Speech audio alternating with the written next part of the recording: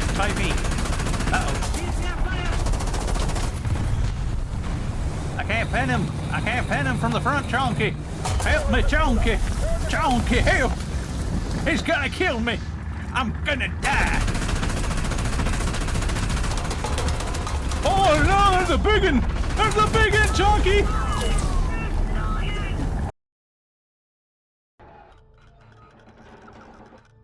Okay, we're gonna have to swap. You're not heavy enough, so tread jumping down onto there. Oh, get little. Get super little.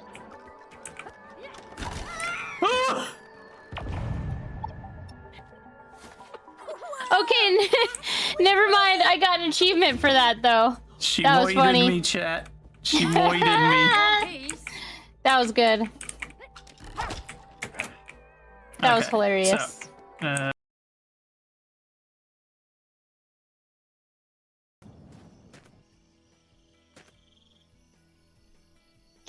0.1 liter of gas. I mean, I guess we'll take it. It's gas, but son of a... Well.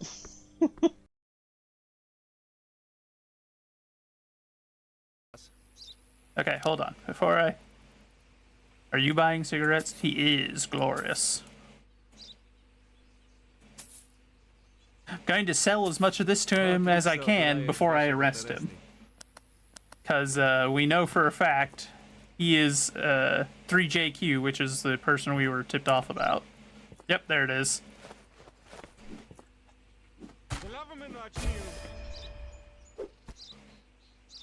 Contraband is cigarettes. I hope that's not the cigarettes I just sold you, sir.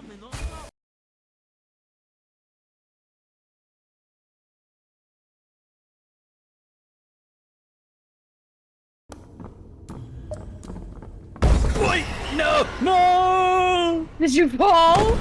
Are you dead? The fire! The fire! Run! Are you dead? I'm alive, somehow. I don't know how to get away from this guy. No! No! You set him off right as he got up there! Oh!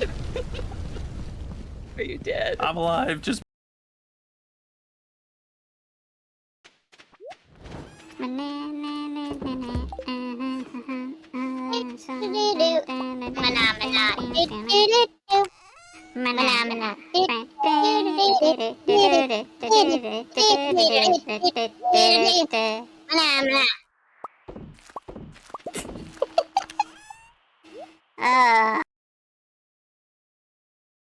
There'll be consequences.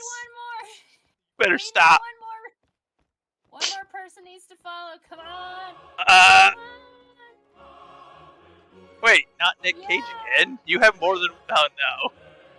Oh, no.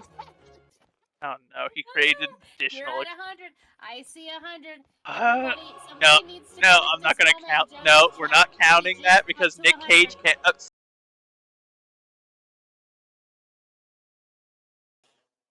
Oh, no. Joseph, they're voting for failure. You better be paying attention. No more burning pizza. Okay, fine, Lord. What the heck? Duh. What the? This is outrageous.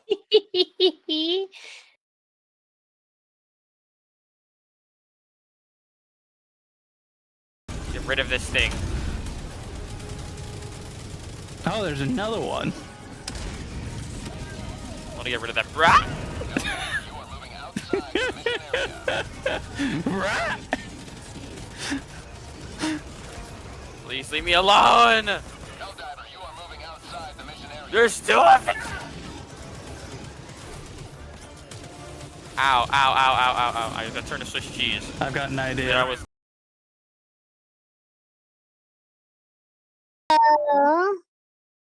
Hold chat. Hold. Yep. Hold. Hold. Chat. Hold. Hold it. Ow. Don't you laugh at me.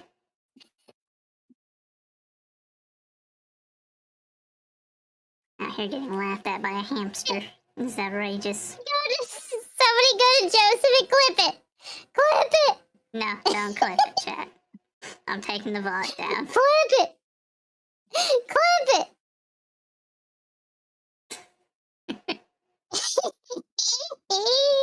I'm crying right now, holy cow. All I did was hiccup.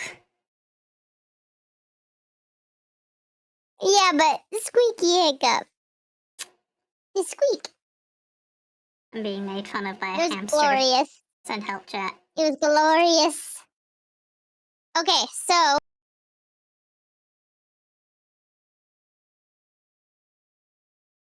Fake. I mean, I'm always in favor of sausage. Sausage and pies.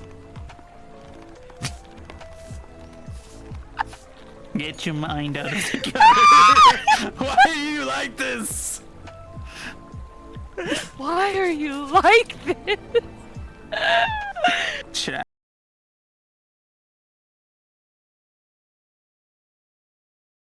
I'm not even gonna bother. That's a Churchill. I can't do anything to that.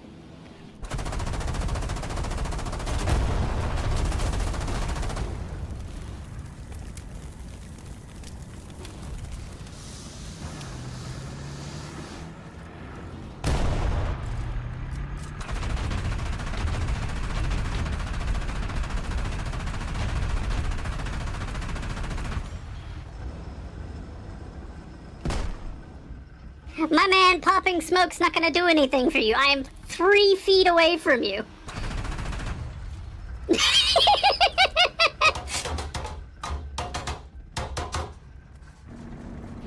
Your boyfriend can't save you. I'm going to still shoot you.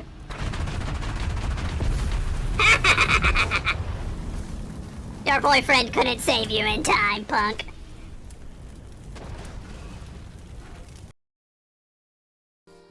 I don't know how to pronounce that. You cease. Don't want to. I'm quite amused. You shut your mouth. Me too. Somebody clip his laugh, please. No. Right, you? Clip the That's who it is.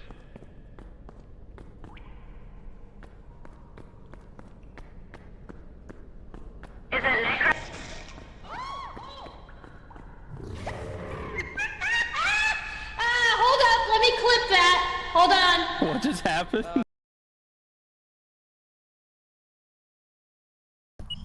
Yeah. I see my breath and it's being active. Voice in particular makes Yep. this so entertaining. It's in here. The temperature's dropping. I'm glad that you're enjoying my supper. Do you enjoy this, It gives Strawberry? It gives me great amusement, yes.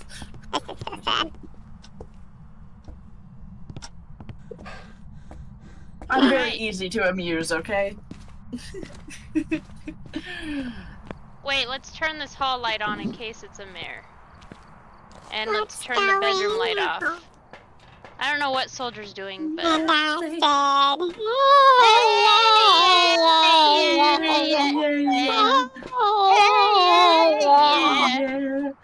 I said, hey, what's going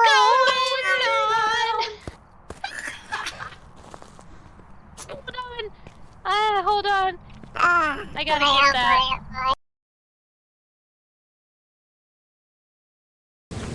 You got it? Oh, I'm a strong man. I'm a big strong man.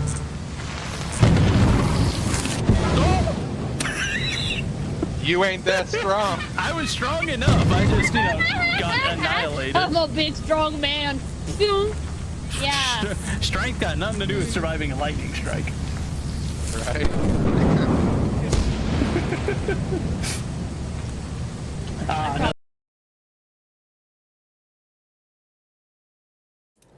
Well, hello, chat. Hello. Rebozo, congratulations on first, my friend. Welcome in. You're doing good. I'm glad to hear this. I'm doing well enough myself. Just waiting on a couple of things on my end right now, but nothing crazy going on. So, our plan for today, as is stated kind of briefly, I suppose. Or I guess not. No, it's pretty straightforward. The plan for today, as per usual, we will open with prayer here in a minute or two once we've gotten through our opening. And if anyone has a prayer request, now is your opportunity to get it in. After which, of course, once we're done with our prayer, we will hop into our Bible reading. Our verse of the day today coming from John 10:28 through 30 from the King James Version of the Bible. Then we shall carry on with our reading through the Bible today, that being just Psalm 16. So nothing too long today. After which, once we're done with our Bible reading and all, we will get into our gaming. We're going to play some Contraband Police and watch some videos while we do so. So that's the plan for today, at least. Now give us just a minute or two, see if anyone has a prayer request they want to sneak in before we get the ball rolling. If not, that's totally fine. But I'm going to give it just a moment. While we have that moment, I'm going to go shut my door real quick, because I forgot to do so. And I don't know what time Chonky will be back from work, so let me go and do that. One moment.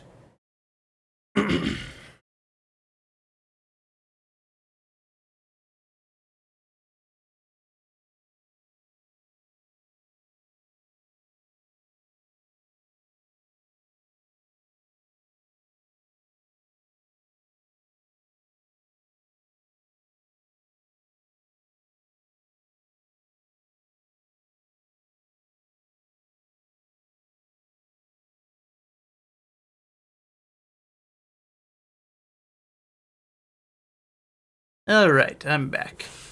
Ender, howdy to you as well. How are you doing, my friend? I hope that you are well. Alright, I believe, though, we are ready to get the ball rolling, so let's get into our prayer. And then we will get into our Bible reading, and then once we're done with all that, we'll get into some gaming. We'll chat and watch some videos and whatnot while we do so.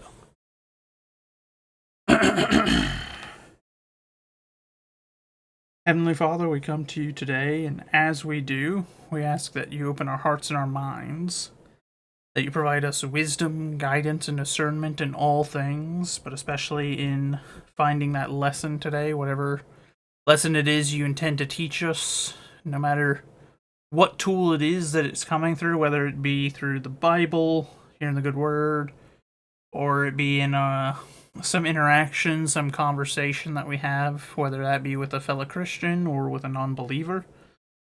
Whatever it is that you choose to use, just grant us not only that wisdom and insight that is necessary to understand the lesson, but to be able to take it to heart, to make those changes as need be, that we can grow as Christians. We ask that you continue to provide a refuge for us, a place where we can gather with our fellow Christians in your might, where we can refresh and renew ourselves. We live in a world full of temptations, tragedies, and enemies all about us that we see us torn down and led astray. We just ask that you grant us the strength that is necessary to overcome, but also that is necessary to forgive those that transgress against us, and the wisdom that is necessary to know when that is necessary. We ask that you lay your healing hands on each and every one of us. You know our personal struggles, whether we have admitted them out loud or not. You know what our needs are better than we do, and we just ask that you grant us those needs today. But above all, we ask for your mercy and for your forgiveness, for we are not but sinners and fools, each and every one of us, and that your will be done in our lives. In your heavenly name we pray. Amen. Alright, so our Bible reading for today, coming from John, for our verse of the day, John 10:28 through 30, from the King James Version of the Bible. And I give unto them eternal life, and they shall never perish. neither shall any man pluck them out of my hand. My Father which gave them me is greater than all, and no man is able to pluck them out of my Father's hand. I and my Father are one. That's a good one to start the week off with, or, you know, so that reminder that nobody is capable of plucking you from your salvation, plucking you from the hand of God. There's no being powerful enough to do so. Only God would be able to do so, and God has already made it abundantly clear that he has no intention of doing so.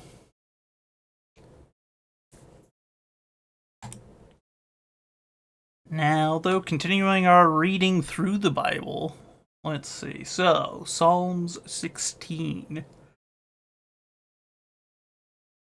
I'm surprised it's just the one verse today.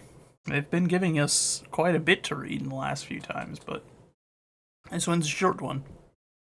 So, preserve me, O God, for in thee do I put my trust. O my soul, thou hast said unto the Lord, that thou art my Lord. My goodness extendeth not to thee, but to the saints that are in the earth, and to the excellent, in whom is all my delight. Their sorrows shall be multiplied that hasten after another God.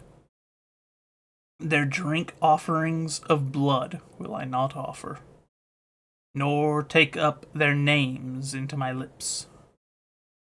The Lord is the portion of mine inheritance, and of my cup thou maintainest my lot. The lines are fallen unto me in pleasant places. Yea, I have a goodly heritage. I will bless the Lord, who hath given me counsel. My reins also instruct me in the night seasons. And I have set the Lord always before me, because he is at my right hand, I shall not be moved. Therefore my heart is glad, and my glory rejoiceth. My flesh also shall rest in hope. For thou wilt not leave my soul in hell, neither wilt thou suffer thine Holy One to see corruption. Thou wilt shew me the path of life. In thy presence is fullness of joy. At thy right hand there are pleasures for evermore.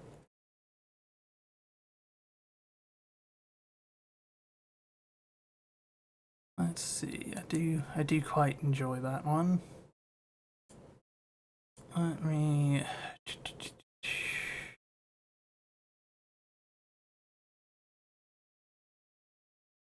Alright, swap us over to this screen. There we go.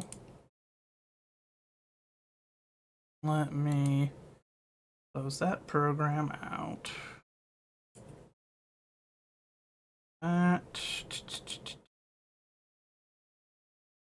Where do I have the game? There it is. I got lost. Couldn't find the game. I misplaced it. Let me change our category.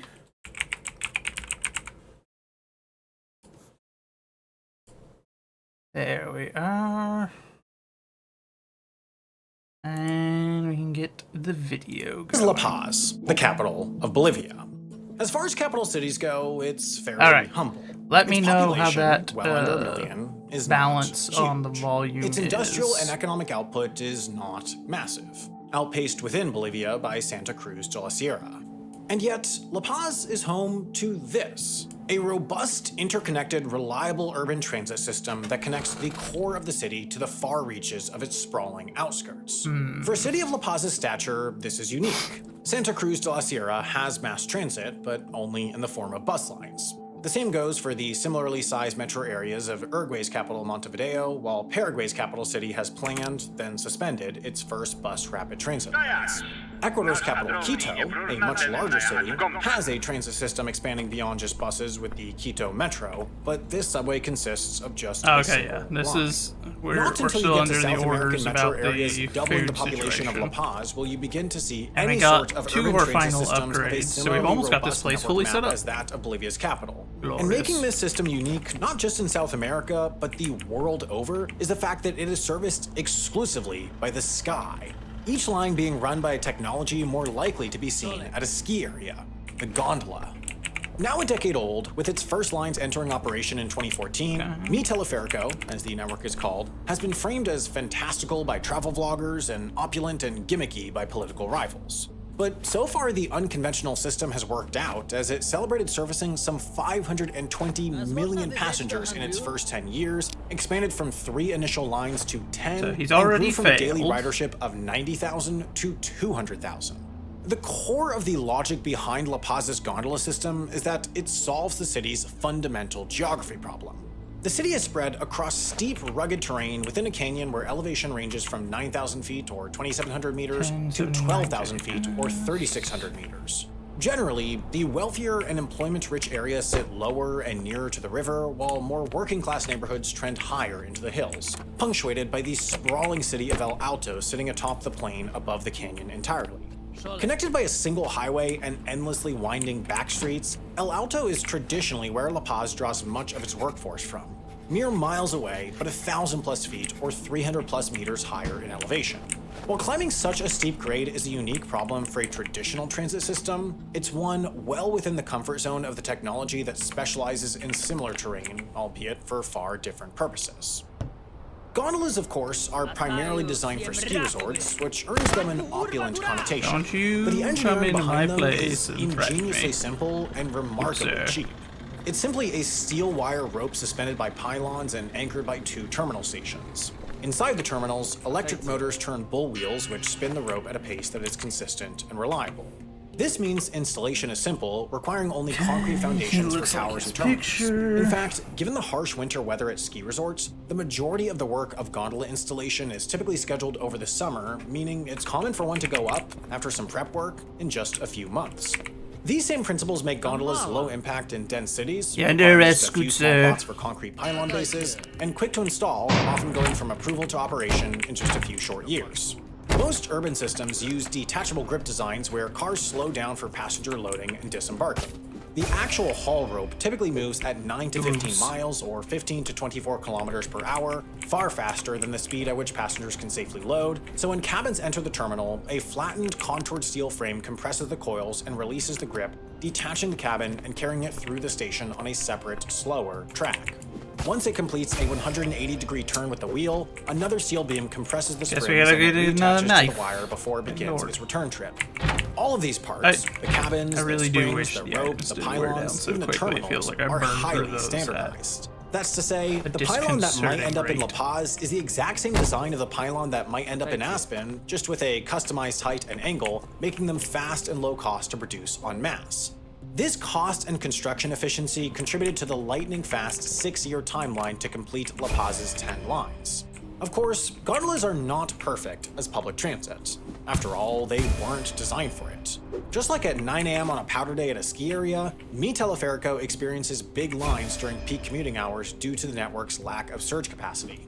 A train or a bus line can simply schedule more vehicles during peak hours, but across La Paz's 31 stops, a 10-person gondola cabin is bound to head out every 12 seconds, but never any quicker. Capacity is fixed. And then beyond that, gondolas still just can't compete with the baseline capacity of trains. Just the A line of Medellin, Colombia's metro, for example, can move the entirety of La Paz's gondola system's hourly capacity across the city with room to spare. There are also some issues with reliability, as at ski resorts, gondolas often operate from 9 a.m. to 4 p.m. during the ski season, then cease operations altogether for months-long off-seasons, leaving plenty of time for maintenance. We get all when of them, operating as a we public did, transit let's system, go. there's less Forget room it, to what we fit this do. in without disruption. When comparing a gondola with a train, it's worse in just about every way but cost. But cost matters a whole lot in transit development, especially in a place like La Paz. Establishing some sort of public transit system has been a point of discussion in Bolivia's capital since the 1970s. In the 80s, as both La Paz and El Looks like Alto his continued to picture. grow, local leadership contracted help from Evgeny MIT to Stepanov. analyze some options. The potential I solutions, feel like I've as actually they saw seen it, that name in were real trolley life at some buses, point. light rails, or cable cars. All had their merits: speed, capacity, cost. All had their downsides: speed, capacity, cost. But nothing came of it. In the decades that followed, traffic only got worse, El Alto only grew bigger, and still nothing. Any system would be too costly, it would take too long to build, and it would threaten too many jobs for the army of informal, influential minibus drivers shuttling between the cities. Then, an economic boom coincided with the presidency of the brash socialist Evo Morales. Of indigenous descent himself, Morales recognized public transportation in the nation's capital as a popular opportunity for government investment, a means to recognize Bolivia's nationalized and burgeoning gas export economy through a public project that would help all, but particularly the working class and indigenous majority commuters. It would be innovative, putting Bolivia on the map. It would be highly visible, helping with political popularity, and most importantly, it would be the most expedient option. Phase 1 of the project would consist of the red, yellow, and green lines, collectively servicing 11 stations, running 6.5 miles or 10.5 kilometers, and connecting El Alto at 2 separate locations. This would cost a projected $235 million, a sum that the government could nearly cover with treasury reserves alone.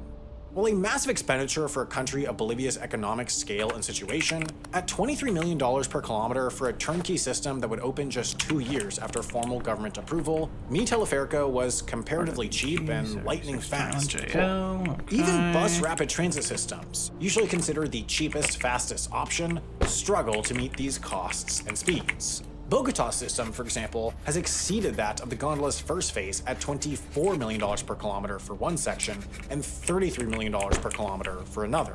And then there's the prohibitively expensive metro lines of Medellin and Bogota that have come in at $98 and $81 million per kilometer respectively, each with decade-long construction timelines. By floating over the city rather than reshaping it, La Paz avoided radical road reconstruction and minimized property purchases, saving the government millions of dollars and years in construction. But cost per kilometer really doesn't matter in the long run if people don't use it. A transit system is only as good as its ridership. Core to the project's long-term viability was the belief that it could justify a one-way fee of about 43 cents, slightly more than that of the minibuses. It needed a large number of fairly low-income individuals to decide to pay more for reliably faster commutes. But a decade in, it's done just that. Across the network, the average rider is commuting 22% faster and no longer has to worry about protests or flooding closing down roadways. They can leave home at the last minute, confident that today's commute will take exactly as long as yesterday's. Mi Teleférico, in turn, requires no operational subsidies from the government. But while breaking even gives confidence that the system can continue operating regardless of politics, it's hardly the success metric of a transit system. For that, consider a user living somewhere around here and commuting to La Paz every morning.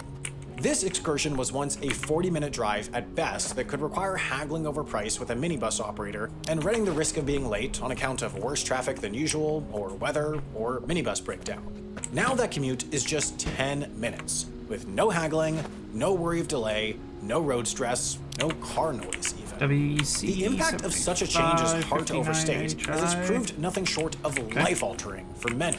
Now students can commit more time to study, commuters more time and energy to work and careers, and all residents more time to interact with the two cities rather than trying to navigate between one and the other. Gondolas have provided a bridge between the economically and ethnically divergent cities. With the red and yellow lines first, then silver and blue later, the system provides previously isolated populations within the city, the young, the elderly, and the disabled, an accessible, affordable means to travel from El Alto to anywhere in La Paz. In turn, now La Paz residents have a reason to visit the vibrant markets of El Alto. There we go. In the abstract, studies have quantified the benefits of paying the daily fee as a commuter at a net economic benefit of 58 cents, or have concluded that the economic benefits of the gondolas outweigh the cost by a ratio of 1.05 to 2.16. No matter how one looks at it, in the form of empirical study or an anecdotal interview with the daily commuter, the system's having a profoundly beneficial impact across the entire metro area it connects. La Paz is far from the only Latin American city with a cable car system. You look like who and you while say it's you the are. most expensive, it wasn't even the first. Medellin, Colombia started the phenomenon in 2004. The city is built into a wide valley with its wealthier core sitting primarily at the flat center, and lower income areas generally creeping up onto the hills above.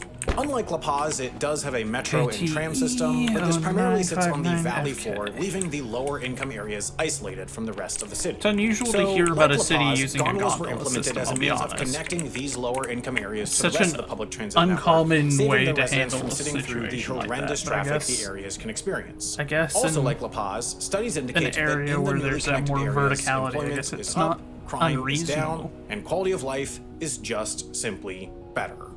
With such a seemingly strong case behind them, the urban cable car has been spreading like wildfire across Latin America.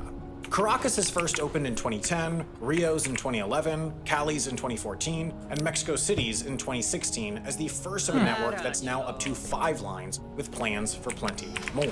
It's funny, I no hadn't heard wonder of any why. of these before. A confluence of factors make Latin American cities uniquely suited for gondola public transit. They are more often located in mountainous areas, partially due to the prevailing landscape of the region, partially due to the historical choices of settlement locations. They are also often lower income, meaning city and national governments have less they can spend on grand capital spending projects like metros and trains. Many of these Latin American cities experienced their most rapid growth during the era of the automobile, so they sprawled far more than their European counterparts, and yet due to the often And a informal similar issue growth to of their what we lower have. income areas, frequently lacked strong central planning to build high-capacity trunk roads like their North American counterparts. So these factors uniquely combine to boost the use case for the gondola. The transit method is relatively inexpensive to build, yet comparatively fast due to the glacial speeds on the roads, especially in the hilly areas where travel speeds slowed down even more. This equation makes gondolas make sense. But what about the rest of the world? Lacking this unique combination of factors, can gondolas still serve a purpose as public transit outside of Latin America? There are certainly fewer systems outside the region. Far fewer cities in the rest of the world are built within hilly environments, and in order for a gondola to even begin to make sense as a transit option, there needs to be some geographic impediment that makes buses slower or trains impractical. But elevation change isn't the only potential geographic impediment. For example, the first urban cable car serving as public transit in France opened in 2016 in the rather small city of Brest, in the far west of Brittany. It's a historical port town split in two by the deep coastal Penfeld River. For centuries, the banks of this river have been used as part of the city's naval base, but in recent decades, the facility has shrunk as the Navy's industrial functions modernized and moved elsewhere. This left these workshops abandoned, so the city purchased them with the intention of renovating into a new cultural and commercial center. The only problem was that the city center of Brest is directly on the opposite side of the river, and there were no bridges forming a direct route between the two. At about a 20-minute walk, it was unlikely that the new Atelier du Capucin would become part of people's downtown shopping, dining, and sightseeing routines. The city considered a bridge, but costs would have been high, between $30 and $60 million, according to estimates, due to clearance requirements. The river below was still quite actively used for naval functions, meaning any bridge needed to be high enough to allow ocean-going vessels to pass beneath, which made construction more complicated and time-consuming. So rather, they turned to the cable car. Its construction cost was just $20 million. Nowadays, the Teleférique de Brest runs every 5 minutes during peak periods, carrying a maximum of 1,200 passengers per hour over the Penfeld. The service has not been without stumbles. It's experienced a number of extended shutdowns due to defects and mechanical faults, but the project was approved under the expectation of 600,000 passengers a year, and counts have mostly sat between 700 and 800,000 a year. All indicators suggest this was a success both for individual users and for the city of Brest. But that doesn't necessarily mean cable cars as transit over rivers is always a good use case. Just look to London. In many ways, the implementation of London's cable car is quite similar, so it'd be intuitive to expect a similar result. It also spans a river, London was also looking to connect the two sides, and the city even ran into the same difficulty with the bridge option due to the necessity for nautical navigation. There is only one bridge downstream of this point on the Thames, and its construction cost was over $300 million, in part due to its 200-foot, 61-meter height. On top of that, the area around the cable car was also formerly filled by maritime industries that had previously dried up, and over recent decades, London's docklands were redeveloped into a hodgepodge of various modern facilities and functions. On the south side, the UK government built the Millennium Dome to host a year-long exhibition to mark the new millennium in 2000, and this was later redeveloped into the O2 Arena to host concerts, sports, and other events. This portion on the north side of the river grew into a combination of apartments and hotels and restaurants to service the crowd visiting the nearby XL Exhibition Centre. Now, the cable car project was primarily not doing championed so by hot. then Mayor of London and future Prime This Minister isn't as Boris Johnson, either. and his public justification always centered around its potential function as public transit, just as in La Paz or Medellin or Brest. It was therefore fully integrated into the Transport for London system. One could pay for it using an Oyster card, it featured the iconic roundel, and it even showed up on tube maps. But its service for this function has been nothing short of catastrophic. Detailed passenger statistics released as part of a 2013 Freedom of Information Act request showed that during the workweek starting October 14, 2013, an average of just 37 people per day total used the cable car during the prime commuting hours of 7 to 9 a.m. But even then, only a small portion of those appeared to be consistent commuters, as a total of just 4 people used the cable car at least 5 times that week. It's not hard to understand why. The north side is a 3-minute walk to a Docklands Light Railroad station, This whereas dude's the vehicle south has is 5 seen minutes better to a tube days. station. From almost anywhere else in London, the fastest route to either side of the cable car is by train. Almost no intuitive journey involves the cable car itself, Alright, so the he primary looks use like case is for a it, but his journey name is directly wrong from in some one of the side to the other. documentation. But the catchment area where the cable car is the fastest option is tiny. In fact, taking the train from one side of the cable car to the Passport other takes number's about 15 wrong. minutes with one connection, whereas the cable car itself takes 10 minutes. And these days, the fare for the cable car is £7 Good versus lord. a maximum of £2.10 for the train. Good lord, sir, you Now, gonna actually the cable pass car is anything? not an or- abject failure. The city's government projected ridership of 2 million a year, and it reached 1.5 million in 2023. Far from the goal, but not by orders of magnitude. Any strength is wrapped up in the fact that, while £7 is a lot for a means of public transit, it's an absolute steal as a London tourist attraction. The London Eye, for example, charges a minimum of £29 for admission. Thanks in part to social media spreading the word, tourists have flocked to the cable car in recent years as an affordable way to see the sights from above.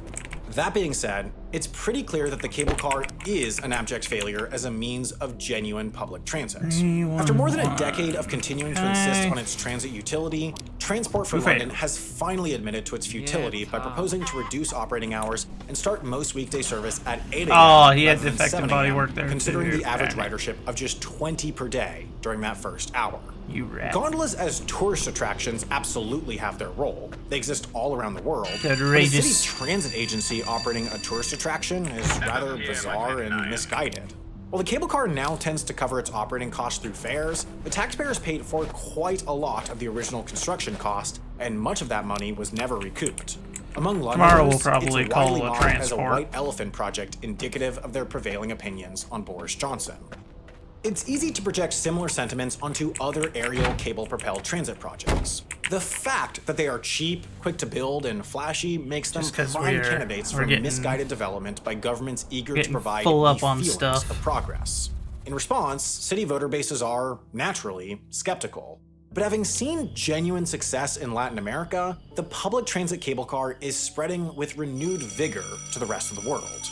Just a tube, train, and metro ride away, Paris's new cable car is on the cusp of opening. Its profile Oh, is new somewhat orders. unique. It's not spanning a river or climbing a mountain or traversing over any natural barrier. Its barrier All food is from an artificial Albacora. one. Its northern terminus It's not will be the past southern later. terminus Okay. of the Paris Metro Line 8. We and don't will allow route away any this food from highway and Albacora rail yard now. to connect this neighborhood to the wider public transit system. The idea is that the cable car will act as, essentially, a low-cost extension to the metro line, since actually extending the line would have been expensive given the need for tunnels or bridges traversing the highway and rail yard. In many ways, the project appears to have the recipe for success. It's servicing an So we're in-demand gonna just route to reach the broader immediately metro tag system, it's flat replacing buses that are tire, highly subject to delays due to broken road light, congestion, and it's spanning a significant defective geographic bodywork. barrier.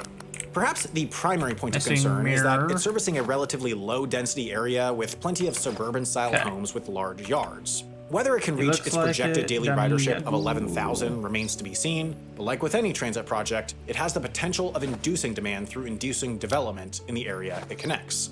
Paris's is far from the only gondola public transit project underway outside of Latin America. There are others in Salt Lake City, Los Angeles, and Amsterdam at various phases of planning. In these cities and beyond, what was once considered fanciful is increasingly considered the most pragmatic option. But that's not to say gondolas are a perfect form of public transit. Far from it. They are low capacity, slow, mechanically finicky, prone to weather disruptions. When you compare them directly to trains, they're just objectively worse. And given the inertia, there have now been some cases in South America where cities built gondolas where they should have built trains or even bus rapid transit, and the results have been, predictably, poor. But in a very unique set of circumstances, gondolas have an ability to provide high-quality transit where there is essentially zero pragmatic alternative. High-quality transit is almost always a worthwhile investment, so it's nothing but a good thing that gondolas are increasingly being recognized as an option for areas where, either economically or geographically, there was no realistic alternative. Previously, there was nothing, but increasingly, gondolas are the something that are transforming communities and lives in Latin America and beyond. There's an overwhelming amount of online content nowadays, and it's increasingly tough to sort through it to find the good stuff. That's a problem our sponsor, Nebula. One claims it's the company's only chance for survival. 9124 QR.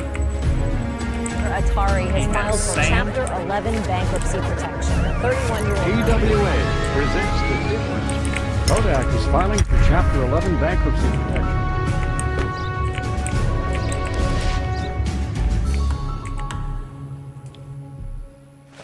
What's up, guys? My name is Jake, and welcome to the 31st episode of Bankrupt. Spirit Airlines started as a humble and small operation in the early 1990s. But in a rather short amount of time, they became the leading ultra-low-cost carrier in the United States, and a favorite of Wall Street with soaring growth and revenue.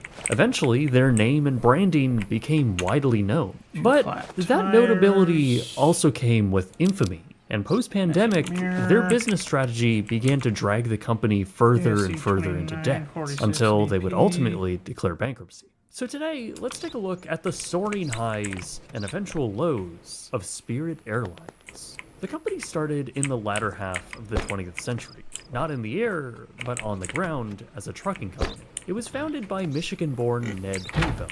At the time, his delivery service focused on delivering automotive parts for companies in Cleveland and Detroit. Well, no, because that's an Ned animal. would later invest in a so small air that's charter okay. company, which would later be renamed to Charter One in 1983. The company operated a small fleet of turboprop Convair CV-580s and began flying tour packages for domestic tourists going to gambling destinations like Atlantic City. The charter service proved to be quite successful, and they continued to expand through the late 1980s. The company, under Homefeld's tight-knit corporate leadership, would ultimately seek out expansion into regular passenger service. By 1990, they would earn their commercial certificate, and by 1992, they would acquire two 120-seat DC-9 jet aircraft, likely at a pretty good discount due to their age. They would also change their name to Spirit Airlines. They would put these new aircraft into regular service, still focusing on Atlantic City and other leisure destinations, continuing with what they knew worked, which was essentially bringing people to go gamble. They did so at very competitive prices, offering one-way fares as low as $80, which was far lower than any US airline.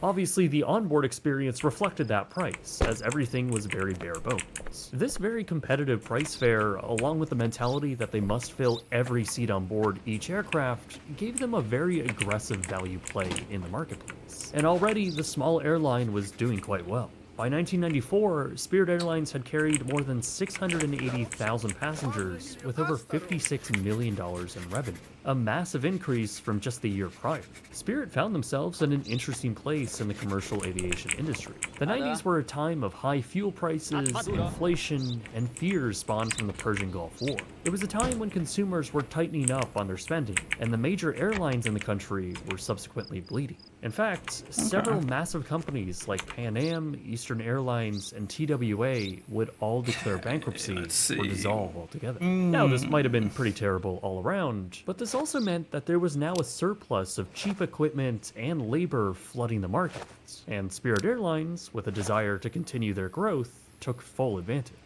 As a result, the airline would expand, and with consumers looking to save money, And he's bringing Spirit food offered them too, cheap so he flights. also fails Following a on rebrand after the regulation. 1996 value jet crash and subsequent distrust in budget carriers, Spirit continued to see year-over-year sales and passenger numbers increase. By the end of the 90s, Spirit's rise was looking more and more like a surefire success story. With the new MD-80 aircraft, a rise in overall seats and employees, plus a headquarters move to Fort Lauderdale, Florida, the airline was seeing record growth.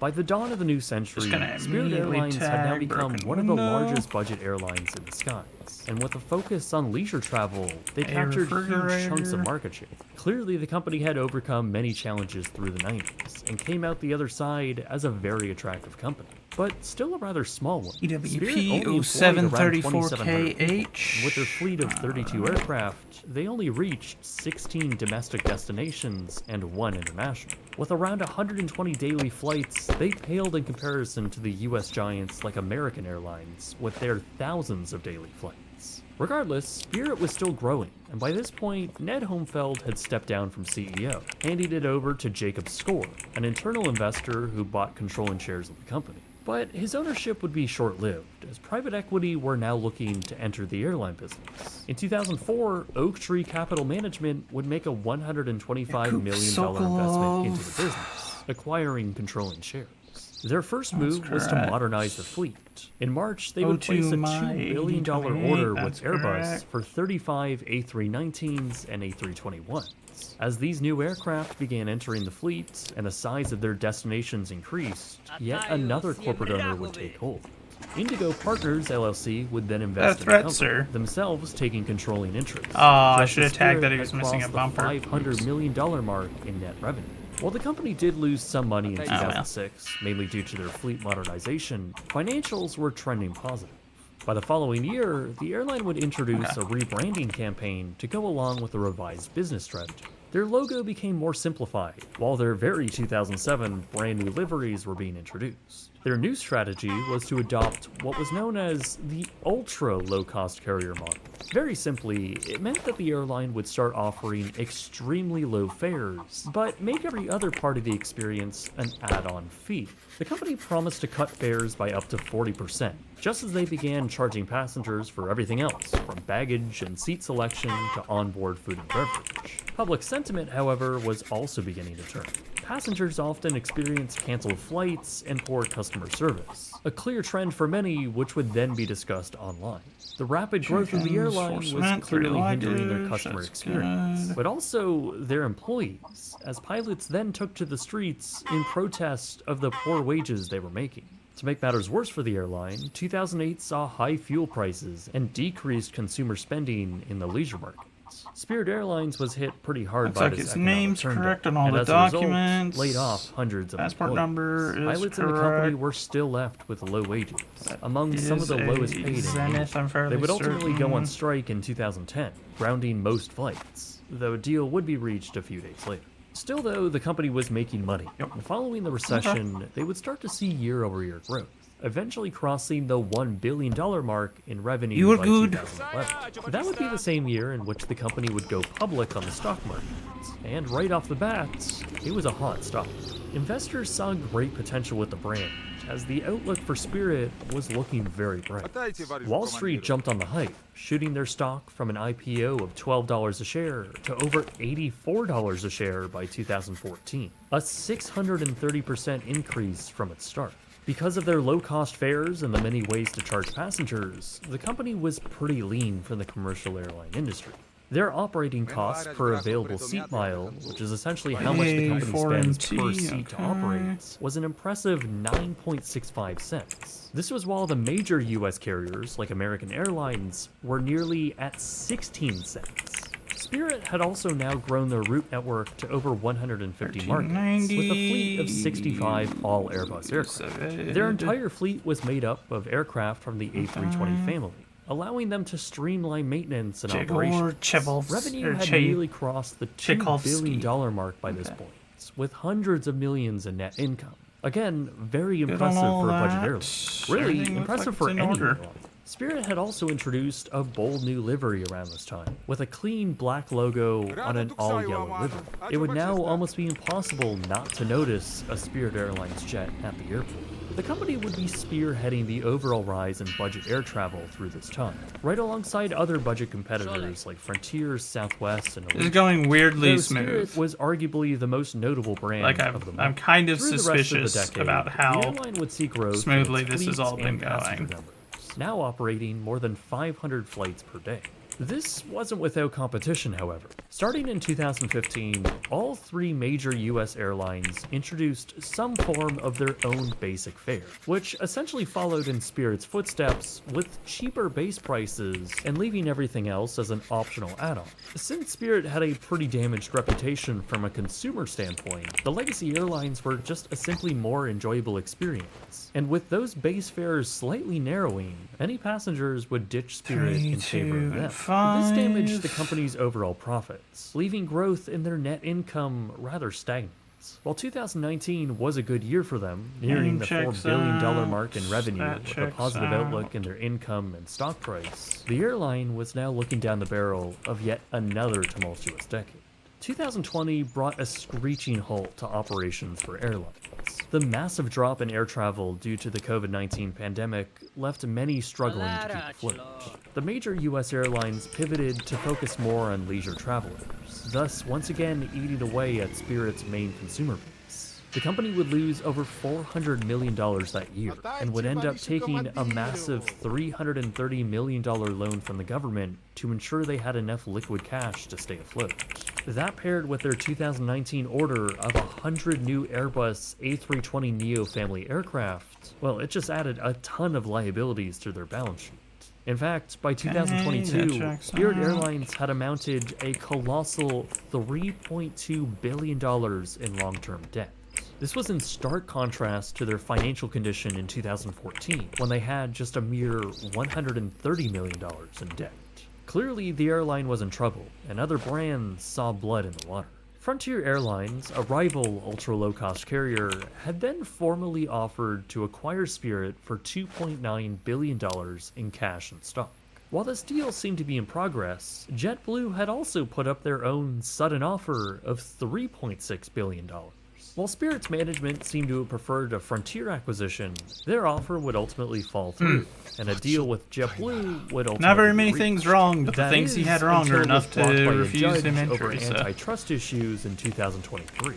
Meanwhile, Spirit was having to deal with a high debt load, a poor brand perception, and now engine trouble, with many of their Airbus aircraft equipped with Pratt & Whitney engines. While the engine manufacturer would compensate for their losses, it still meant that aircraft had to be taken out of service, disrupting operations fleet-wide. Their margins would also take a hit, as jet fuel prices had increased significantly in 2022, severely diminishing their overall profit margins, which isn't great for an airline whose sole business model is based around ultra-cheap fares.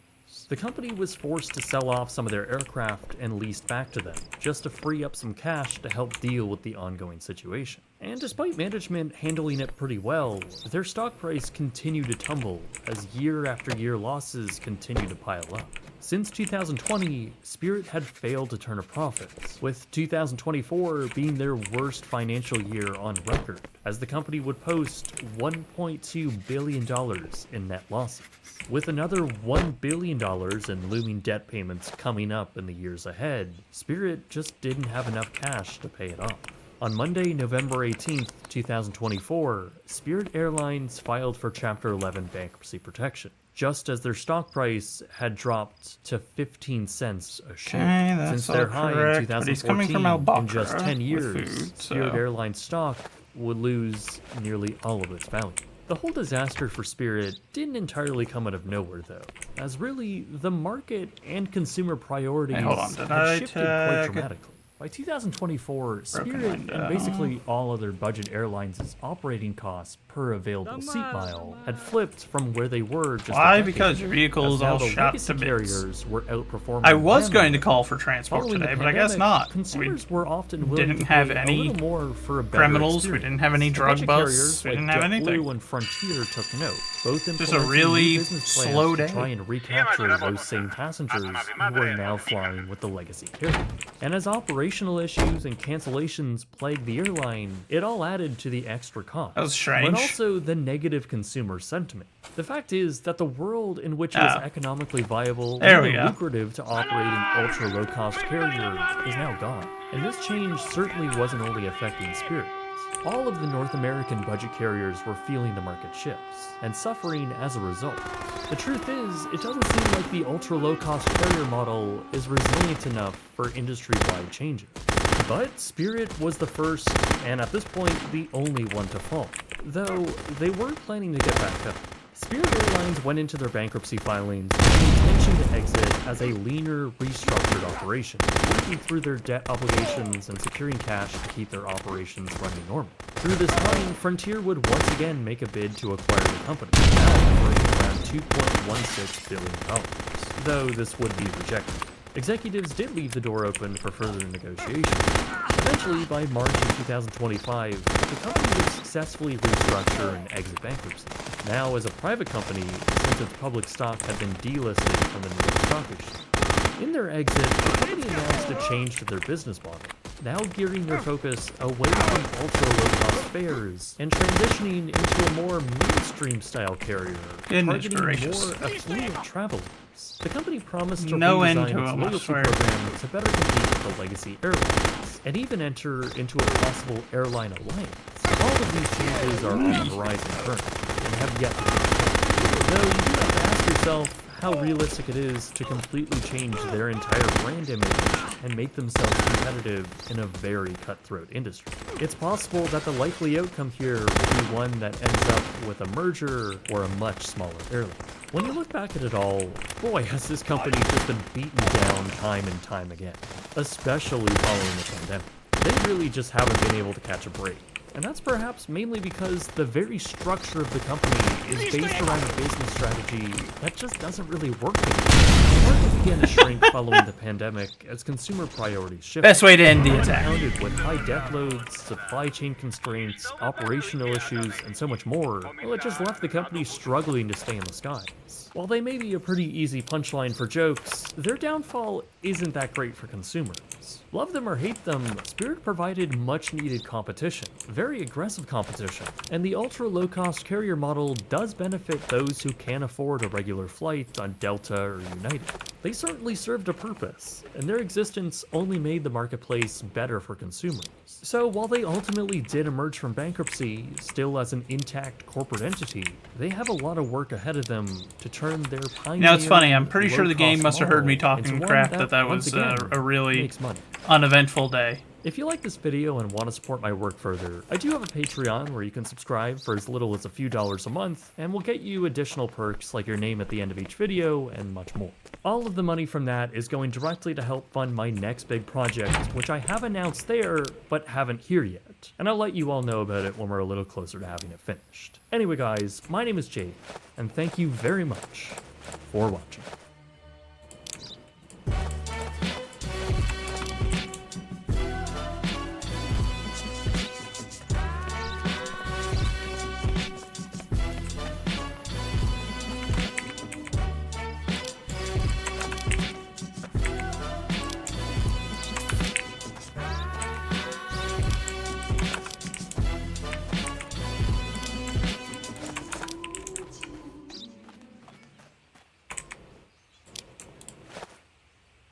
The world's oceans are a vast and mysterious expanse, and beneath their surface lurks an invisible armada.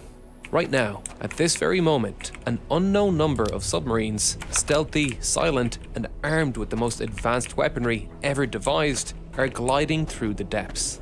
From nuclear-powered ballistic missile-armed submarines capable of wiping entire cities off the map, to attack submarines stalking their targets from the darkness of the ocean floor, ready to cripple their enemy's surface operations. These vessels operate in a realm beyond civilian sight, and often beyond accountability. Just last year, a Russian Kilo-class submarine was detected inside the Philippines' exclusive economic zone and had to be escorted out by the Philippines Navy.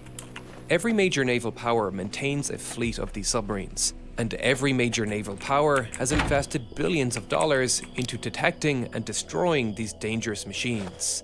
This technological battle is coming to a fore in the seas surrounding Taiwan, where China is currently building what is being dubbed the Second Great Wall of China, the Great Underwater Wall of China. This wall isn't designed to stop the advance of Mongol hordes, but designed to detect and locate even the stealthiest of submarines. One of the many new technologies being deployed around the world to even the battlefield against these powerful submarines. There we go. Since 2016, China has been operating 2 underwater sensors, one located in the deepest point on Earth, Challenger Deep, and another off the coast of Yap, Micronesia, both within earshot of America's farthest flung military outpost in the Pacific Ocean. How are you doing today, Guam, my friend? and directly on the path through one of the primary entry points into the South China Sea. These sensors have been tracking US naval movements for nearly a decade, and that program is being expanded to cover the entire maritime border of China to ensure submarines cannot enter Chinese territory without being detected. Something that could cripple an amphibious invasion of Taiwan before it even started. This great wall of acoustic sensors are currently being installed at an estimated cost of $300 million, and China has not been shy about sharing their new capability, with videos of the installation process and scaled models of the system being shown off on national Chinese news. Each of these devices that we saw fiber optic cables being attached to by an ROV is a sonar array. Look at that. These are active devices that send pulses of sound and wait for a return signal. Now we got all the 3 of them fancy being buildings, we attached just to a need one primary more gateway, upgrade. allowing them to precisely triangulate the position of anything within range. The system also incorporates hydrophones, passive detection that simply listens for intruders. While nations around the world have spent billions developing ultra-quiet submarine technologies, this system prevents an enemy from being able to locate the sensors through those sonar pings, which are audible to their target. Okay, you stay right there, bud. Sensors are estimated to have around a 160-kilometer range. You'll be working and China lurking. is expanding that system my to friend. cover every entry path into the South China Sea. The system is powered through cables linked to onshore facilities, delivering 10 kilovolts of high-power direct current, while each of the sensors are connected by optical fibers, allowing data to be quickly shared and analyzed. Incredibly, there also appears to be a charging dock incorporated for an underwater drone, which may be for system maintenance, but could easily be used to power autonomous drones designed to attack submarines. One of the many areas of technological development under focus by naval powers around the world, but more on that later.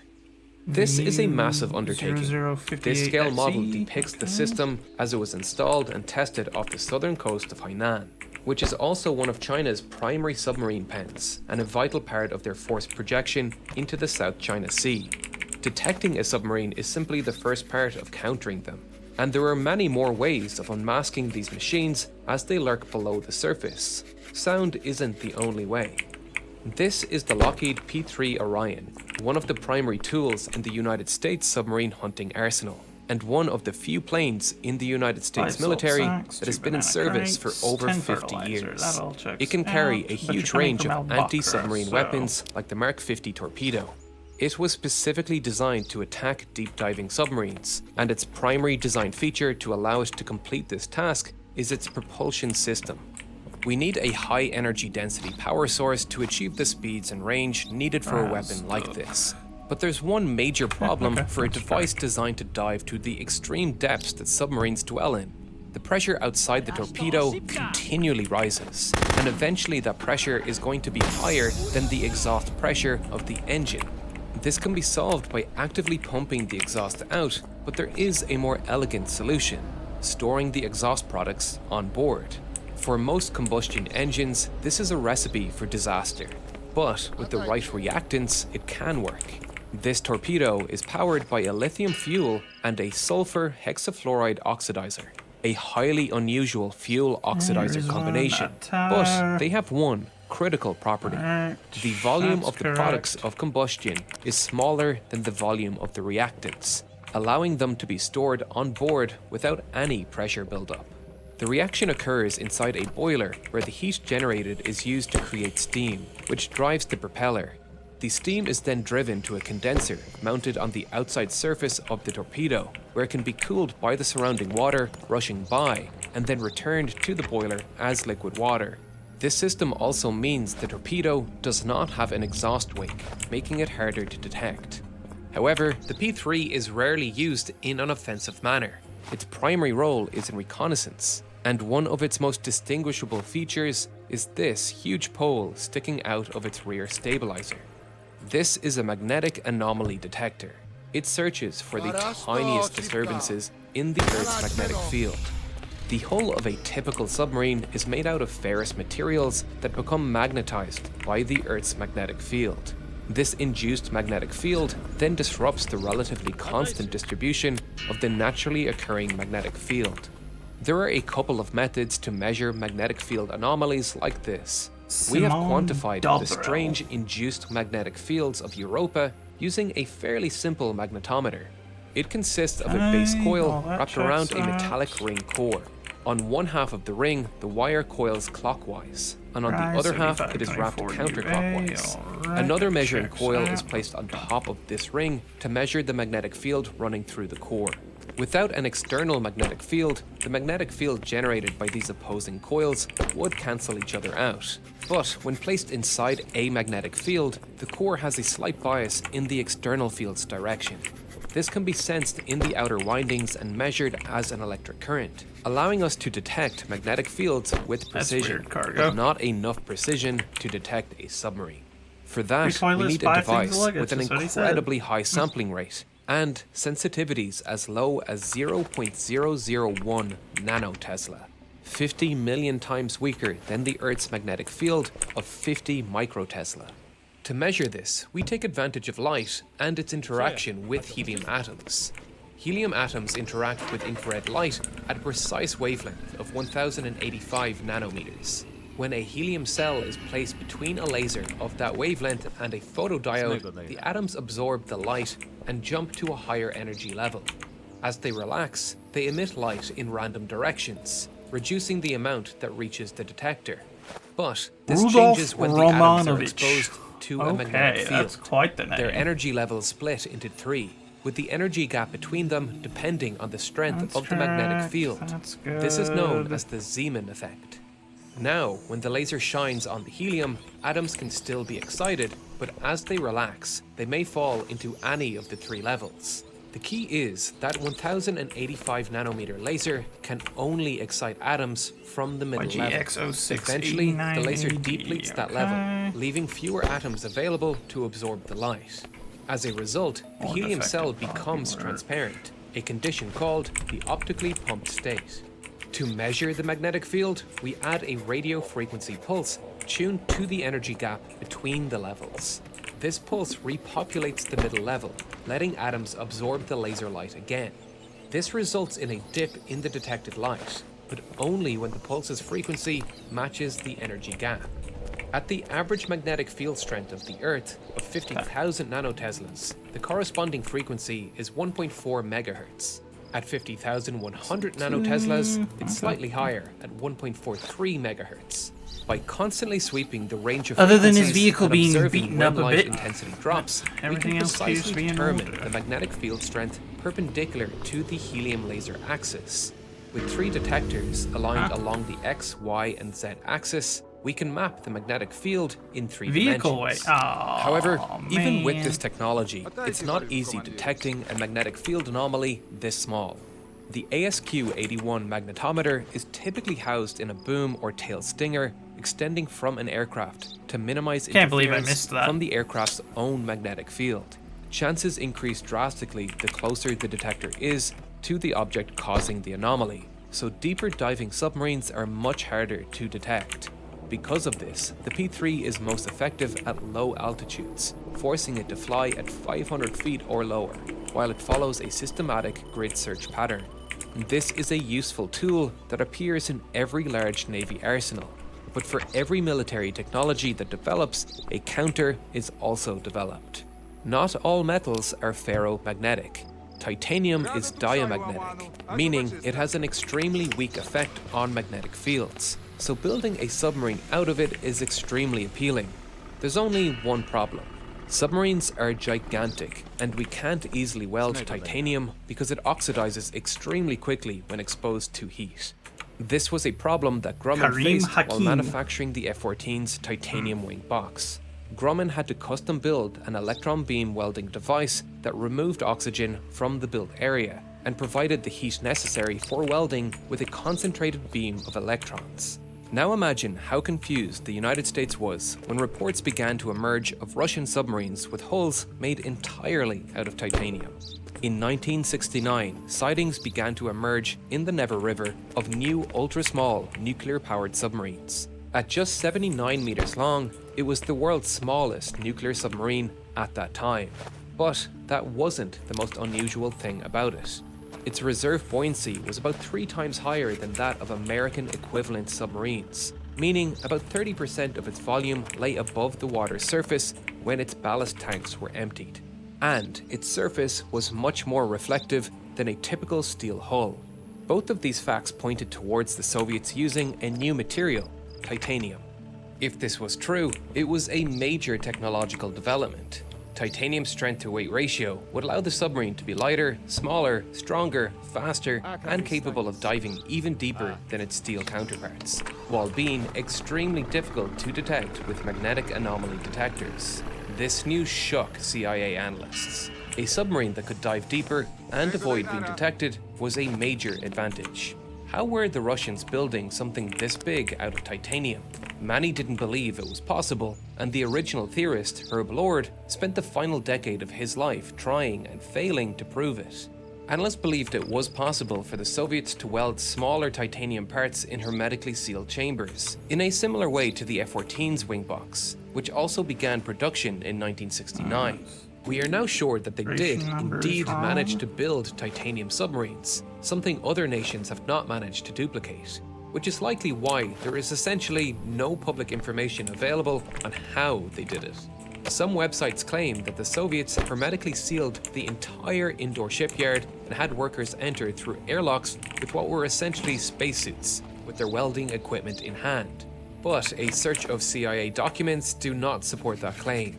I would personally assume they created some sort of localized method of sealing off atmospheric air from the weld zone, with some sort of airtight attachment or smaller chambers like the one Grumman created. Creating airtight seals in a small space is hard enough. Doing it at shipyard scale, with all of the contamination that comes with an industrial setting, just does not seem plausible. This is a truly remarkable achievement, something the US deemed too difficult and high cost to even attempt. But with any new novel threat like this comes a counter. This submarine could travel at 40 knots while submerged, faster than any NATO submarine, and somehow faster than any torpedo too. The Mark 48 torpedo was developed as a result, capable of traveling at 55 knots. It uses a fuel specifically formulated for torpedoes called autofuel. It's a pretty amazing red monopropellant, meaning the fuel and oxidizer are combined into a single mixture. It was specifically formulated to be stored inside torpedoes for years without any issue. And surprisingly, it's pretty hard to ignite, considered non-flammable and non-explosive under most circumstances, which is unique for a monopropellant and important for a device designed to operate deep under the sea. The torpedo also has a unique propulsion system. It uses something called an axial flow liquid propellant swashplate pump jet engine. That's a lot of words that you probably understand individually, but when combined, it becomes a bit of an engineering riddle. Axial simply means the pistons are parallel to the drive shaft, helping reduce the cross-sectional area of the torpedo without sacrificing piston head volume. But this means we need to replace the camshaft that converts the reciprocating motion of the pistons into rotational motion in the drive shaft. For this, we need a swash plate. These 6 pistons then drive the 2 contra-rotating propellers that are shrouded by this ducting and nozzle. This is a pump jet, making this torpedo a scary adversary for any submarine. But first, it needs to find its enemy. I feel like I might have just made a mistake. I'm pretty sure I marked and when something it's as fired, not a permitting wire him to follows it enter. out from the torpedo tube that connects it to the submarine's superior sonar. Its target is to strike near the midriff of the ship. This is a big torpedo with a massive warhead. When it explodes, it's capable of breaking the back of even the strongest titanium submarine. This is what it looks like when it finds its target. Here, it is striking the Australian destroyer HMAS Torrens in 1999, and here it is striking the American USS Fletcher during a 2008 Rimpack exercise. Once a submarine is found, it's not a safe place to be. This is why so much of the battle against submarines revolves around detection and tracking. Much of the major advancements in submarines have revolved around reducing their audio and magnetic signatures, but a new technology has joined the race that needs neither. Space-based synthetic aperture radar, or SAR, and in 2023, China launched 4 satellites that utilized this technology over the Western Pacific to monitor sea traffic. This technology is honestly pretty insane, because they aren't just detecting surface movement. They can detect submarines under the surface by looking for their distinctive wakes that travel to the surface. To do that, the radar has to have excellent resolution to picture fine details, which can be difficult for typical radar, as resolution is directly related to the length of the radar's antenna. The equation to calculate the length of antenna needed for a particular spatial resolution is pretty simple. This is the radar wavelength. A lower wavelength results in a shorter antenna. This is the altitude. A higher altitude results in Don't say anything that sounds threatening in my and this is the spatial resolution needed. Let's say we want a 1 meter resolution with X-band radar. That would need an antenna there are no rules against me doing 25.5 it, kilometers just a small long. fine. Oh shit. This length is called the aperture, and that's the first clue to how synthetic aperture radars work. They take advantage of the satellite's altitude to create There's a literally no reason for him to basically to like a randomly long curse. exposure on a regular camera. As the satellite moves forward, it continuously sends radar pulses and records the echoes. Each pulse overlaps, and the radar will record the same object multiple times from slightly different angles. These pulse returns are then processed and combined, giving us incredible high-detail 3D maps of the world and the ability to detect submarines by the waves they make from space. Technology is catching up with traditional submarines in other ways too. Remember that drone being charged underwater in China's model of the Great Acoustic Wall? That may well be the way of the future. Take Northrop Grumman's Manta Ray drone, which you can see docked on Google Maps right now. It's the true future of underwater warfare. Drones are all the rage right now, but their effects are going to be most pronounced under the sea. Removing people from the equation changes everything. Drones never need to surface. With those underwater power cables, we can recharge them There at are a certain home and have the circumstances drones that could force continuously one, but patrol their area. pretty unlikely. With no need I for get what he's crushable trying to air say. inside the hull, we can get more creative with our design choices. First, we can switch from metal to reinforced plastics and lower our magnetic signature. We can use batteries with near-silent electric motors to massively reduce our audio signature. And when needed, they can anchor themselves to the seafloor, turn off all of their major functions, and just enter listening mode. No need for a great wall when you could have a great swarm. These autonomous electric submarines are likely going to make crude submarines a thing of the past in the not-too-distant future. Keeping on top of changing technology is important for any industry, and today's piracy is making a major comeback. No, not that kind. Video piracy. Remember when streaming was supposed to be the hero that killed piracy? Yeah, that didn't happen. And the reasons why are obvious. Subscription prices are skyrocketing, shows are getting pulled from libraries, and exclusive content is being scattered across a dozen different services. Yep. Instead of making our lives easier, streaming has morphed into cable 2.0. Expensive, fragmented, and frustrating. Want to watch Severance? You'll need Apple TV. Rewatch The Office? Well, it used to be on Netflix, but now you'll need Peacock. Sports? One game is on DAZN, another on Fubo. How are you even supposed to keep track of where everything is? These days, finding that one specific movie you want to watch feels like a chore. You're gonna need Google, maybe even a VPN, and while you're at it, may as well pull out your credit card because it's probably on a streaming service that you don't have. Somehow, we've never had more entertainment available, yet we're constantly struggling to find and afford the stuff we actually want to watch. Piracy has once again become the most convenient option, but it doesn't have to be. Look at music. They eventually figured it out. Imagine how stupid it would be if you could only listen to Kendrick Lamar on Spotify while Drake was exclusive to Apple Music. Actually, given their beef, they might like that, so never mind. In the early 2000s, Let's see. music What is he piracy, buying? fueled by sites Vodka like and Napster cigarettes, and 3 LimeWire, and put the 2? music All industry right. in full-blown panic. Piracy wasn't just winning because it was free, it was winning because it offered a superior service. Why would anyone bother going out to a store to buy a $10 CD just to hear that one song they liked? Napster and LimeWire gave you exactly what you wanted. The music industry slowly came to terms with this being the future of music consumption, and in 2003, Apple launched the iTunes Music Store, selling digital downloads for 99 cents a song.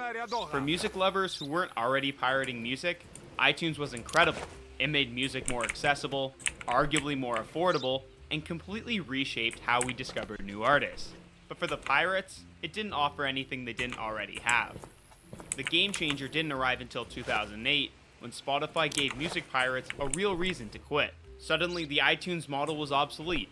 We stopped buying music altogether and started paying a monthly fee for all-you-can-stream access. The price was right, and the convenience was too. It became clear that if you wanted to actually stop piracy, you simply had to provide a better alternative. I would have thought that was obvious. At the same time as the music industry was seeing this massive transformation, the internet was making video piracy a lot more accessible. Regulators' efforts to combat video piracy weren't working. They mostly relied on vague threats and public service announcements like this one. Oh, I remember this. You wouldn't download a car. The only success that came from this PSA was an unintentional meme about downloading a car, which, let's be honest, we all would if we could. You downloaded this vehicle. Yes. Well, that's stealing. How's it stealing? I made an exact copy. I didn't steal anything from anyone. You took potential profits from Toyota. I wasn't going to buy a Hilux either way. They've lost no money. This hurts no one. It's actually quite a good argument for online piracy. I pirated this vehicle. When Netflix had begun pivoting from mailing out DVD rentals into becoming an internet streaming company, this was a real solution, combating piracy with convenience, much like Spotify did for music. Why bother dealing with shady torrent sites, pop-up ads for who knows what, and low-quality bootlegs when you could pay a few bucks a month for unlimited, high-quality content? Of course, piracy didn't disappear entirely, but illegally downloading content that was readily available on Netflix seemed kinda pointless. This was the streaming golden age. Netflix was on its way to becoming a central Boguslav place for all your Yegorov. favorite movies and TV shows, Good lord, these that names. is, until competition arrived. Suddenly, your favorite movies and shows weren't all in one place anymore. Disney Plus, Hulu, Peacock, and a slew of others entered their arena, all vying for your attention and your dollars. Unlike Spotify and Apple Music, which offer virtually the same music libraries, video streaming took a completely different turn. Content on one platform cannot coexist somewhere else. We were apparently all naive to assume that it could. These streaming services have now made it clear that nothing is permanent. Warner Bros. Discovery pulled Westworld and a bunch of other HBO shows from HBO Max to avoid paying residuals. Disney Plus has been caught removing original films and series without warning, and Netflix is notorious for constantly rotating its library, making it impossible to rely on the service for long-term access to anything. Even digital purchases aren't safe anymore. Amazon has been caught deleting or restricting access to movies that customers had actually bought. So let me get this straight. You pay for a streaming service, you get emotionally invested in a show, and then one day it vanishes without a trace? And the only surefire way to watch it whenever you want is to download it illegally?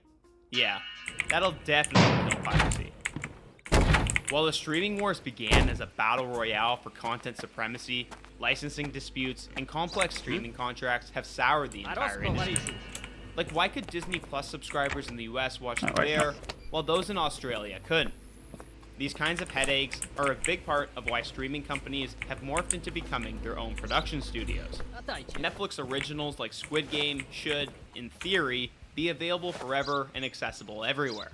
This evolution of streaming companies producing their own content means you're no longer subscribing to the platform with the best catalog of acquisitions.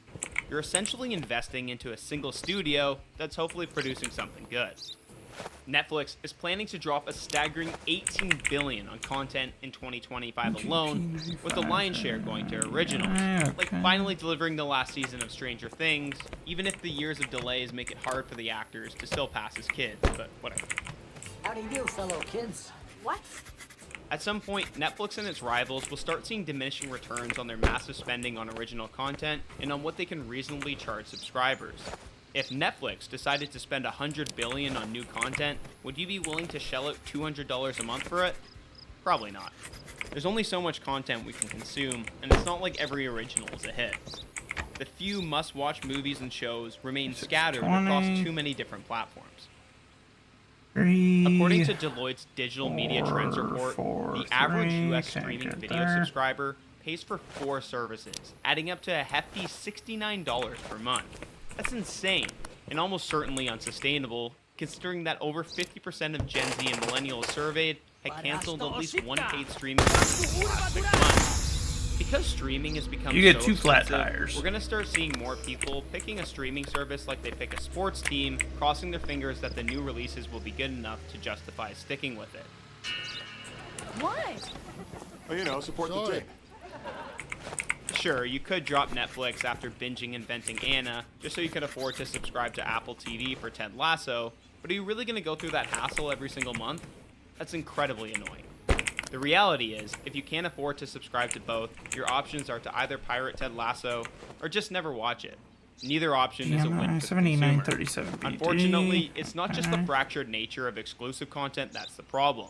It's that streaming companies now have absolute control over everything. They get to call all the shots, from what gets greenlit and the budget to how it's released. Warner Just Brothers barely famously valid killed on Batgirl, those. even Dang. though it was already filmed and they had already sunk $90 million into it. Why? Purely for a tax write-off. I'm sure their fans really love that.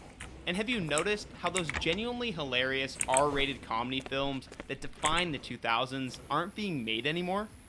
It's not because people don't want them, it's because streaming companies aren't interested in making them. Whether it's due to the relentless competition or Wall Street's insatiable hunger for growth, Netflix, once the golden child of video streaming, has steadily become less and less consumer-friendly.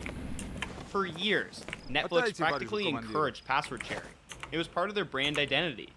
Love is sharing a password. They tweeted that in 2017. In a complete reversal, they declared war on account sharing in 2023, forcing users to either pay extra for additional profiles or risk getting locked out. Other streaming platforms quickly followed suit. That was This wasn't crazy, about that security pivot. or fairness. It was a blatant attempt to squeeze more money out of subscribers. I still can't believe To that add insult to they would injury, do that. Bezos, who has enough I mean, money I to can. take joyrides to space, began forcing ads But it's on one of Prime those, Video like, users, even though they're already not a paying good for the idea, service. And predictably, many other streaming companies, including Netflix, have jumped on the bandwagon, offering ad-supported tiers that cost about the same as what you were paying already. This kind of blatant corporate greed is exactly what drives people to look for alternatives. And when all streaming services are doing the same thing, the only alternative is piracy. Well, pirating is stealing. We didn't steal it, okay? We just downloaded it. No, the website is called moviepirate.com. And the other one is called freemovies/arr. I'm starting to see a little bit of a pattern here because I also use one called stolenmovies.free. In recent years, Netflix has become increasingly concerned about how easily people can avoid paying for their service. In the competition section of Netflix 2024 annual review, piracy gets mentioned several times. Back when Netflix first launched, its on-demand streaming experience had a major advantage over most pirate sites. The most common way to pirate something was with torrents, which required at least some technical know-how, and you had to wait for the content to download. Today, most pirate sites offer on-demand streaming with a user experience that's virtually identical to Netflix, but with more content and no subscription fee. Netflix piracy concerns are valid. They are losing billions of dollars, but it's not like the company is anywhere close to collapsing. In fact, despite doing everything in their power to piss off their own customers, like raising prices, introducing ads, and cracking down on password sharing, 2024 was one of their best years. It seems people have a surprising amount of loyalty to Netflix, even if the value proposition Yeah, isn't that I always don't great. understand either. Subscriptions are incredibly sticky. Once you sign up for one, you're likely to stay subscribed. If Netflix was actually suffering considerably from piracy, then they would be much more aggressive in trying to shut down these illicit sites, but even then, new ones will inevitably pop up to take their place, so it's not really a long-term solution. If consolidation of streaming services isn't going to happen, then Netflix's only real path forward is to continue making high-quality exclusive content at a price point that makes people happy to pay for it. Judging by their recent growth in membership, it seems to be working for them, at least for now. The same can't be said for some of the other streaming companies. Ideally, we shouldn't be advocating for piracy because content isn't free to produce, so it shouldn't be free to consume either. However, in the current streaming landscape, even with an abundance of high-quality content, having to subscribe to multiple services at once just doesn't make a lot of sense. Piracy isn't going away.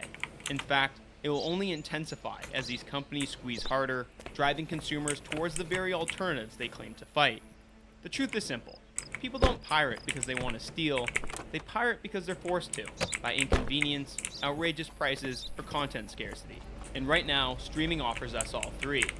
If these companies truly want to stop piracy, then they need to look in the mirror, because they're the ones causing it.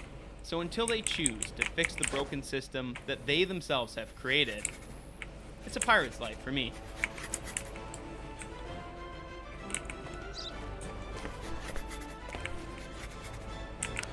Yeah, this is one of those problems that's only become a thing again recently, and it's one of those ones I can't feel that bad about. Hello everyone, and welcome back to the Fluctus channel. Some people are... I don't know. The U.S. military is one of the largest consumers of ammunition in the world. Some of that's not even allowed to be talked about.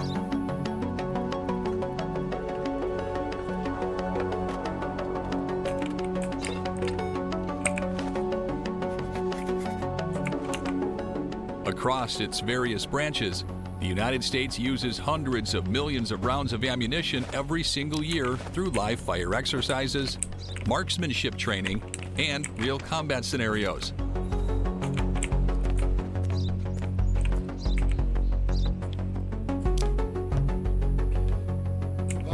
In 2018 alone, the U.S. Army requested more than 238 million small caliber rounds. Talk smack, get punched, bud. Easy to avoid. While this rapid use of ammo is seen as essential to military training, it can also cause some problems. Okay.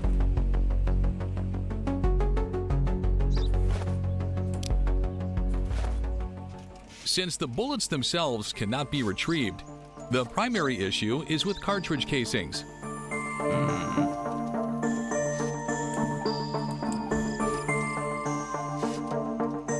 On military training grounds and in other areas, spent casings can quickly pile up.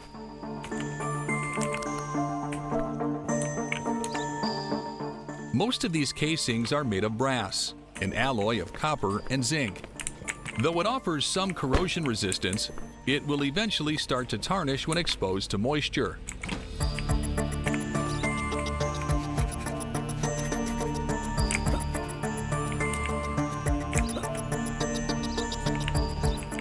If spent ammunition casings are not properly managed, they can pose significant safety hazards. Among other things, they can release toxic metals into the water and soil. Beyond that, they simply represent a vast amount of waste.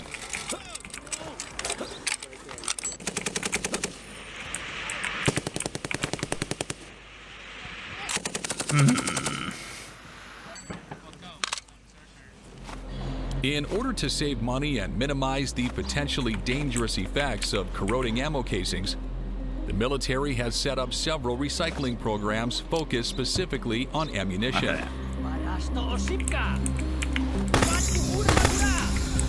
This is extremely beneficial, as recycled casings can be melted down and reformed into new casings, bullets, or other metal products. Given the sheer number of bullets used by the military each year, recycling not only helps to reduce waste, but also lessens demand for new raw materials.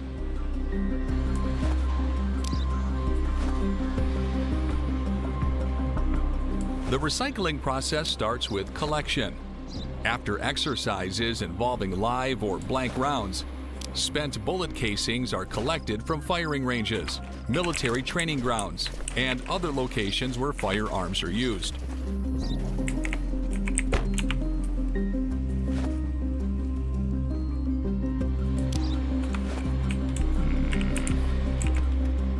At this point, they will generally be sorted into caliber or type. These will be placed in pallets for further sorting back at the munitions depot. Dirt and debris will be removed, and most importantly, any misfires or live ammunition will also be removed. Any non-brass elements, such as steel, will be separated so that they can be recycled on their own. The brass will then be put through a deformer, which is later sold back to manufacturers, thus bringing extra money into the base. Okay, there we go. That's all good. Some military installations actually have a spent brass sorter device, which can accurately sort more than 5,000 spent rounds per hour.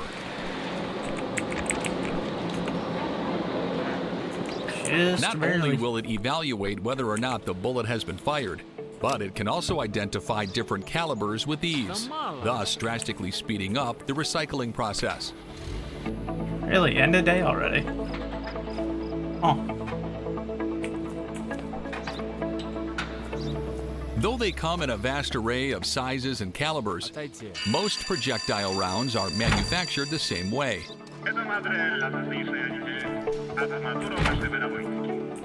They all contain the essential elements of projectile: casing, propellant, and primer.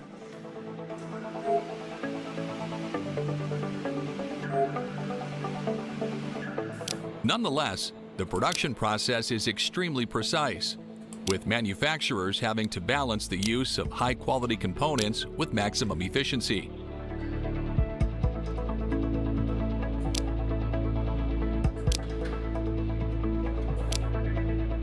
The use of recycled brass contributes significantly to both goals. Not only is it cheaper than extracting and processing new raw materials, but it retains 99% of its functionality if recycled properly.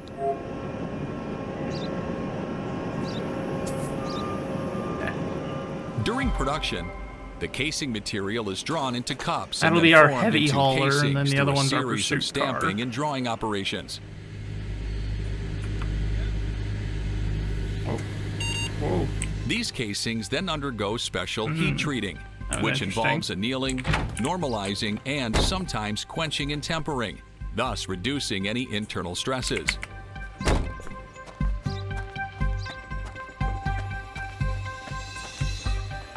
Next, they are shaped into their final form and provided with primer pockets. From here, the propellant will be installed, and the projectile will be mechanically seated into the top of the casing.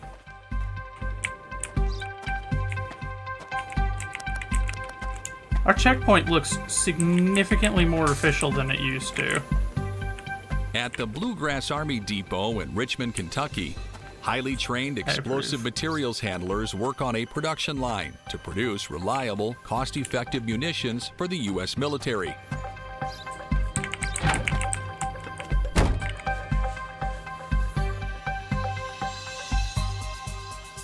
In this case, the team is working to renovate a 155mm projectile.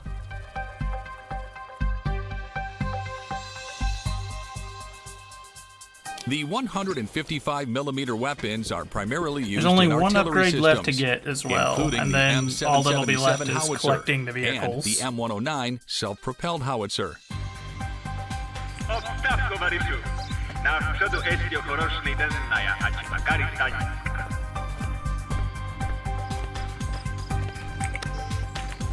They are quite versatile because they can be equipped with various warheads depending on the tactical situation.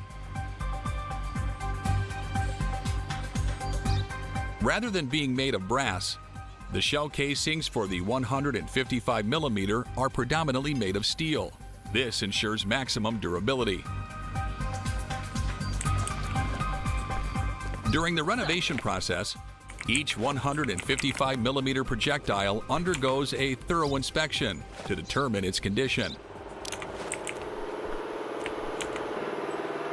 Okay, he looks like this photo. Providing nothing needs to be replaced, the renovation process will proceed. First, the shell body is sandblasted to remove rust and old paint. From here, it can be repainted to meet military specifications. This is crucial, as the different colors and markings on the shell help soldiers identify the type of munition.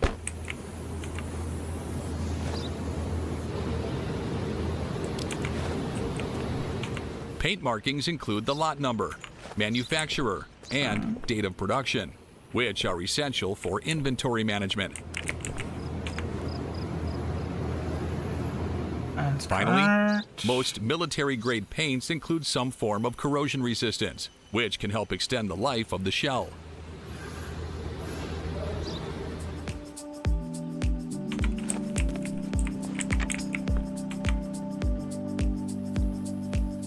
A variety of different stencils and elements are used to apply the identifying markings in a bright, highly visible color. Once the renovation is complete, the shells are properly marked and carefully packed for shipping to the appropriate military unit.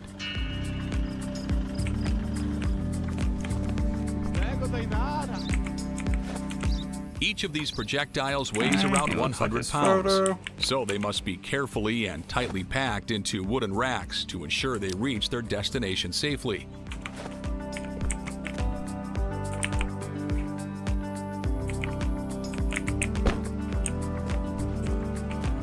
They will also be clearly marked as ready for firing to ensure they are handled properly throughout their journey.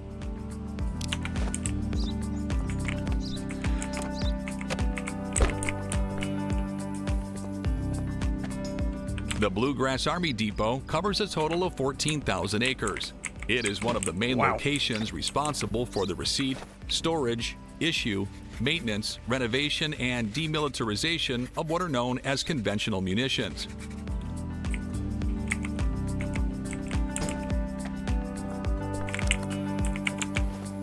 Flammable substances. This is the term used for traditional weapons that do not include nuclear elements. Through its efforts, the BGAD can drastically reduce military expenditures. By renovating and refurbishing existing munitions, the depot can extend its usable life, delaying the need for costly new purchases from weapons manufacturers. Oh, that's all good. Weapons are not the only things capable of being refurbished into like-new condition.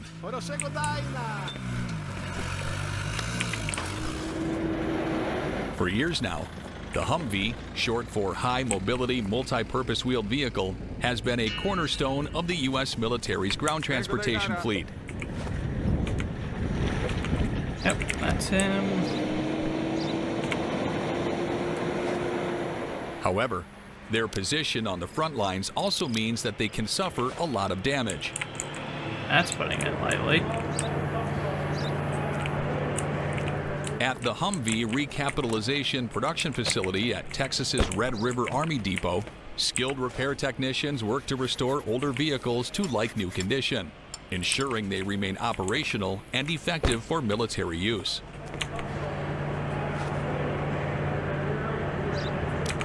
In fact, the facility can produce as many as 40 completely refurbished Humvees per day.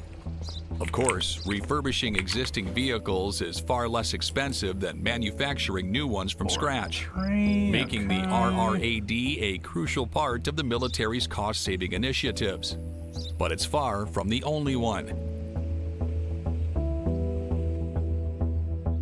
Letterkenny Army Depot in Chambersburg, Pennsylvania, specializes in repairing, refurbishing, and upgrading a wide range of military equipment. At any given time, the LEAD team may evaluate and rebuild anything from tactical vehicles to missile systems to ground support equipment. One of its greatest resources is the blue light optical scanner, which can be used for detailed inspection of components, easily detecting defects, wear, and any potential dimensional inaccuracies. Yeah, Tom. I love it when it's that easy. All in all, the U.S. military's recycling efforts encompass a wide range of materials and can save taxpayers billions of dollars every year.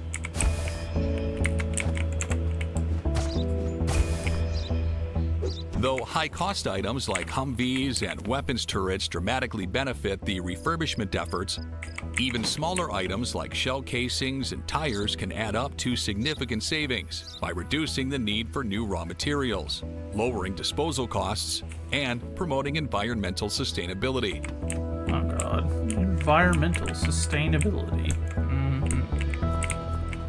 In Yeah, fact, that's why we do it. Military vehicles often rely on large, durable tires that can be retreaded and repaired multiple times. Just barely had enough durability in that. Each refurbishment alone can save up to 30% over the cost of a new tire. Ultimately, it's just one more way the U.S. military strives for efficiency and excellence.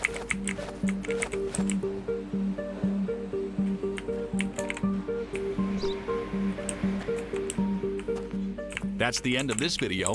I hope you enjoyed it. Make sure to subscribe to this channel so you don't miss any of our new content. Alright, we'll find a couple of more videos. Let's see.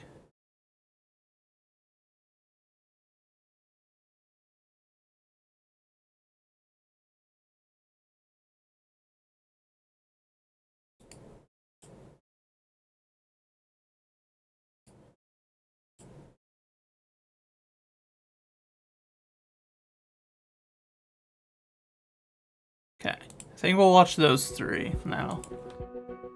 Hello everyone, and welcome back to the Fluctus channel.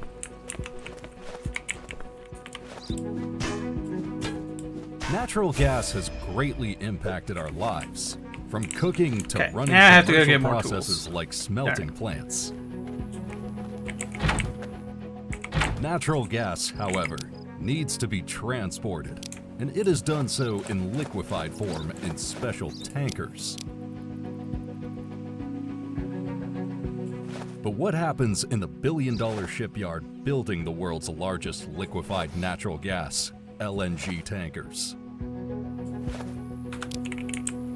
Looks like we're gonna need to stock up on more tools here before too long.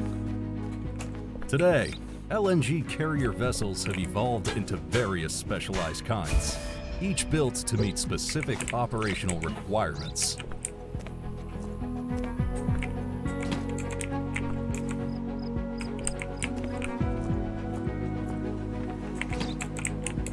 Moss-type LNG carriers, distinguished by their spherical storage tanks, provide strong endurance and a distinctive appearance. Because he'll clear the entire inspection zone. I want to give her one more Membrane-type once carriers, over. which use a thin membrane supported by the vessel's structure, optimize storage capacity and are often used on long-distance routes. Okay. Floating storage and regasification units, FSRUs, serve a dual purpose. Transport LNG and convert it back into gas upon arrival, allowing for faster supply chain integration. Q-Flex and Q-Max boats, among the largest LNG carriers, are engineered for efficiency and low emissions, meeting the growing need for cleaner energy. Each type is critical to the global LNG supply chain safety and efficiency.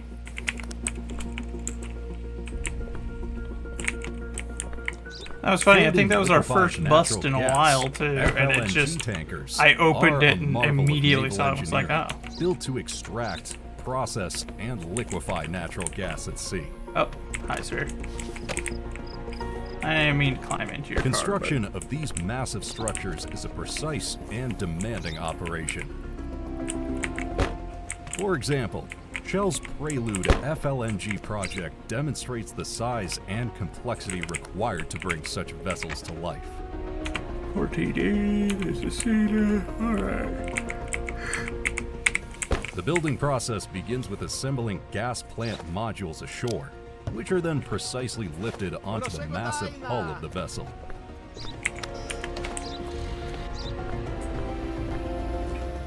With the final module in place, emphasis moves to complex activities, such as connecting 3,000 piping lines and pulling 450 kilometers of wiring. The liquefaction module, at the center of the operation, entails putting together a sophisticated refrigerant loop. The topsides alone have 60,000 pairs of flanges, each needing faultless production. This complicated system ensures that the FLNG ship can efficiently process and store large amounts of LNG at sea. The Prelude Floating Liquefied Natural Gas (FLNG) project, created by Shell, reached a critical milestone as it left the Samsung Oji, South Korea.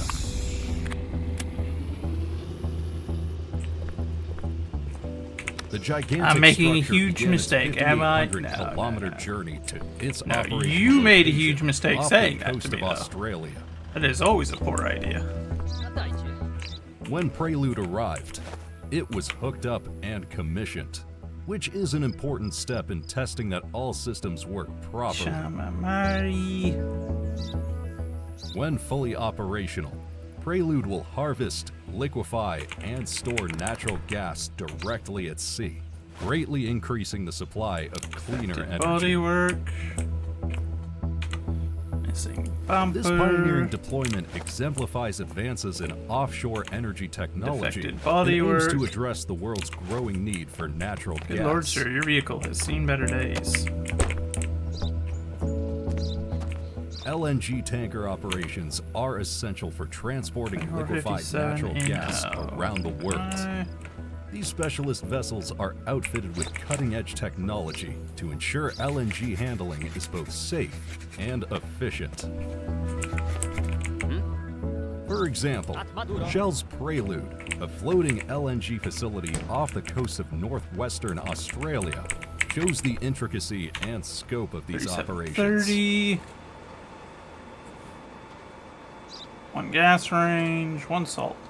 Prelude two cools apple natural crate, gas one to negative biohazard, one 162 refrigerator. degrees Celsius, transforming it into a liquid form for easier transportation.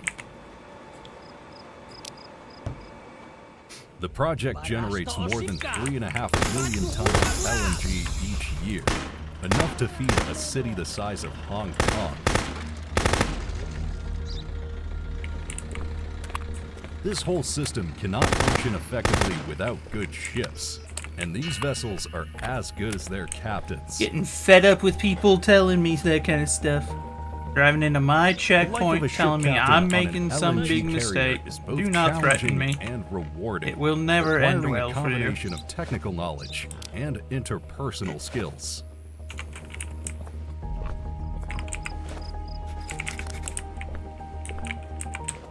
An ideal captain prioritizes safety, assuring the safe voyage of the vessel and its important cargo. Effective communication is essential, as the captain must analyze and synthesize incoming information while maintaining a collaborative rather than dictatorial environment. Miko Padar. Daily rounds on deck allow the captain to interact with crew members, demonstrating an interest in their job and creating a positive environment. Expiration date is incorrect.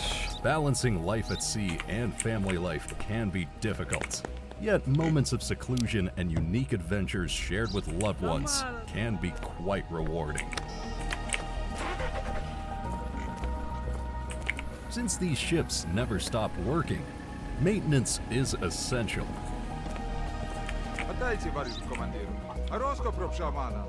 Underway LNG cargo maintenance is crucial to maintaining the safe and efficient transit of liquefied natural gas worldwide. On highly complex vessels, such as the Asia Excellence, this process requires great attention to both mechanical and cargo conditioning. Each ship normally has multiple cargo tanks that store around 160,000 cubic meters of LNG. 98, Operations continue around the clock, with every piece of machinery being examined at regular intervals to ensure peak performance. The LNG cargo must be constantly monitored to ensure that it stays within the set parameters, highlighting the necessity of reliability. The crew, which includes varied teams from the engine room and deck, works together to maintain safety standards and operational performance.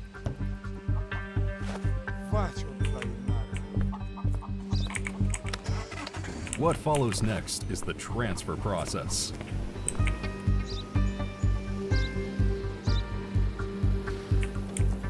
The LNG transfer process is a highly planned and technological procedure that ensures the safe and efficient transportation of liquefied natural gas from one vessel to another.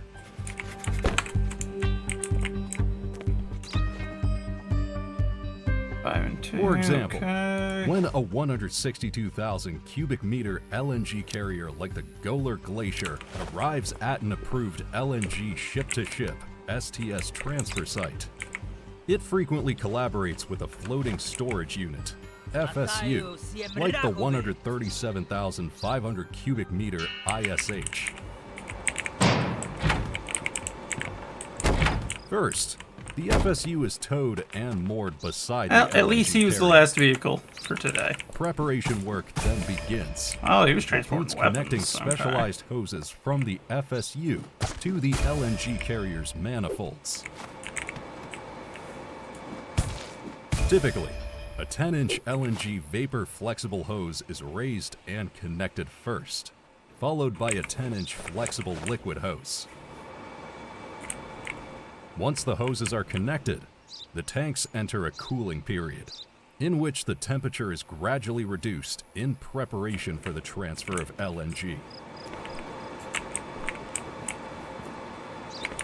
This phase is critical for stabilizing the system and preventing thermal shock.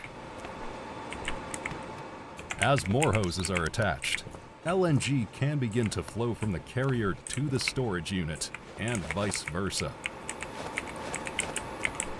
Throughout the process, sustainability and safety are prioritized.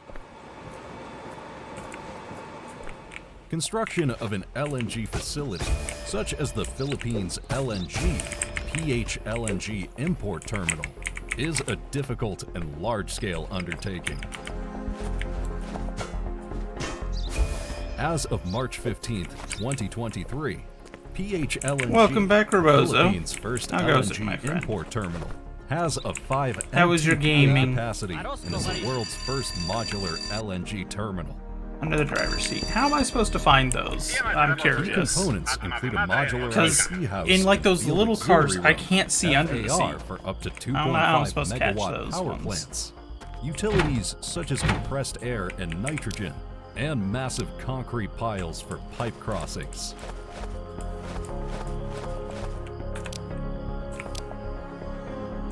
A ground flare, fire water pond, FWP, control room, warehouse, firehouse, administrative building, desalination pump, and marine infrastructures such as mooring dolphins, marine loading arms, stressful but resting very dolphins, and jetty constructions are all necessary. Well, so long as you came away having enjoyed yourself, that's all that matters.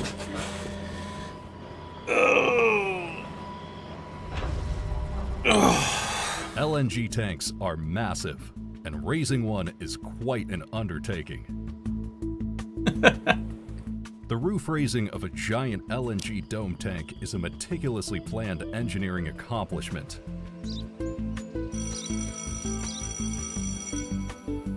The tank's roof is constructed at Got a ground tier level 6 to rig ensure out of it. safety.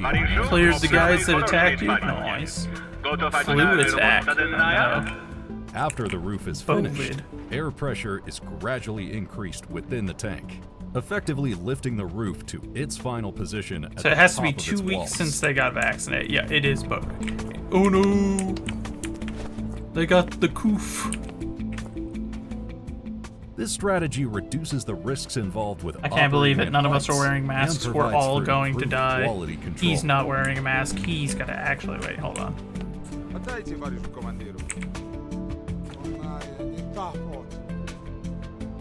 The entire operation is methodically planned What? and executed, necessitating collaboration between engineers, construction I guess he workers, looks and exactly safety like the personnel. criminal. That's unfortunate.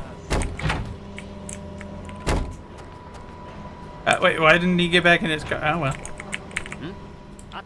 Before use, the tank has to be thoroughly tested. Man, I got double penalized for that. What the heck? He looked exactly Testing like an it. LNG tank, such as those used in Bechtel's Queensland Curtis LNG project, requires thorough Where's your mask? integrity Social inspections. distance. Open fire. He does look like him. The tanks, which stand 48 meters high and have an Okay, it's been interior more than 2 diameter of weeks. 79 meters, Salim Hegel. undergo rigorous testing. That's all good. Initially, the tanks are filled with 94 million Unit liters 7272 of test water PR. to ensure structural Okay. integrity, which takes 144 hours.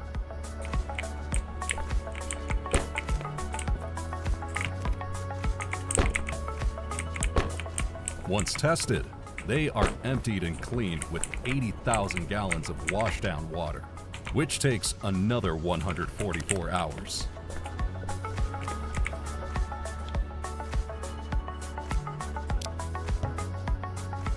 Natural gas is one of the better energy options wait. after No, okay, crude no, that's oil. just the reflection on the other Building window. LNG tankers and storage facilities is expensive, but pays off in the long run.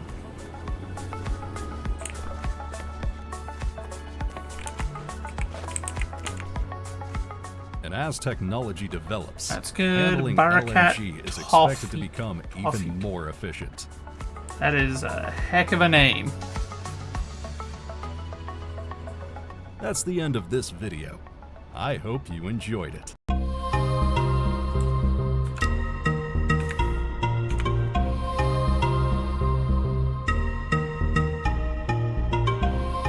As one of the most diverse nations in the world, the United States provides countless exciting travel opportunities.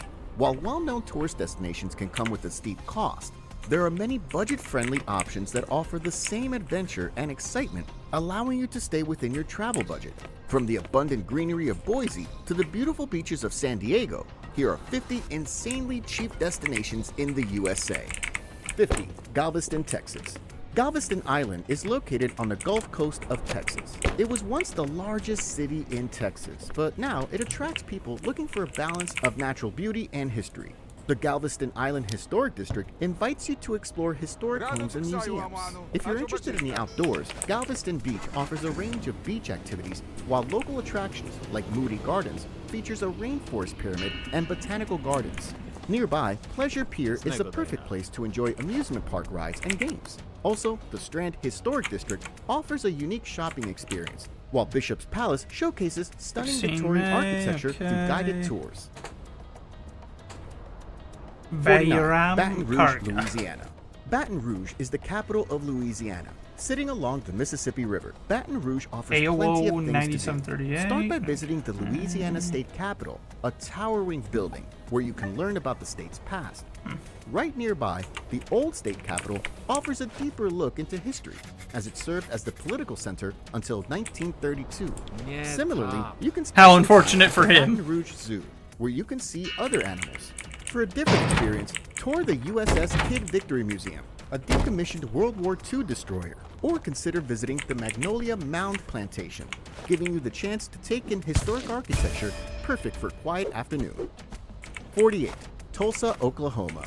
Hey, Tulsa is mention. located in northeastern Oklahoma, offering a small-town charm. Surrounded by rolling hills, this scenic location is a great spot for a getaway. As you move around, you'll find plenty of activities to keep you entertained.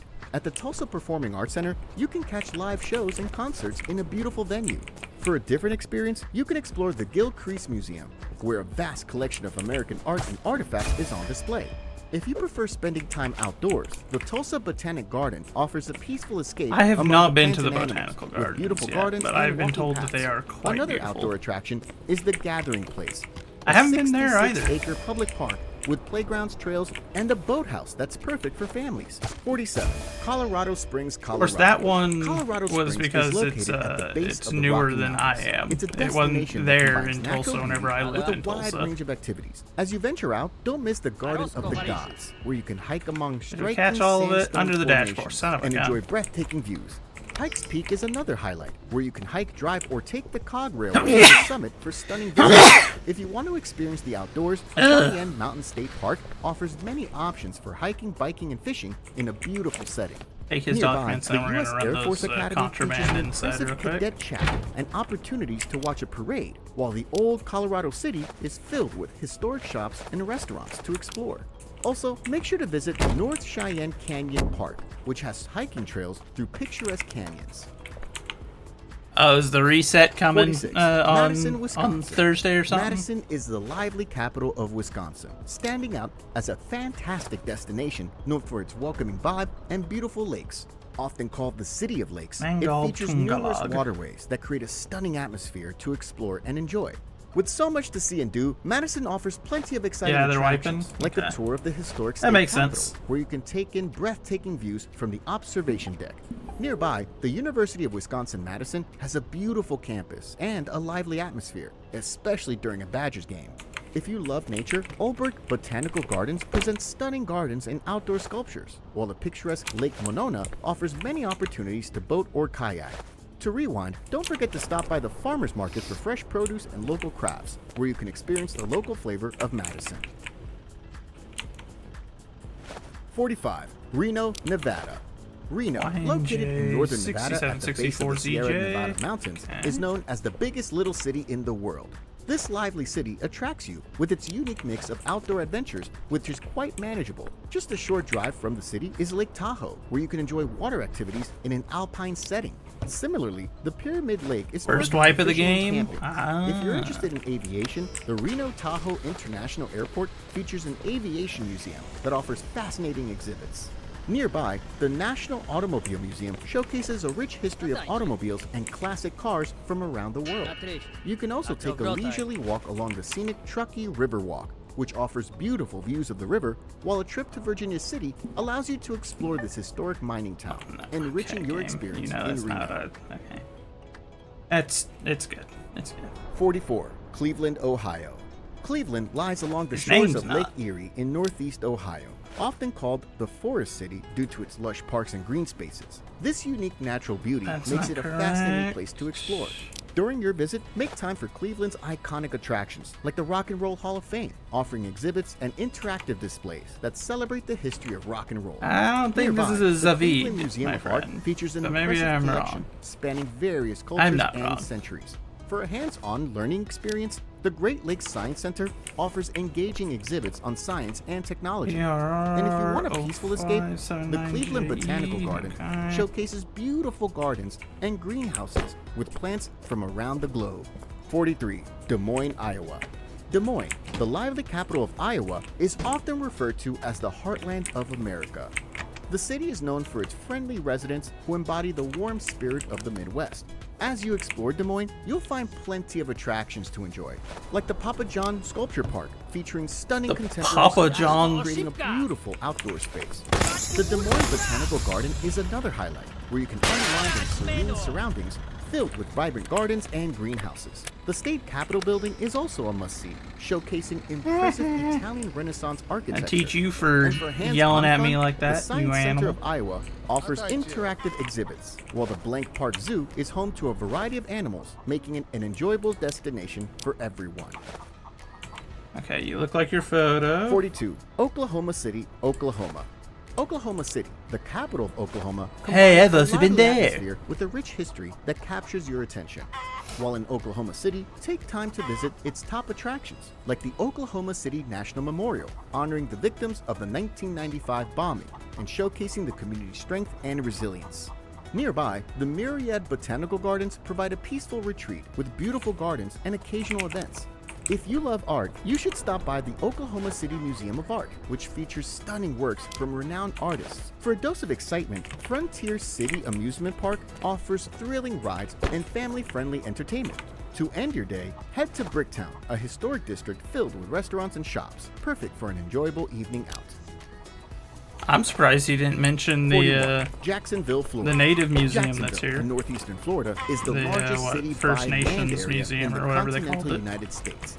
Often called the Sunshine State's gateway, this vibrant destination offers plenty to explore. Getting around Jacksonville is hassle-free, allowing you to dive into the city's attractions. At the Jacksonville Zoo and Gardens, you'll find incredible No, I'm not animal wasting your exhibits time. and You're trying to scenic waste my botanical time by gardens. packing your If you're stuff in craving here the way time you by the have. ocean, Jacksonville Beach Requiring is that I ideal for pull swimming stuff and out to be relaxing able to under the check sun. everything. Similarly, you can head to Timucuan Ecological State Park to hike scenic trails or kayak through peaceful marshes.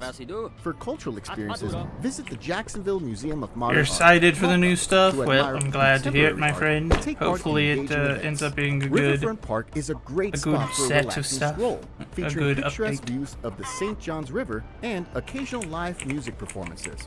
For a quieter spot, Tilly Fowler Park offers walking trails and serene spaces to unwind. 40. Boise, Idaho. Boise rests at the base of the Rocky Mountains in Idaho. It's known for its abundance of greenery, which earned it the nickname City of Trees, perfect for walking or biking along the river. If you want a more relaxed vibe, Ann Morrison Park provides open spaces and gardens. You can also explore Old Town Boise, which offers shops and restaurants. Also, for an extra relaxing experience, you can visit natural hot springs in the natural setting of Boise. 39. Anchorage, Alaska. Anchorage sits on Cook Inlet in Alaska and surrounded by stunning mountains. Originally he founded already in failed. 1950 How unfortunate as a for him. railroad construction camp, Anchorage is now the largest city in Alaska, making it a top spot for outdoor activities. Anchorage also has a variety of activities to enjoy. At Chugach State Park, you can take part in hiking or simply appreciating the natural scenery. If you're interested in learning about local cultures, the Alaska Native Heritage Center provides exhibits and demonstrations on the state's indigenous communities. For a relaxed vibe, the Tony Knowles Coastal Trail offers beautiful views of the mountains and Cook Inlet as you walk or bike along the paved path. 38. Richmond, Virginia. Richmond, located along the James River in central Virginia, offers a convenient starting point to explore the natural and historical landmarks of the state. You can explore the historic downtown, where you can see museums like the Virginia Museum of Fine Arts and the American Civil War Museum. If you're seeking a lively atmosphere, the Fan District is home to shops and art galleries. For outdoor activities, Belle Isle on the James River is ideal for hiking. But if you're looking for a more relaxed vibe, Maymont offers gardens and animal exhibits to explore. You can also enjoy the plants and seasonal displays at Lewis Ginter Botanical Garden, where you can explore a range of themed gardens. 37. Pittsburgh, Pennsylvania. Pittsburgh is in southwestern Pennsylvania. Known as the City of Bridges, it's famous for its striking architecture and over 400 bridges that span its waterways. If you love the outdoors, you'll enjoy Point State Park, where you can take in stunning views of the city's rivers and skyline. Nearby, you should visit the Andy Warhol Museum, which celebrates the legacy of the Pittsburgh-born pop art icon. For a deep dive into the city's history, the Heinz History Center offers engaging exhibits on Pittsburgh's role in pivotal moments of American history. Similarly, the Carnegie Museum of Natural History features fascinating exhibits on dinosaurs and global ecosystems. For shopping and dining, head to the Strip District, a vibrant neighborhood packed with local shops and restaurants. 36. Charlotte, North Carolina. Charlotte is located in North Carolina, often called the Queen City. Surrounded by rolling hills and forests, it's a city filled with urban experiences and natural beauty, giving you plenty to explore. Uptown offers a central location for attractions, like the Levine Museum of the New South, where you can learn about the city's history. Or you can catch a game at Bank of America Stadium. If you're looking for thrill rides and entertainment, Carowinds Amusement Park is filled with exciting rides and live shows. Discovery Place Science is another must-see, especially if you like hands-on exhibits and planetarium shows. If you're looking for a more relaxed vibe, Freedom Park offers a peaceful setting with trails and a lake to medicine, enjoy. 4 If you're seeking a potatoes, quieter experience, fertilizer, Daniel 1 Stowe chem, Botanical Garden offers soap. themed gardens and scenic walking trails cargo where you list can is take in wrong. the beauty of the local plants and animals. 35. Milwaukee, Wisconsin. Milwaukee, located on the western shore of Lake Michigan, is the largest city in Wisconsin. You can explore much of Milwaukee on foot. Many attractions are within walking distance of each other. Once you're ready to explore, Milwaukee has a range of things to do. The Milwaukee Art Museum has an impressive collection of art from around the world, making it a must-see. While at the Milwaukee Public Museum, you can explore exhibits on natural history and science. If you're interested in motorcycles, the Harley-Davidson Museum highlights the iconic brand's history. Nearby, Discovery World offers interactive science exhibits for all ages, perfect for anyone curious about hands-on learning. 34. Indianapolis, Indiana. Indianapolis, located in central Indiana, is commonly called the crossroads of America. Good on that. Its central location makes it easy to navigate and explore the city, where you can enjoy a variety of experiences getting around Indianapolis. This is bad timing. Many attractions are within walking distance of downtown, making walking a great option.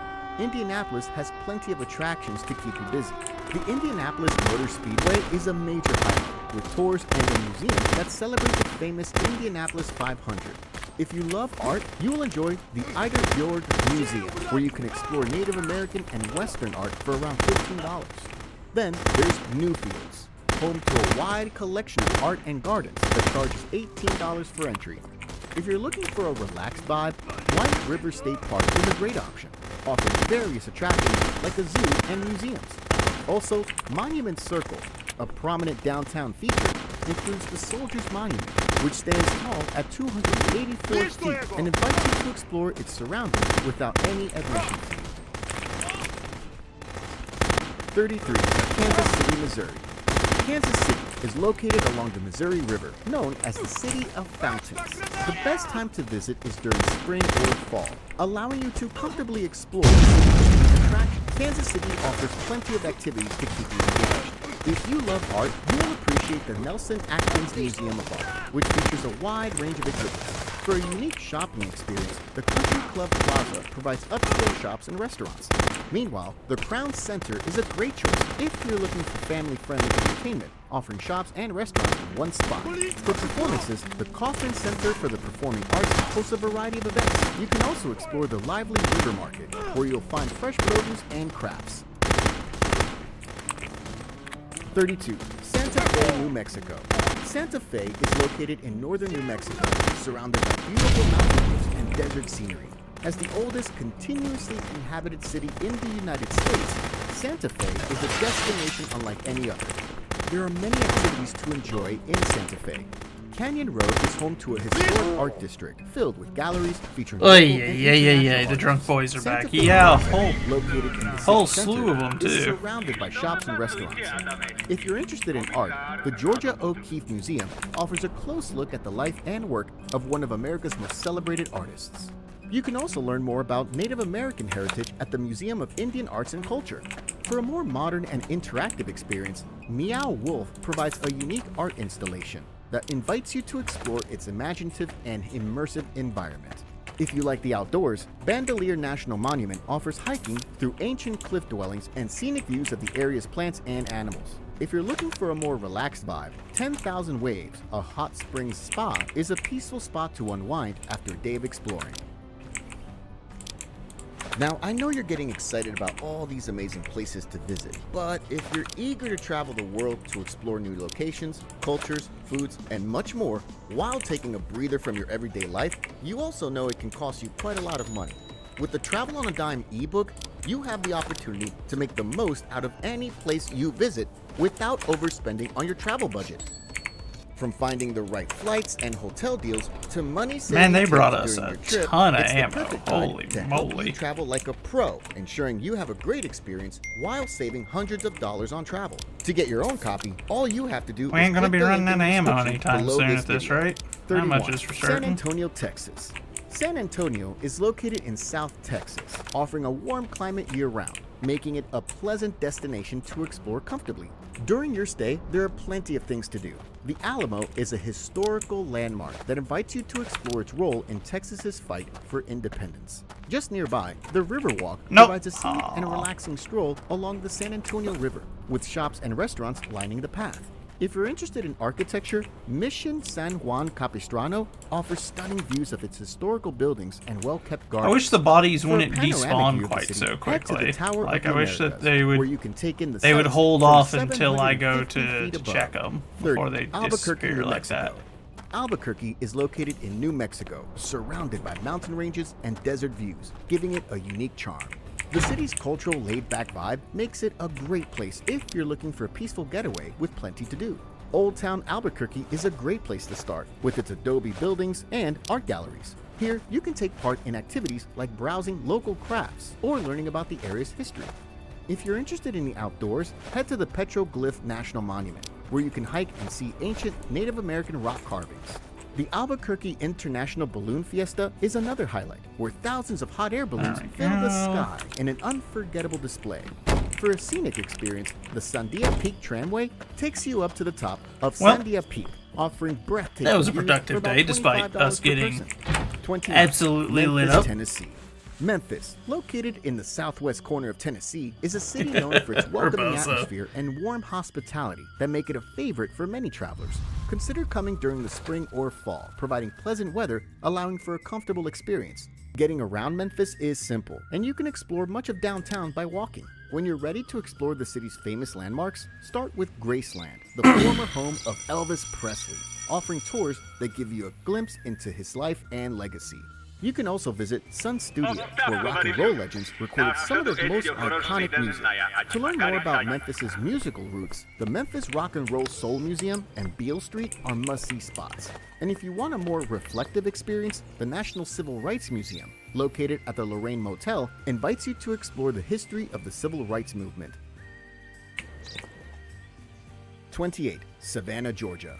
Savannah, Georgia is a city with a long history, dating back to its founding by British colonists in 1733.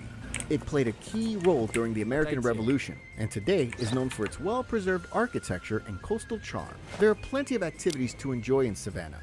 Forsyth Park is a great place for a picnic or a relaxing walk in nature. You can also explore River Street, where you'll find shops and riverboat cruises. For a unique experience, visit Bonaventure Cemetery.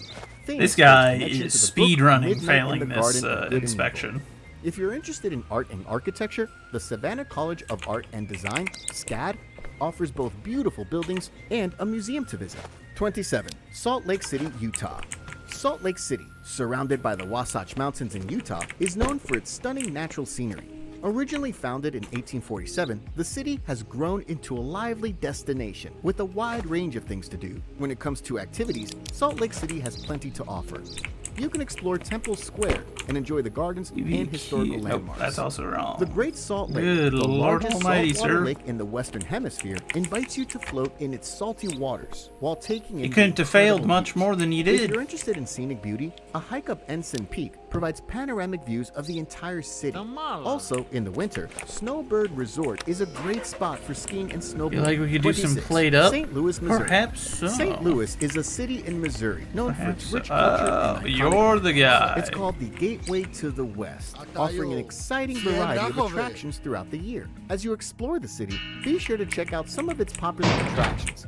The Gateway Arch is an impressive sight, standing as the tallest man-made monument in the Western Hemisphere, with great views of the city. For a peaceful outing, the Missouri Botanical Garden Fastest also failed offers inspection. wonderful Yeah, plants. it was Similarly, that other Forest guy. Park provides large open That was two spaces very for quick outdoor inspections. activities One and pulled trails. in and just If you're in the mood for something immediately unique, the failed City that, Museum failed that, has failed that, quirky failed that, exhibits failed that that, you failed can that. interact Get with. out. And Ballpark Village is a And lively then spot with second guy plenty of pulls in, dining and I'm like, options wait, and I live recognize your entertainment. face.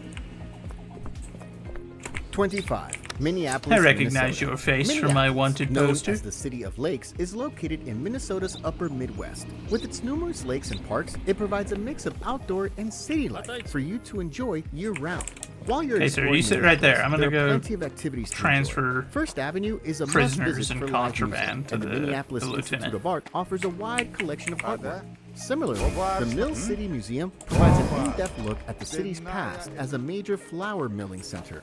If you're interested in contemporary art and design, the Walker Arts Center is another highlight. For a more relaxed vibe, Minneapolis has a vast park system where you can enjoy the beautiful lakes and trails surrounded by plants and animals. He does look like his picture.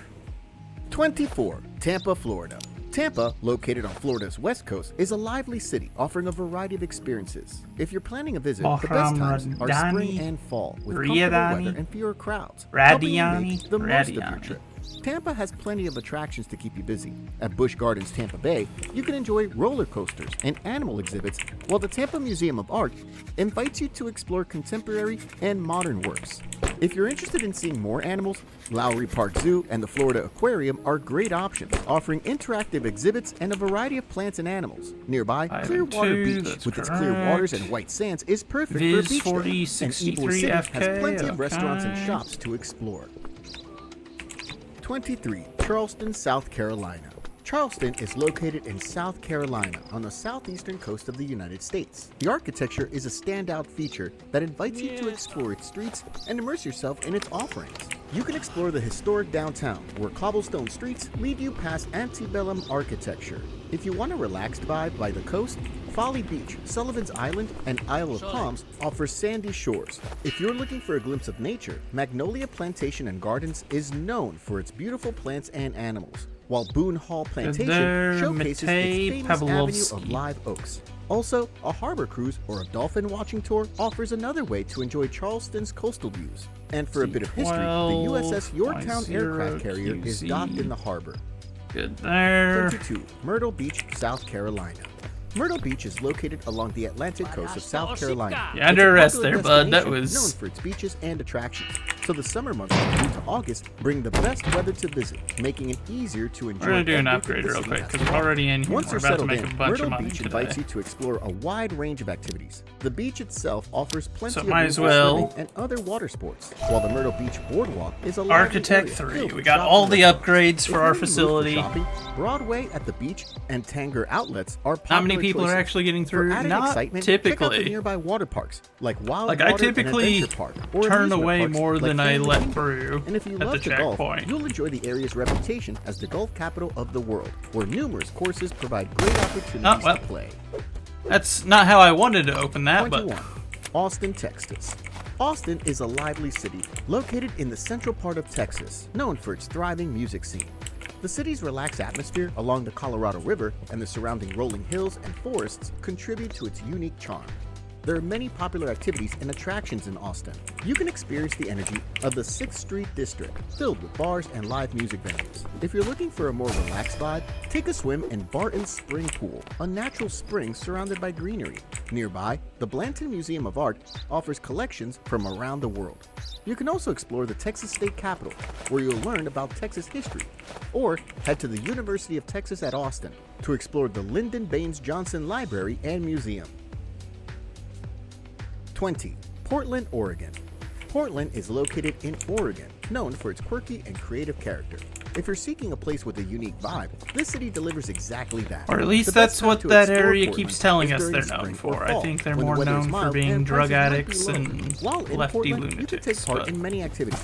Powell's City of Books not is a being well-known quirky. stop. offering Gun an always extensive works. selection Gun of does new and always used work. That books. is true. If you're looking for a more It is relaxed the most vibe, universal the Japanese tool. Garden provides a peaceful escape. The Oregon Zoo is also worth checking out, especially for families, with admission prices around $24 for adults and $19 for kids. If you're into nature, Let this Forest guy Park is come one of the in, take largest his urban paperwork, then we'll go forests in the transfer country. Perfect for hiking more and enjoying contraband natural and surroundings. pull that new prisoner to the lieutenant there. 19. Dallas, Texas. Dallas, located in northern Texas, offers a mix of Western heritage and modern attractions that cater to a variety of interests. If you're Hello, planning to LT. visit, it's best to go during spring or fall, when the weather is more comfortable. Dallas also offers many activities to keep you entertained throughout your visit. You can take part in local history at the 6th Floor Museum at Dealey Plaza, where you can learn about the life and assassination of President John F. Kennedy. Okay, if you're you looking look for a more like your relaxed vibe, picture. the Dallas Arboretum and Botanical Garden invites you to explore its beautiful Good plants there, and animals. Kurbanov, Nearby, the live on Perot Museum of Kurbanov. Nature and Science offers interactive exhibits on science and technology. for a more casual experience, you can visit Clyde Warren Park, where you can take part in outdoor activities. And if you're interested in arts and local culture, you can explore the Bishop Arts District, home to unique shops and restaurants. In CL 6541 PK, alright. The capital of Arizona is located in the Sonora Desert, offering warm weather and unique desert views. As one of the largest cities in the U.S., it has a lot to offer with outdoor activities and explore the city. Phoenix has a variety of attractions to keep you busy. The Desert Botanical Garden invites you to explore the unique plants of the Sonoran Desert. Then there's the Arizona Science Center, where you can take part in interactive exhibits that make science fun and engaging.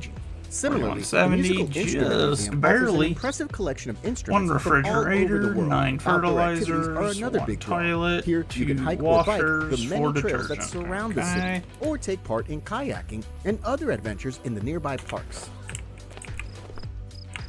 17. Boston, Massachusetts. Boston, Hello, the capital critter. of Massachusetts, sits along the northeastern coast of the United States. How are Rich you in doing history today, from my its friend? key role in the American Revolution. As you walk through the city, you'll find a variety of landmarks that remind you of its significant past. One of the main attractions is the Freedom Trail, a 2.5-mile Barbozo, walking if you route would be so that connects 16 kind important as historical to sites, shout such out as the Critter Boston for Tea me, Party I would Museum appreciate and it Faneuil greatly. Hall. If you're interested in art, the Museum of Fine Arts is one of the largest in the country, featuring a wide range of works from around the world. Nearby is the New England Aquarium, where you can take part in exploring marine life. If you want a relaxed vibe, Boston Common and the Public Garden offer scenic paths and a chance to enjoy outdoor events. And for something more active, head to the Charles River Esplanade, where you can rent a kayak and take in views of the city from the water. 16. Denver, Colorado. Denver, Colorado, often called the Mile High City because of its 5,280-foot elevation, offers a unique setting against the backdrop of the Rocky Mountains. This elevation provides plenty of opportunities for outdoor adventures and city exploration. Red Rocks Amphitheater is a must-see, offering concerts and scenic hikes with stunning views. For a quieter experience, the Denver Botanic Gardens is a great place. I'm kind of, again, my brain is fried. How are all of you doing? I could have sworn I asked you guys, but I cannot remember. They overfilled this vehicle. I'm gonna have to take some of the stuff out that way I can actually inspect it. I could be so shrined. I see. If you use the letter C in it, then wouldn't it be shrined and not kind? So even then, it wouldn't be crined.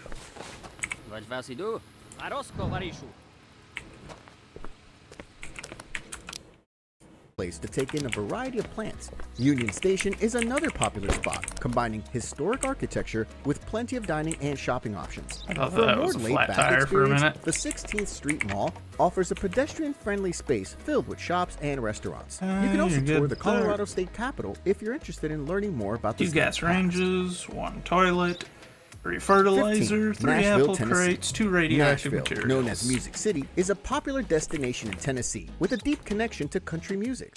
Nashville is also a walkable city, and biking is a popular way to explore its neighborhoods and local spots. Music is at the heart of Nashville, so you can visit Wow, the I famous see Blue how Bird it Cafe, is. where musicians perform live, or the Our- Country Music Hall of Fame. You know and what, Museum, Rebozo? where you'll Maybe see we don't exhibits play dedicated played to iconic outrageous. musicians. Attending a live show at the Grand Ole Opry or visiting the historic Ryman Auditorium gives you a deeper connection to Nashville's music scene. If you're looking for a more relaxed vibe, head to the Nashville Zoo or Bicentennial Capitol Mall Okay, State he's Park, good where you there. can take part in outdoor activities while enjoying the plants and Name's animals. wrong. 14. Philadelphia, Pennsylvania. Maybe you were wrong. Philadelphia, once the first capital of the United States, is located along the Delaware River in southeastern Pennsylvania. It's the largest city in the state and the 5th most populous in the country. Philadelphia offers many activities, starting with Independence Hall, where both the Declaration of Independence and the Constitution were signed. You can also see the Liberty Bell nearby, a symbol of American freedom. If you're interested in art, the Philadelphia Museum of Art houses masterpieces by artists. For something different, you can explore Eastern State Penitentiary, a historic prison known for its stories about former inmates and its he does role have in one solitary flat. confinement history. Nearby, the Betsy go. Ross House offers insight into the woman believed to have sewn the first American flag. You can also take a walk down Elfreth's Alley, the oldest Take care of myself up continuously here. lived-in Hold street on. in Let the me country. let me get If this you want next a car relaxed into vibe, position so Franklin I know they're Square not a provides runner. peaceful spot to unwind after a day Nobody of claimed sightseeing second. around Yeah, the I guess not. I hadn't even noticed. 13. Atlanta, Georgia. All right, Atlanta, let me take Georgia's care of capital, myself real is a quick. city filled with history and culture. Known as the City of Trees, it offers a variety of parks and outdoor spaces. When you're ready to explore, Deliver me from Atlanta mine has enemies, many O my God. attractions that invite you to Defend me from explore them that different rise sides up of the against city. me. Centennial Deliver me Olympic from the Park workers offers of green iniquity space and with save fountains me and from sculptures to bloody enjoy. men. The mighty are gathered against me. Awake to help me, and behold.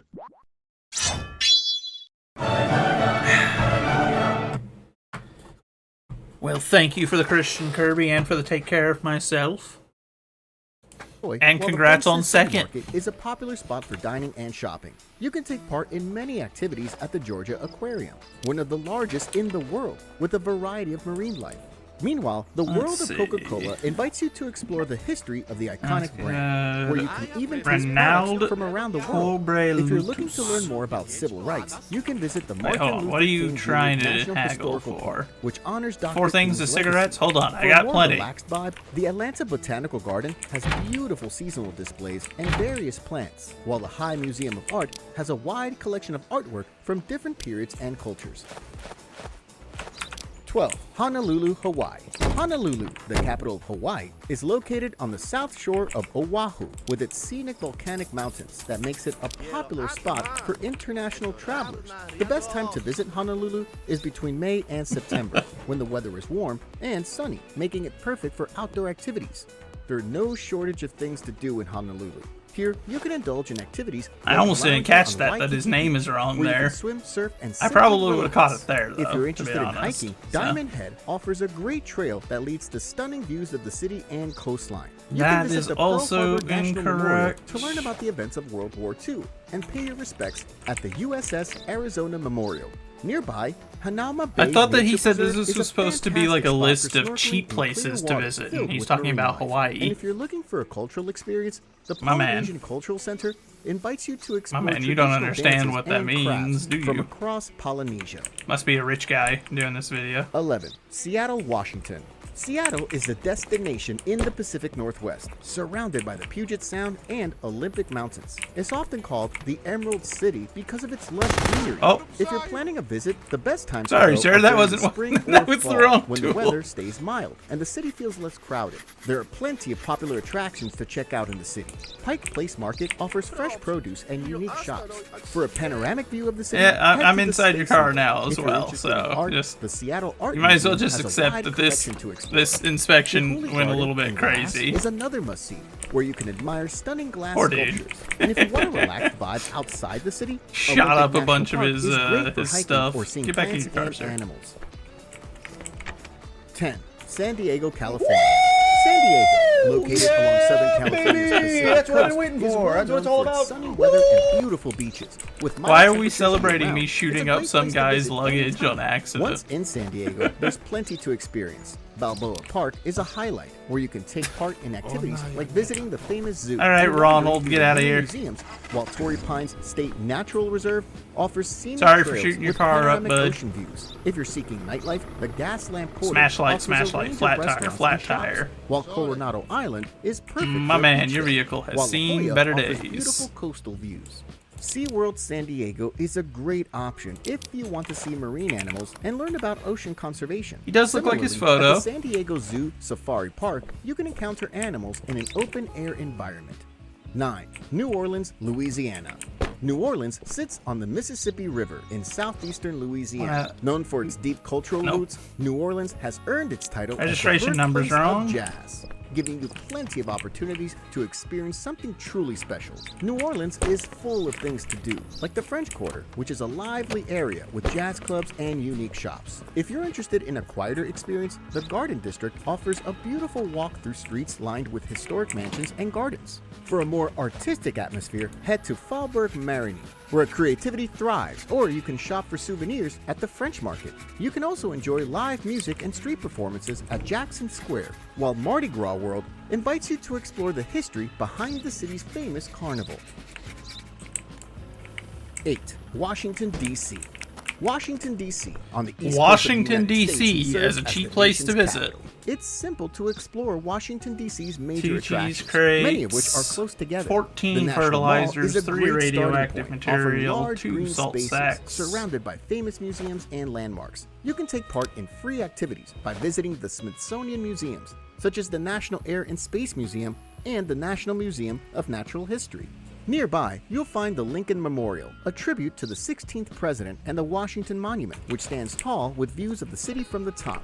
Capitol Hill is also worth a visit, home to the U.S. Capitol Building and the Supreme Court.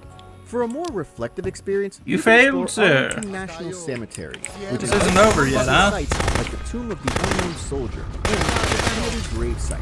And if you want to learn more about Abraham Lincoln's final moments, Ford's Theater, where he was assassinated, serves as both a museum and a working theater with live performances. That guy was clear? No, he wasn't. San Francisco, California. I said otherwise. San Francisco, He's not located clear. in California's Pacific I no longer Coast, care if the offers game an said he was clear or incredible mix not. of I sights said he and wasn't clear. experiences. You can plan your trip for spring or fall, when the weather is most pleasant, though the city remains attractive throughout the year, no matter the season. The Golden Gate Bridge is a must-see, and you can walk or bike across it for amazing views of the city. Ibrahim If you're Keely. interested in a mix of history and sightseeing, Alcatraz Island is another popular destination.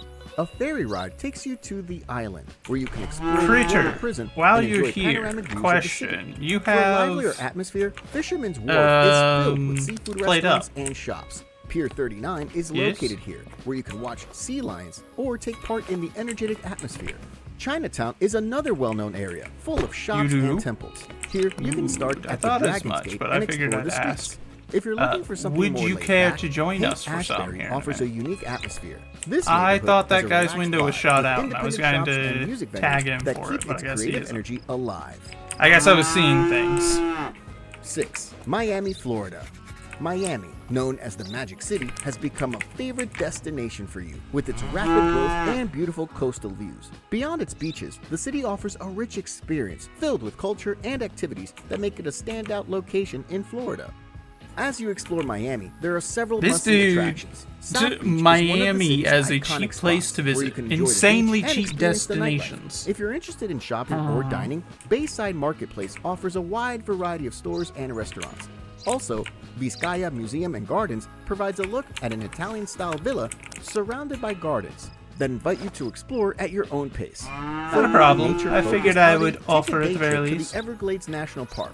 Here, you can take part in activities such as airboat tours and hiking trails, giving you the chance to explore Well, the at unique least plants and this guy gets to go animals of the through our Florida checkpoint, wetlands. yeah? 5. Chicago, Illinois. Since not that many Chicago, people did. Located along the shores of Lake Michigan in northeastern Illinois, is one of the most exciting cities in the United States. Not our most There are profitable plenty of day, things to but do in I'll Chicago. take it. At Millennium Park, you can check out the famous Cloud Gate sculpture known as the Beam. Nearby, Navy Pier offers attractions like a Ferris wheel, along with views of Lake Michigan. If you love art, you should visit the Art Institute of Chicago, home to works by Van Gogh, Monet, and Picasso. For shopping and dining, the Magnificent Mile is lined with upscale stores and restaurants. If you want to spend time with animals, Lincoln Park Zoo is one of the oldest free zoos in the United States. You can also head to the Shed Aquarium to see diverse marine life and interactive exhibits. To take in the Only city from above, $120 the Willis Tower spent on Skydeck offers panoramic views of the destroyed skyline. vehicle To pieces. explore Chicago more, I'll take take it. a Chicago River architecture cruise, where you can learn about the buildings that define the city. 4. Since Los I Angeles, positively California. riddled Los a couple of Angeles, or cars. LA, is located on the Pacific coast of Southern California and is known for its sunny Mediterranean climate and strong connection to the entertainment industry. There are plenty of things to do in LA. Hollywood invites you to explore landmarks like the Walk of Fame and the I think we'll do Hollywood sign. one more If you're day. interested in a beach, Santa Monica Pier offers a fun and relaxed vibe with great views and activities, while Venice Beach is known for its unique atmosphere. To enjoy a different side of Los Angeles, you can also enjoy stunning views of the city at Okay, Wilford yeah, hold on. Observatory. And if you're into art, That dude's just talking out his rear at that point. Visit places like Washington, D.C., What if I told you Miami, this could be turned Florida, into productive and agriculture L.A. without using a in single California drop of fresh for water? insanely cheap Well, we can. trips. By searching the world for rare plants that can grow in salt water, an entirely new form of agriculture, unlocking the endless supply of ocean waters being developed, including this 4,500-acre site in southern Spain. Thanks for meeting me, Yannick. I've been super fascinated by this concept of regenerative seawater agriculture. This sounds like something out of a science fiction utopia. I want to learn exactly how this works. So behind us, this looks like a saltwater. Yeah, nothing in California is cheap. That's why I was like, okay, dude. Virtually the two most abundant resources in the world: degraded land and saltwater, what we call saline agroecology. So combining the restoration and building of ecosystems with farming them. So what's the secret to getting food to grow in saltwater? The vast majority of crops that we eat and use commercially, they can't survive in salt. Most plants can, but there's over 3,000 different species of plants that can grow in saltwater, and these are called halophytes. And the reason why they can is that over millennia they've evolved to be able to either process the salt or actually prevent the salt from coming into the membranes. What's great about this plant and a lot of these perennial halophytes is at each level you have a different commercial value. So in the carbon in the roots, you can sell that as carbon credits. Then you have these long woody stems that make an excellent building material like a fiber board that can be used as an animal feed. And then you have the green tips at the top.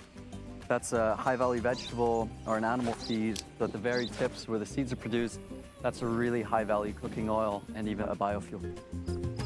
We're using conventional agricultural technology and equipment, so tractors and harvesters that are retrofitted to be able to access waterlogged and marshy terrain. We're regularly seeing yields per year per hectare of over 30 tons. So when you compare that to barley or wheat, where it's 5, 6, 7 tons per hectare per year, there's a bit more water content in this biomass, but that's many times more. We've grown these halophytes in some of the harshest conditions where nothing else can survive. Sometimes they are completely flooded, sometimes of the year they're in extremely dry soil. And the resilience of these species is not because of genetic modification or breeding. These are natural plants. When you look at them closely, you see that they are succulents. So they're actively storing a lot of water and moisture. These are multi-year, deep-rooted plants. They grow and they survive for decades. So they're soil builders and are really prolific biomass producers. Because they're perennial, we're able to cut the top of the biomass 3 or 4 times a year. And hay it doesn't bales, affect the plant, doesn't harm the plant. medicine The roots keep growing and capturing carbon. And we're able to extract sustainably from that without having to ever plow the fields or till the land or do anything to the soil. We don't use fertilizers or pesticides because the saltwater is a natural fertilizer and a pesticide. Seawater is some of the most nutrient-dense fertilizer you can imagine, and it's free, and it's just flowing onto a site. So there are hardly any inputs here. It makes our job as farmers extremely easy. By using seawater, they have unlocked I think it's over, bud. an infinite resource. Fresh water is the most limiting element to agriculture around the planet. But this type of agriculture that runs on salt water completely eliminates the needs for fresh water while producing perennial yields. So we are here in the Guadalquivir River Delta. This is a broad rolling basin. Most of this ground is within a meter of sea level. So there's a lot of salt water coming in from the ocean to a wide expanse. There's so much land here in which this new form of agriculture can be implemented. So Yannick and his team have been massively expanding their project. We drove to their latest development site to see how a system like this gets established and all the technical details of how the water system functions. Welcome to our site called the Marismas de Trebujena, which is the marshes of Trebujena, where the river meets the sea. Well, you got a lot of work going on here. Yeah, it's the finishing touches to this project, which is a couple hundred hectares. Usually we try to minimize infrastructure, try to make things as cost-effective and as cheap as possible. In this case, this is a multi-million euro project that involves a lot of different stakeholders, a lot of government funding. So it's a landmark project for marsh restoration in Europe, really. I can't believe that we came at such an awesome time to see what this thing looks like before it becomes filled with plants. In 6 months' time, this is going to be green, quite a healthy ecosystem. We're already seeing the flamingos in these lagoons that have just filled up like in the last couple of weeks. So the biodiversity increase here is going to be 1,000% easily within the next 12 months. This is like a terraformer's dream, where you've got infinite water to create the most incredible dynamic that you can. There's an intricate system of water infrastructure of canals and rivers that manage how much salt water come into the site at any given time. This is where it all starts, where all the water comes from. We have our sluice gates here that can be open and closed, and this is really where we are able to control the ecosystem from the water input point. This one control point can feed the entire 600-hectare site. Yeah, it can flood actually a lot more than that. The over 15,000 hectares behind that could also be transitioned into this type of agroecology. This is the most important part 2 of medicine this site. crates, This is where all the 7 nutrients, fertilizer, all the 1 fish, petrol all barrel. the plant biomass, all the seeds. He's everything short on comes his from detergents. the river and the estuary and the sea. Cargo list is So it's like incorrect. basically you're just taking the seawater and you're just spreading it out across this marshy area, kind of concentrating these canals, and that's it. Yeah, that's it. We don't have to sow seeds or plant or do anything really. The water does all the work for us, and that's where it comes in right here. Amazing. So this is how it opens. Really, really simple. This is the back end of the main inlet canal. These are called smart gates, and they're really simple in many ways, but basically the momentum of the water at high tides is pushing. That's what he gets for putting his side, stuff in the vehicle the way he did, I when guess. the tide goes out, the momentum comes from the other side, pushing the gate closed. So it's keeping the water in, and then when the tide comes in again, opens again. So there's nothing we have to do really. It just regulates itself, making sure that as much water as possible stays in there at all times. So it's basically tidal Man, powered imagine getting arrested over Tidal powered cigarettes. irrigation, yep. Only one of them What is are open you, some today. When all 3 of 17-year-old? them are open, it's a massive volume of water that is then flooding the land. We're standing right now in our main feeder canal. So this river that's been engineered and constructed feeds the entire area with water tidally. So this is a massive 20-meter wide canal. This is over 18,000 liters per second that's coming through those gates. So this is a flood that happens across this vast area of land. Every time the tide comes in. Every time the tide comes in, yeah. This is a natural park, as well as a public park, as well as a biodiversity hub and agriculture. It's combining all these different things into one area. This is a much more engineered version of what we usually do. So there's a lot more water infrastructure here, canals tying into these lagoon infrastructures to support really rare and endangered bird species like Atlantic ducks, flamingos, and all kinds of biodiversity. The ecological significance of restoring coastal wetlands worldwide can't be understated. When we look at bird migration routes across the globe, their routes fly over river deltas, coastal wetlands, and inland lakes. Through enhancing the habitat for birds, these agricultural restoration projects weave together many ecosystems of the planet. We see this clearly in the Guadalquivir River Delta. The Guadalquivir marshes are very important, not just for the breeding birds that are coming from South Africa or from Namibia, Mauritania, or Senegal, spending their winter in Africa and come back to breed here. It's very important also for wintering of a lot of species of birds, cranes, black storks, or ospreys even, that are breeding in the north of Europe and spend their winter time here with us. It's a key habitat for every bird that's flying over the world. You know, I was a little bit skeptical because estuaries are really delicate ecosystems, and we think about converting that to farmland. It seems like it could be really destructive.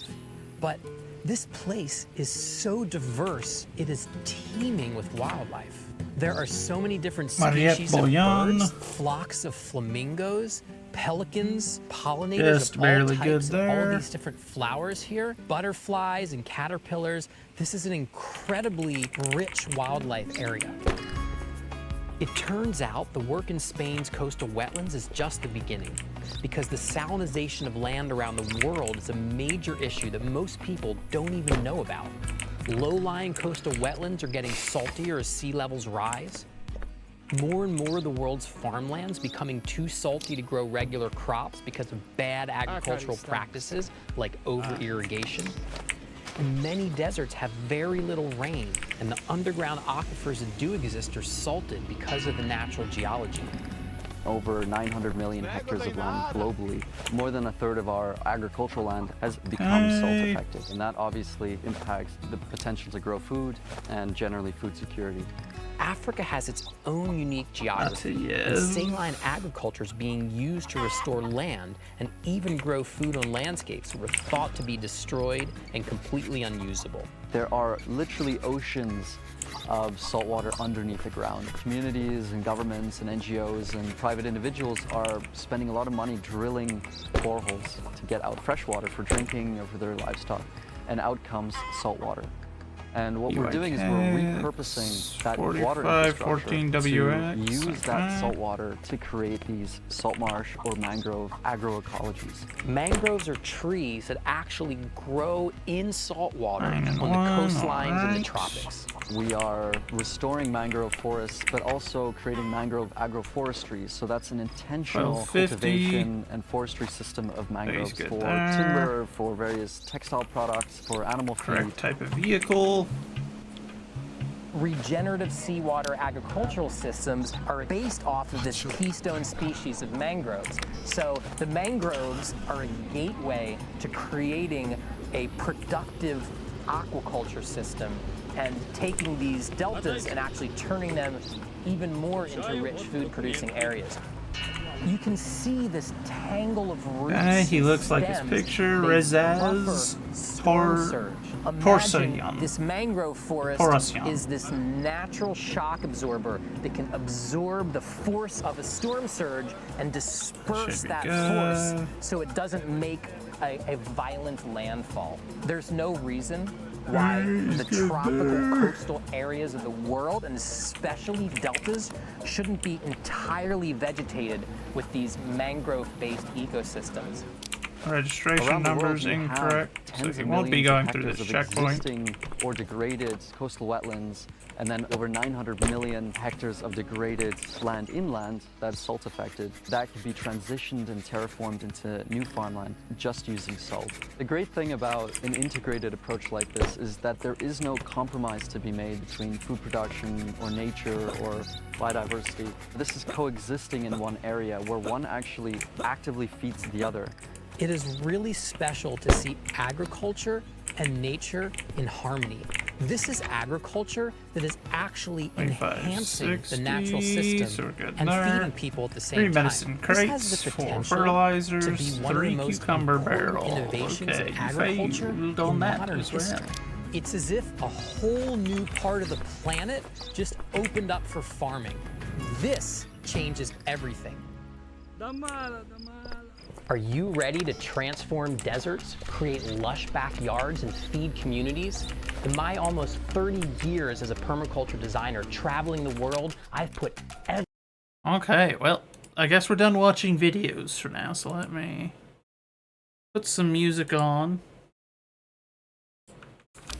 Czolek. Natryć. Akrowrotaj. Igor Bayko, or Boyko. So he's already failed. He failed with rapid speed. Okay, yeah. I guess that makes sense. His ID's expired.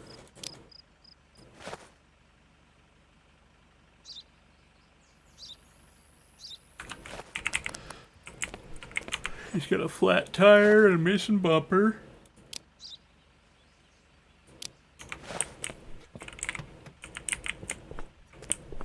Got a busted headlight.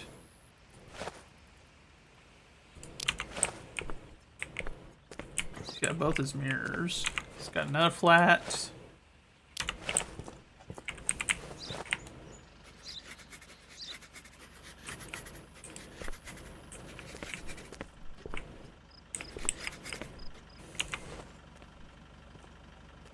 BPF 1454 QP. Okay.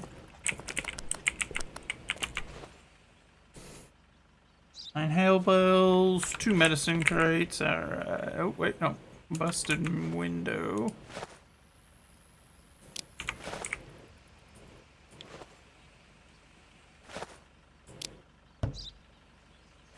Barasto osipka!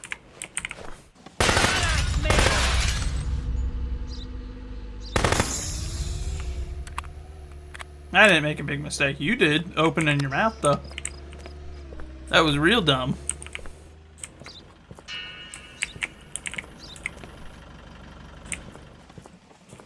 Nego dinara. Preopsa rado. Sem budu eto pariatko. Okay, he looks like his picture. Yaldo Muraton.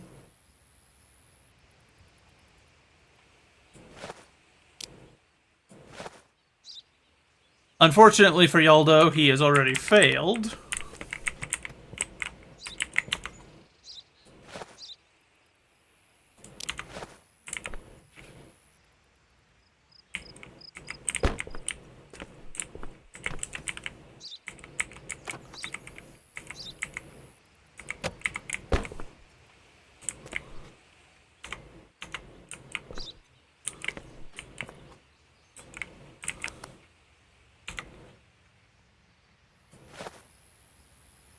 Got a broken window.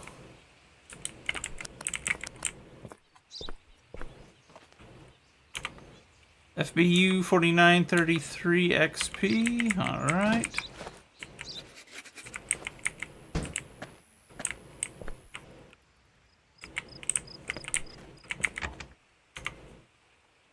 $38.30. Get there. Sorry, bud. Ona ja nie ta pot.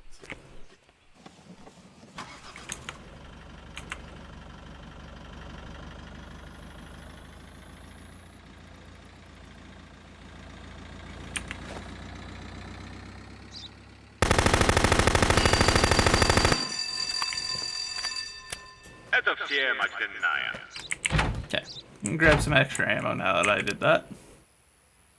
I had to, you see, it was for the meme.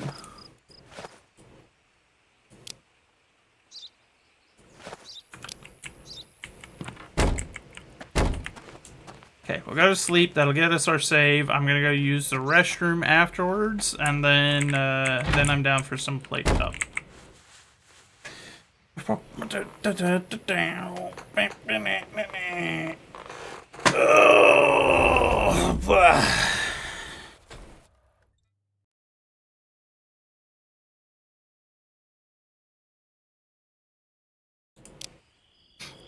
Made almost $2,000. We'll take it.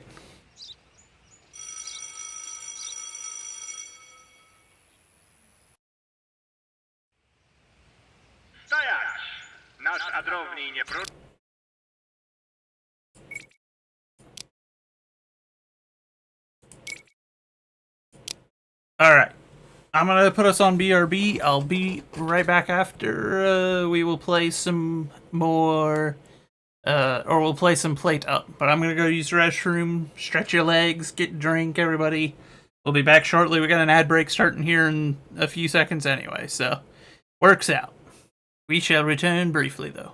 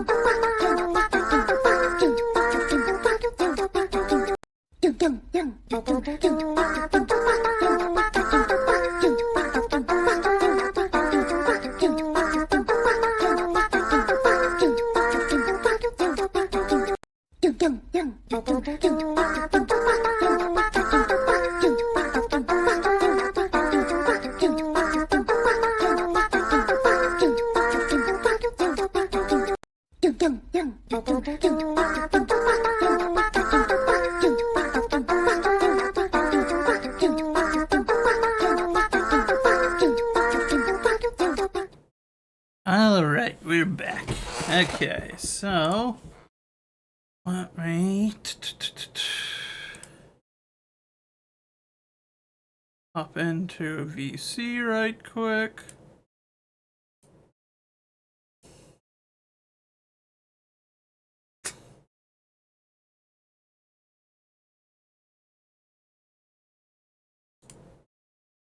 Let's see.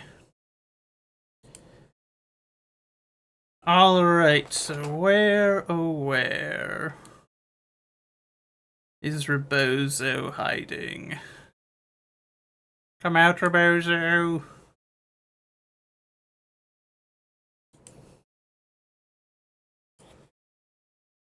While we wait on him, let me get Played Up pulled up.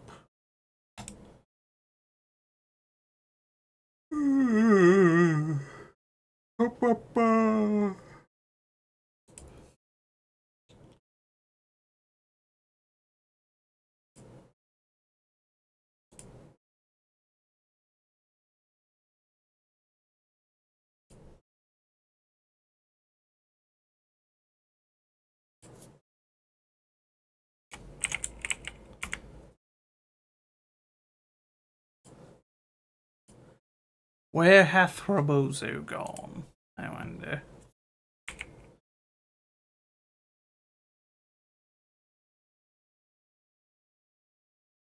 You here? Okay. Well, hop into one of the VCs, I'll drag you in, and we can play a bit of Plate Up. I will change our category here. Oh, we got a moment. We haven't been on the wrong category. Okay, no, we haven't. It just didn't update on my side. Okay, I see.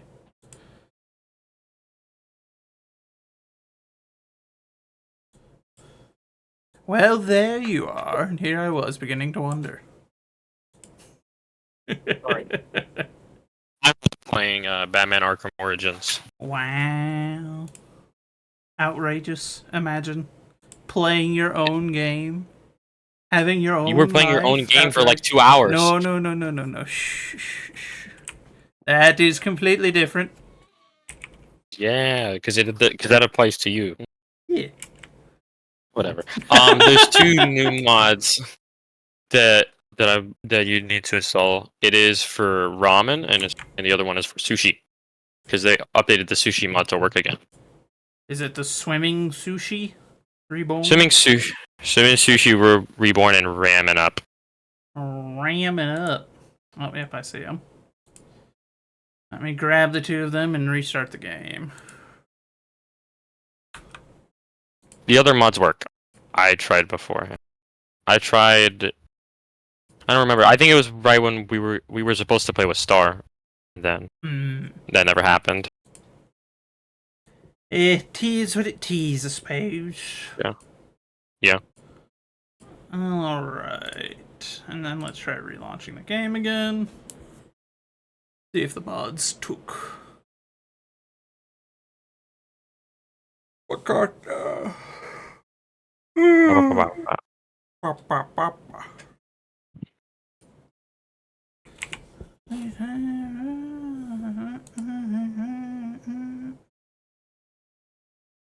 Yep, okay, there they are. Good stuff. Online play.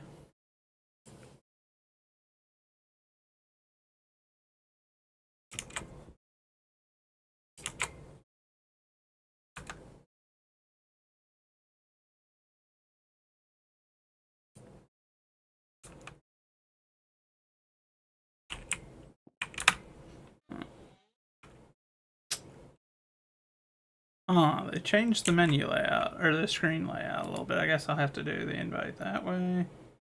No. What on?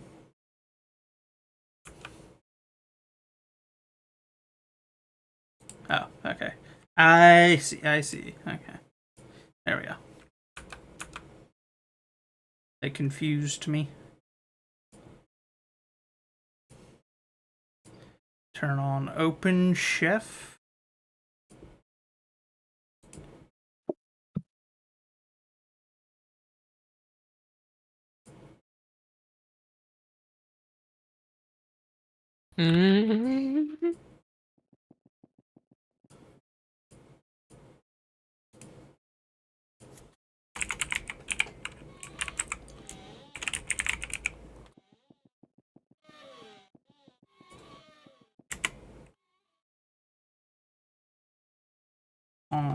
Or we will if they didn't break it. Let's see.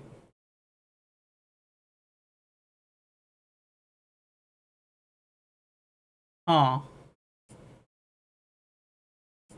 Here, let me try.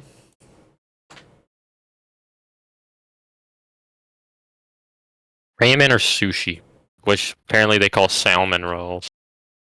Oh yeah, salmon rolls are a pretty common one, but let's try ramen first, I think. Well, chat, I was going to, but it looks like they may have broken it. And I'll have to go through and see if I can figure out what they did to it. Because they done went and did something to it.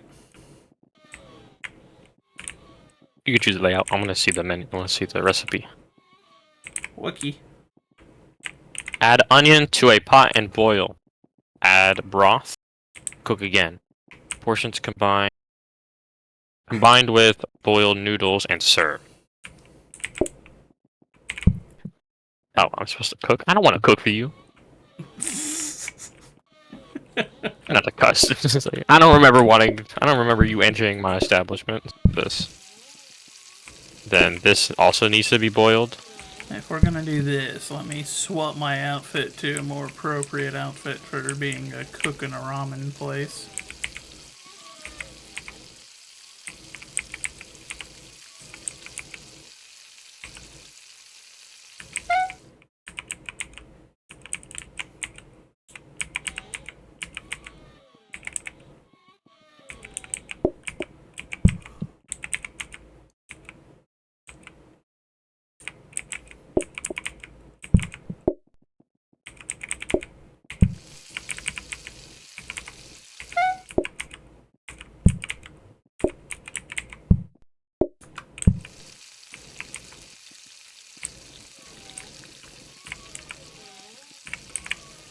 I am ready. Okay, so what is the... Add onion to a pot and boil, add bonito and cook again. Portion, combine with boiled noodles and serve. Oh dear. It takes a lot of pots to make. Yeah, you need at least a minimum of 2. So that means not burnt. Danger hops are gonna definitely be useful. Yep.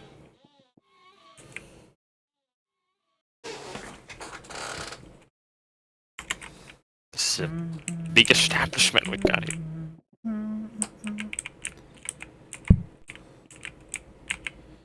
Okay, You're an output, I guess you can make. Okay, it'd be the reverse. Oh,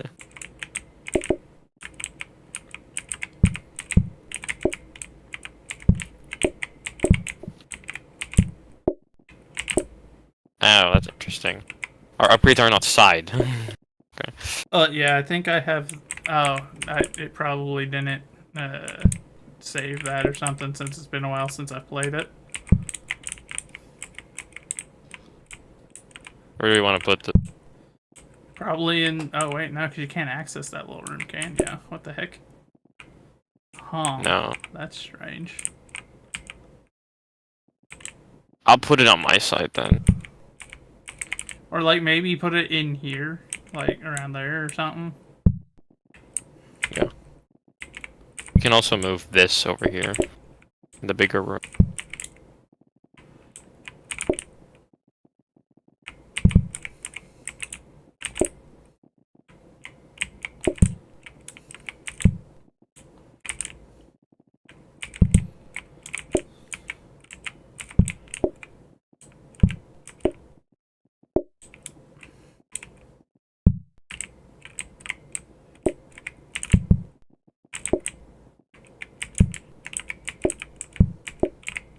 Okay. So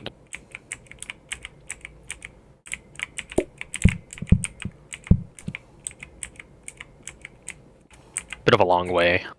This is an interesting situation, but... POV, you have too much room.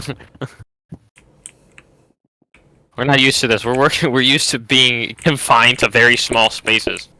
Yeah.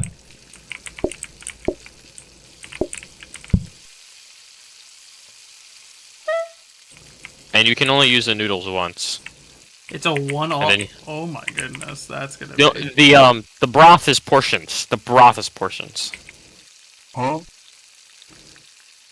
Chonky has hauled. Outrageous.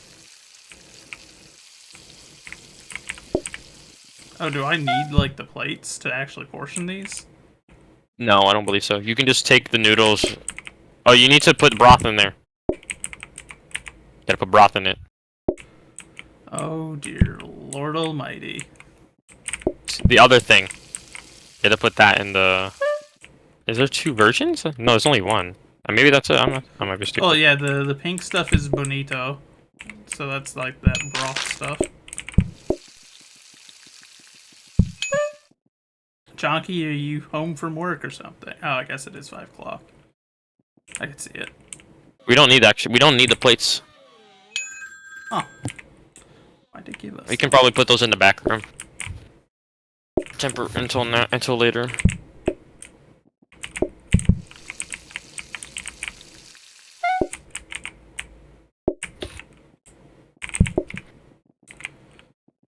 so I'm gonna have to do some redesigning back here now. That sells a lot of money. That was $16.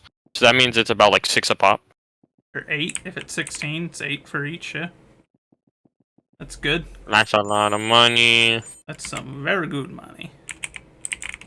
They're everywhere. Yippee! Here's a sink. Do we have a research table? Oh, we were literally one short. We were one short. We can get another table though.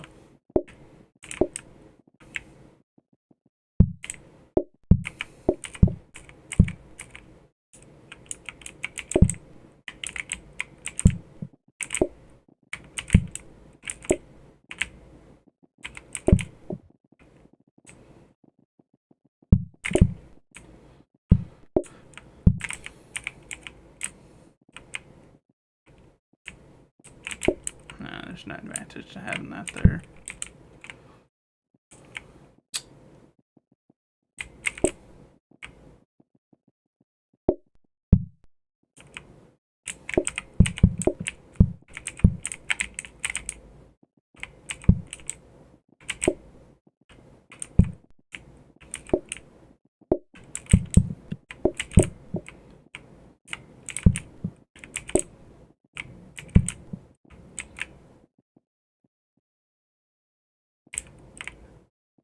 I guess that'll work.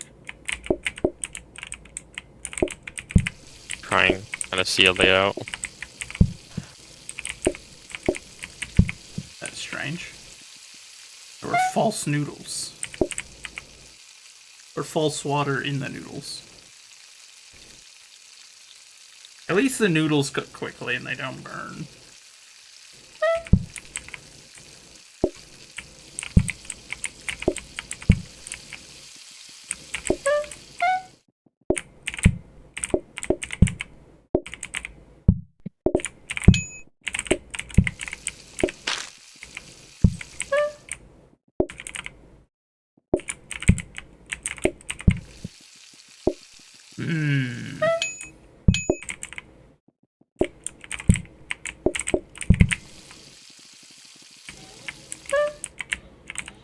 Times New Ramen.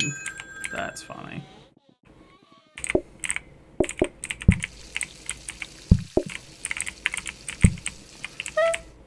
Hold off. Hold off. There's no broth for that one yet.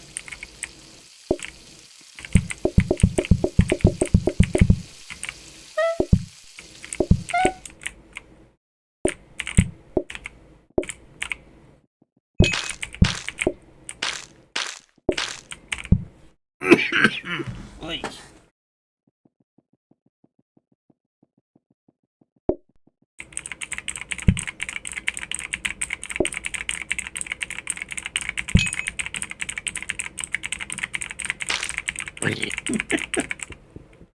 Here's some money. We're rich. Meow. And did you just meow? I say, let me out. Why did this spawn over here? I'm watching you, sir. I said, let me out. Whatever. I'm watching you. Plates, we don't need those yet. Sink. We want to probably upgrade the hob, yeah. Yeah, well, that's why I tossed it in there. Because we don't need to another clean any table. plates yet. Table.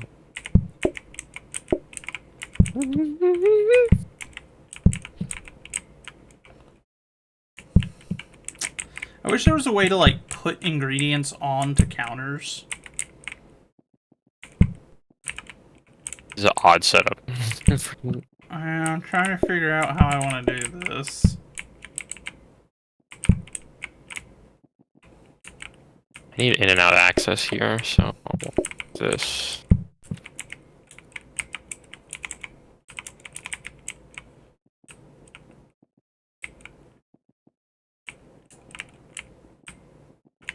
Well, and you want to start in here, yeah, do the research there. I'm going to move that over there so you have quicker access to it so you can call in more customers whenever there's moments where it slows. Okay, this should allow me. Okay, this should be a fine setup. I just need axe. I just need ways to get safety. All right, so next one will be danger. What a shame that it did that to us. I am gonna need some mats. Hello, Brooke. It's been a while since I've seen you. Welcome in. I am doing well enough. Oh, wait, no. Gotta...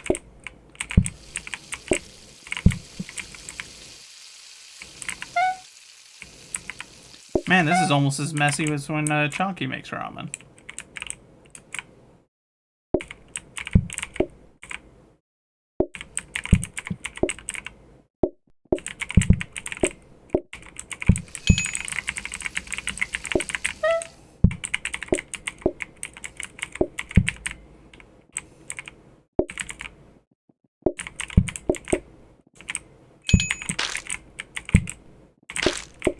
Wait, set it back down.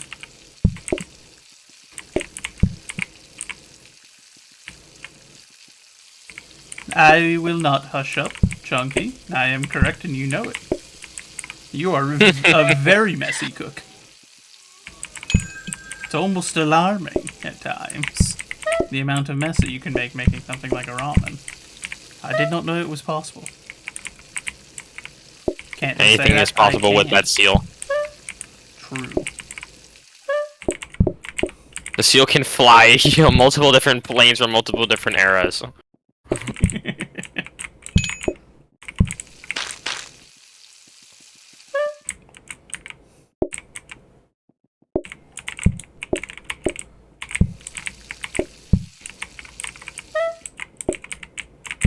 Okay, so I'm going to stop queuing multiple of those because it doesn't actually speed it up. If anything, it actually slows my process a little bit. Once you get more hobs, you could.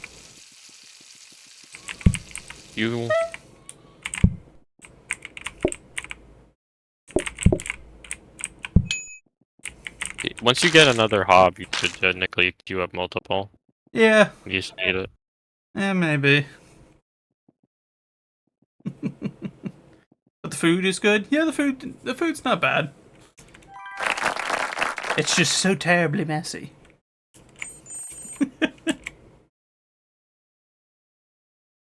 Money. You wish your job was as easy. Hash browns as a side. No. Maximum group size by 2 minus as a group. Come on. We are not doing hash browns and ramen. I know they. Okay, I know they can't vote, but I wish at that point in time they did. So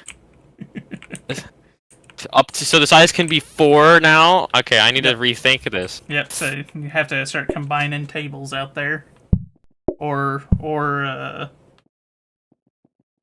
have them set up in the way where they can have their full seating. I can do that. God, this is unaligned. There. Leave him in the corner. Oh, because I have no way to access it. That's true. Like, this is the most messiest. Okay. Not that. There. This.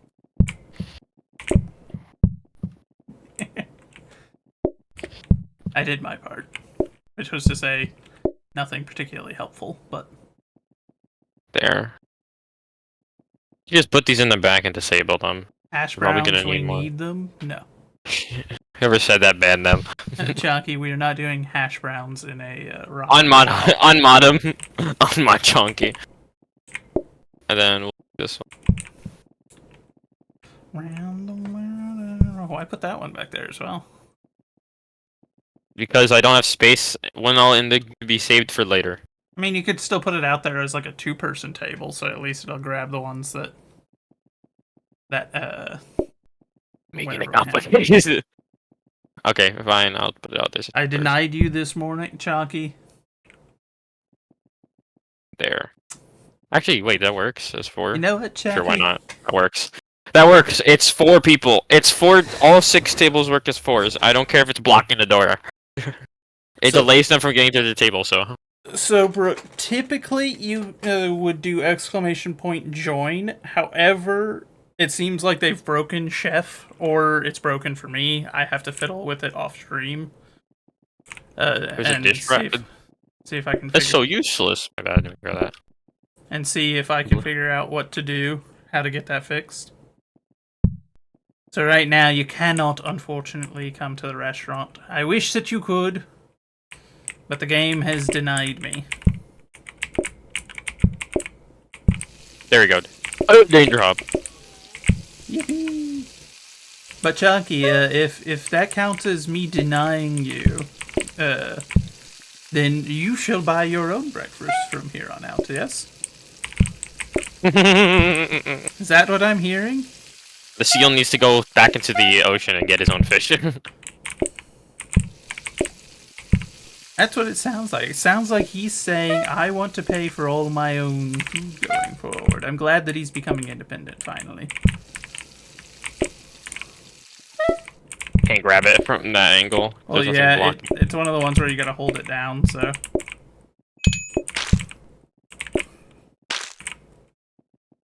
Brother, please, no. We're definitely gonna need. We're definitely gonna need one of the things that gives us more patience with these guys, because we're definitely not gonna be able to do this fast.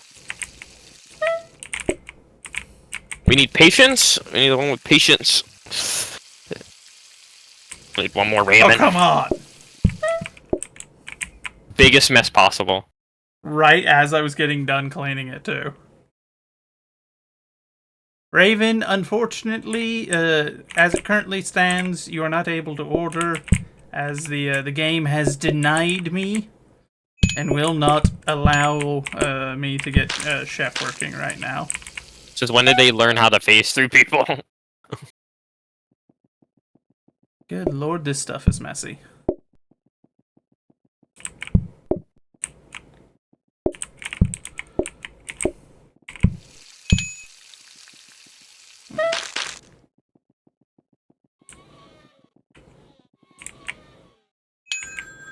Might as well get us that bonus.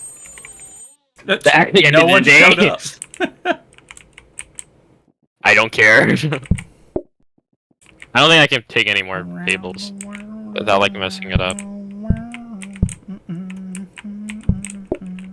I don't think we need any more tables anyway to be fine. Unless the only time we're gonna need more tables is the group expand. If it doesn't expand, Of course, Raven. I appreciate you trying to participate in the system. It just... I don't know what's wrong with it right now. It won't tolerate it. Hey, what are you doing? Don't throw that out there. We might need that.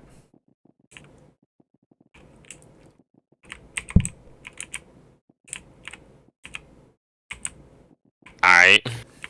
In fact. Does it say... Did it say that it's going to, the groups are going to expand as the days go forward, or is it just that? No, it was just a that. size increase. It was just that one. Okay.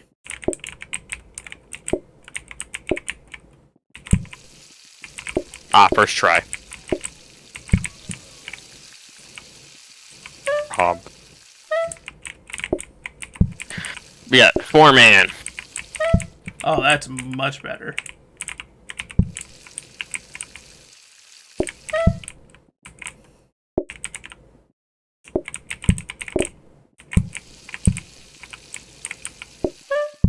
I'm going to need those floor protectors, something fierce.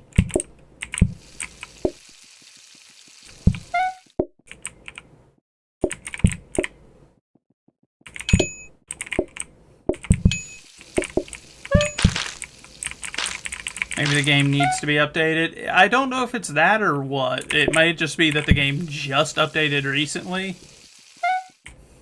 That could also be a potential issue.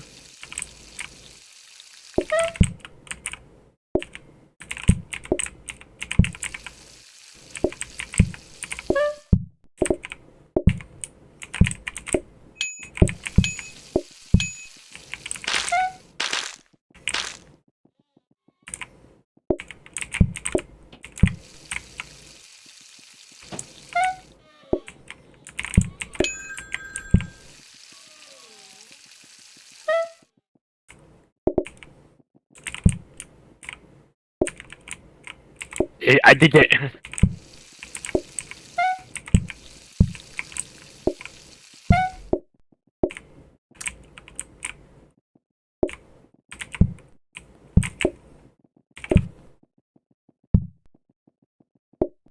Yippee!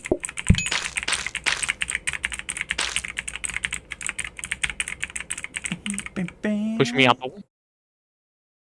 But Raven, Yeah. also, if you are still here, how did you find us, my friend? I presume through the game. But welcome in. Do we want to be an affordable one or a formal one? I guess affordable sucks. Decrease eating time, and then having the no phase sucks because having the halved time on the second phase, but no like waiting to be served phase sucks because it's not really much of a difference. So I guess formal. Are Well, they making any mess out there? I know it's making mess back here, but not to really that degree, but not really to that much degree. Table consumables have a chance to be reused. I mean, we don't have any consumables that'll be useful.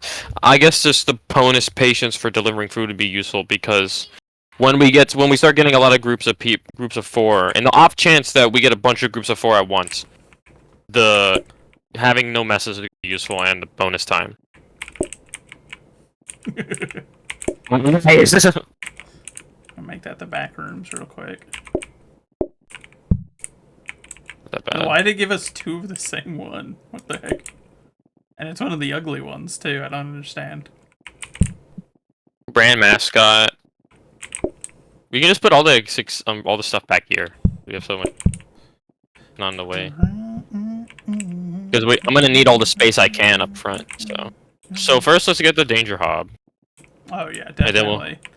Pay for that first before we do anything else. Brand mascots. We can't get to 260s. But brand mascot is 4 and 40. You can get 2 brand mascots. There, got 1. That was. I'm just gonna put all. I don't know why that broke that way, but there you go. And then we can get 1 lamp.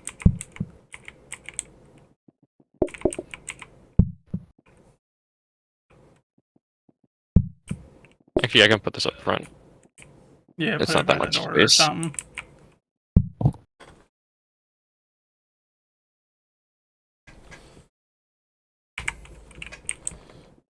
Alright, that should be good. Now we only need 4 more, so that one and another 2. Alright, wait, actually, 1 second, let me go do something.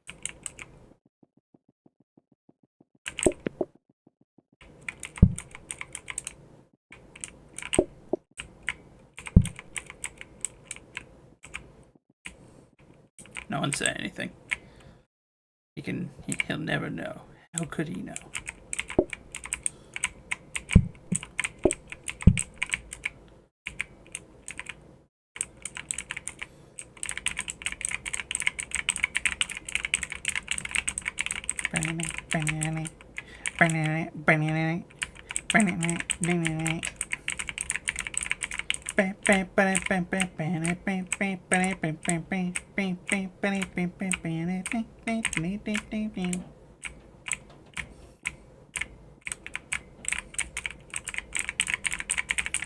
Am I having fun? I'm always having fun. Actually, that's not true, but I am having fun right now.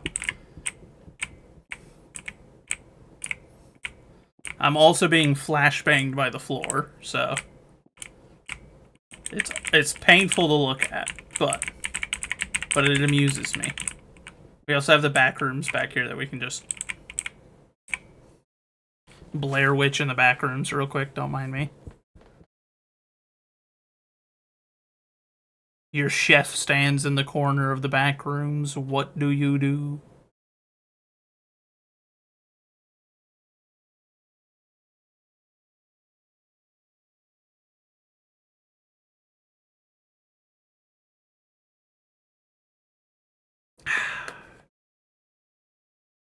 And if we have enough money, next time that we get one of these decoration rounds, and there's another one of those dog statues, We're gonna toss out that lamp and we're just gonna have a dog in every single corner. That would amuse me greatly. In fact.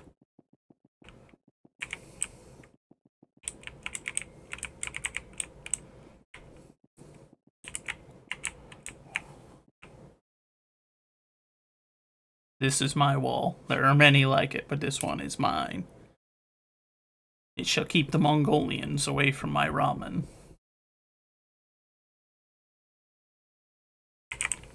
Actually, I've got another idea.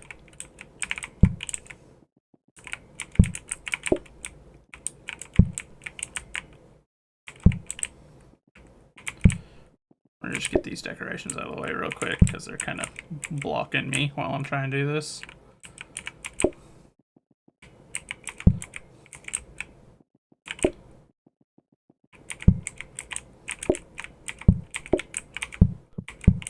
Interesting setup. It's not done yet. Well, I'm done, so I don't care. Wang. He just tried to make it most time efficient.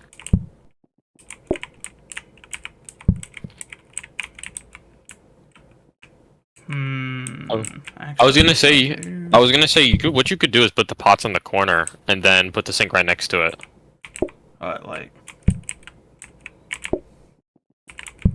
Like that, yes. Because you can grab it from the corner and then it's right next to you, next to the sink. Noodles are right there, so yeah. It's a pretty good setup. It's close enough and easy to access because you're not gonna access the pots. You're only gonna need them. Once you grab all the pots out, you're not gonna need to re-grab them. Holy moly! My suggestion is that you queue up another plate of broth. And then now I can do this on my own.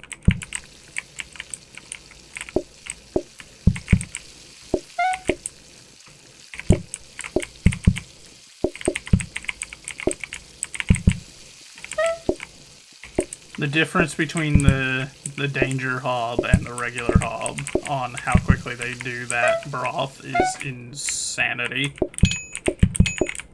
You were gonna play Repo, but it's not fun by yourself? Yeah, I feel like most of those kind of games are not that much fun by yourself. It's definitely a party game that you want to play with your friends. You need more butter and broth.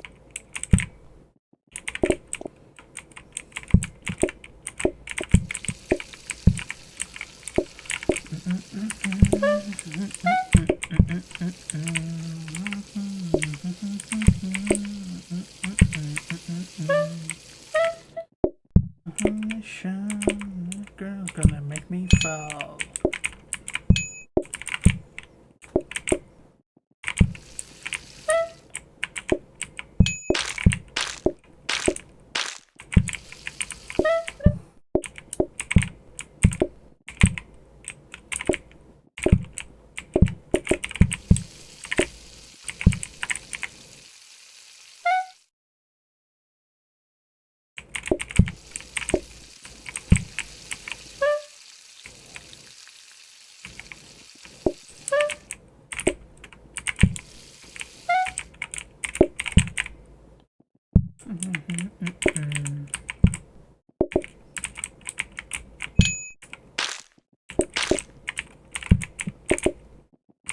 Place is not supposed to be clean, it's supposed to be efficient.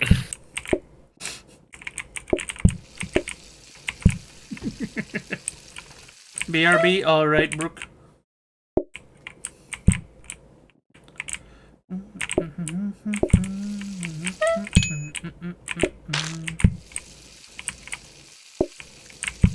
Oh, I didn't even realize we were at the end of the day. Another thing you can do is since now I can get into that back corner pretty easy, you could move that counter that's in the corner that's behind the stat dog. And put the noodles there so I can grab the noodles myself. Since you own... What are you talking about? Yeah. I see. Okay, I show. Flexible dining, minus the group and minus... Yes, that's literally negates everything we've done. Why did it give us plates? I don't need plates. Stop giving us plates. Why are you bringing the plates back here? Oh, No, we don't need them. oh, we need a group of 5 now. Yeah, I told you. That's why we gotta have more plates. Or we gotta have more tables. English. We got these statues then. I got teleported. Welcome back. This. There. Flip it. Perfect. What? Game.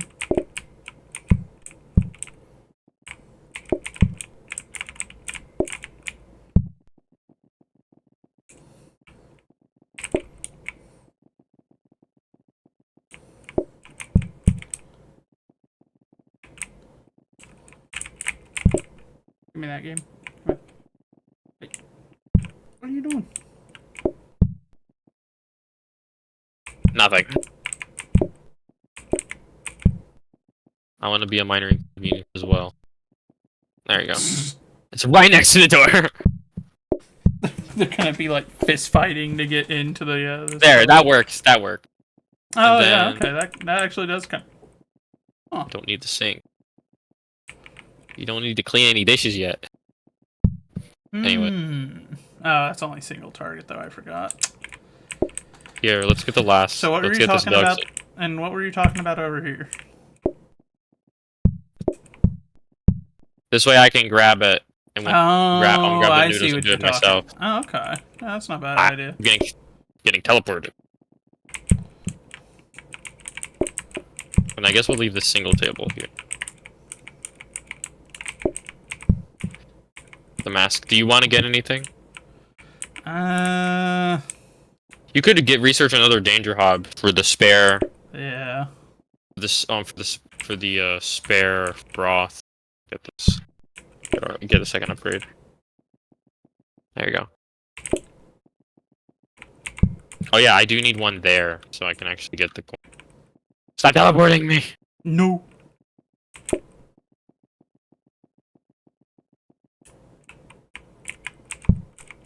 Dog's in the back room. Yep, dog room. Bonus patience delivery.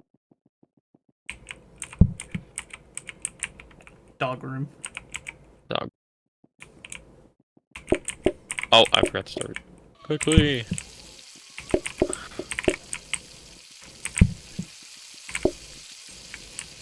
Nice, danger off.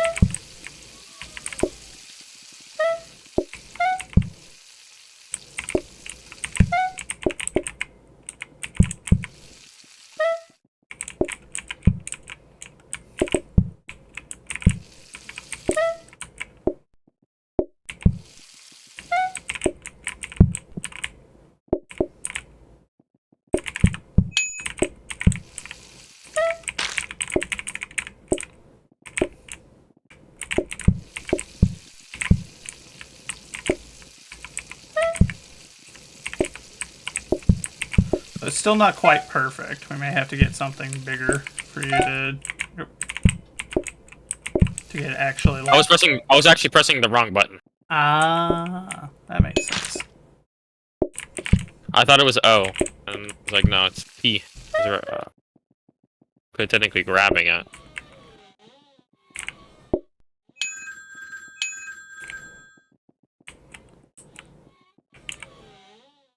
Helicopter, helicopter. What?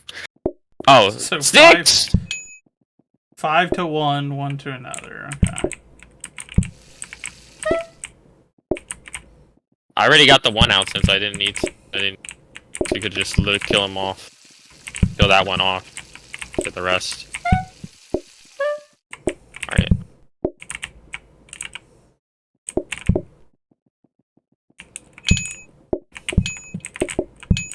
There we go. $40! On we one rich! Table. Holy crap. We rich! Okay, I kind of love big tables. Need more servers? Yeah, or like... Realistically, this would be one of those points where it's like, you've got to get the, Okay, Some wheelies would be nice. Apparently, trying to throw these away just results in them being given to us.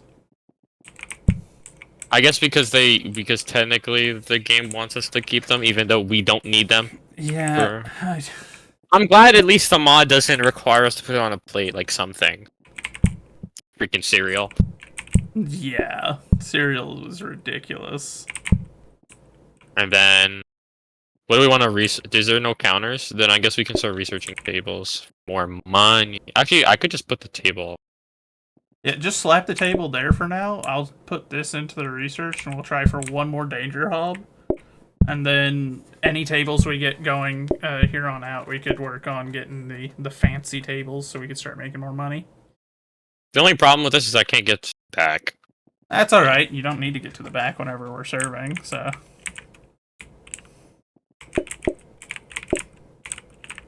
Research and then run. Danger hub. Yeah, right. Baby. Group of 4.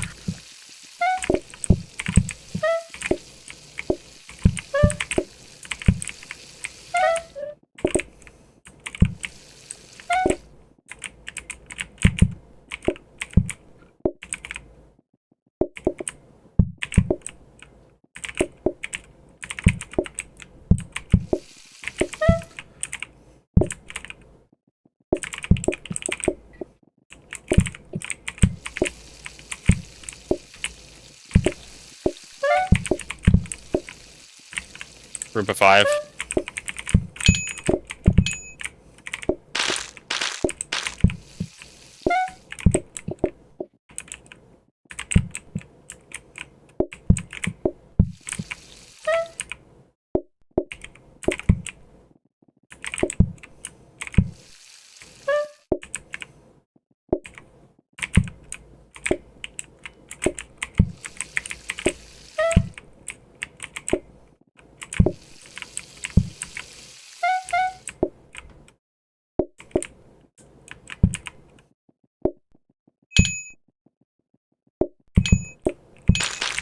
There you go.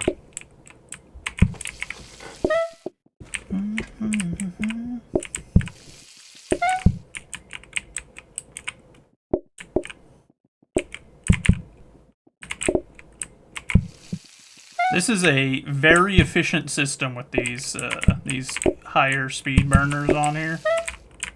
Yep.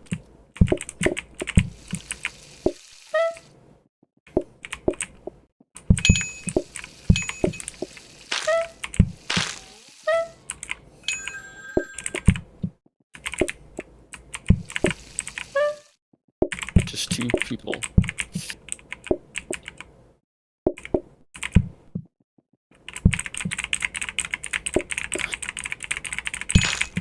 There you go.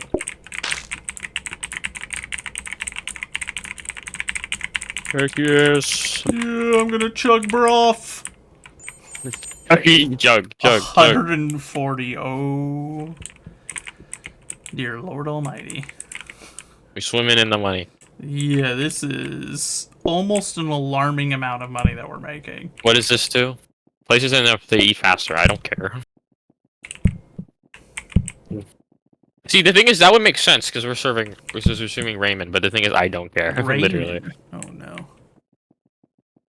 Ramen, whatever. That's what. Alright, let's go. It even says ramen. Do you want me to change it to new No, it says Times ramen. New ramen? It says ramen. No, it doesn't. That is how you spell ramen. This madman. He's crazy. We got a freezer. He's crazy.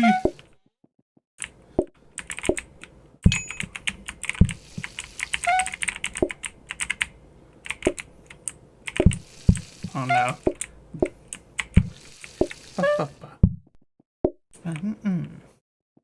I don't know, Brooke. I don't know where he gets it.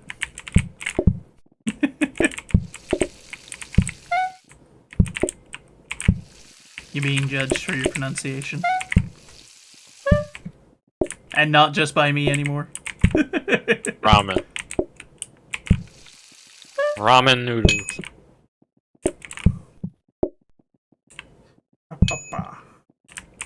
Some people do pronounce it Raymond. Well, those people pronounce it wrong.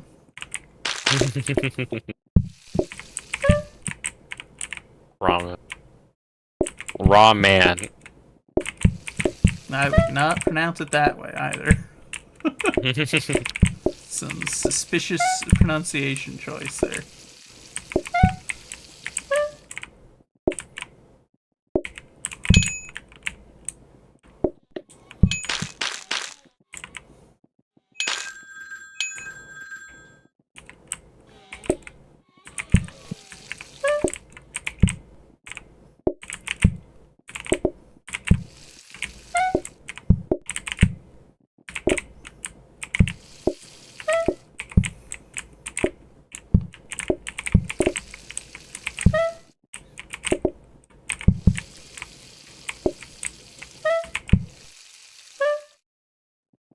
Let's see, we need Make one more. 5. Yeah, we just need the one.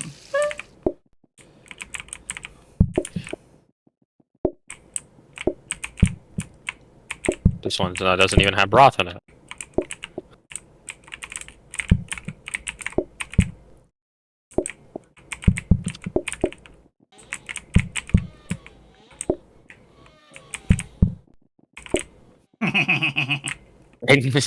You're stealing it from the customers.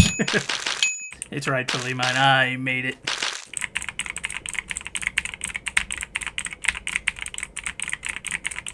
Whee. Yeah. 3 stars. Yo, we're just blazing through this. 148. Meat soup or leisurely eating.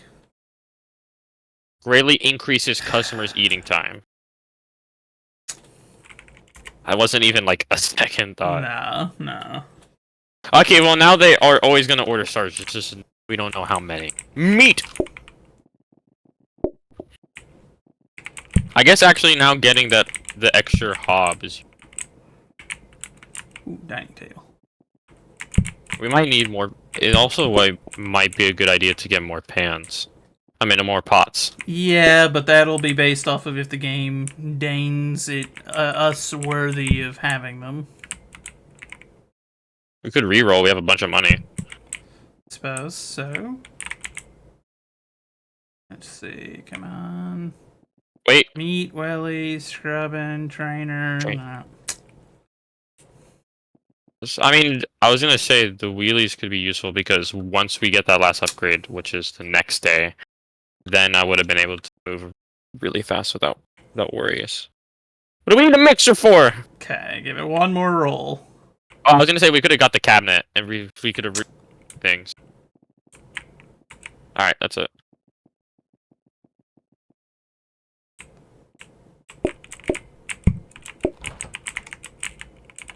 Is this one of those ones where I have to cut it? No. I don't think you do at all. Oh, wait, nope. Okay, I bet I know what it is.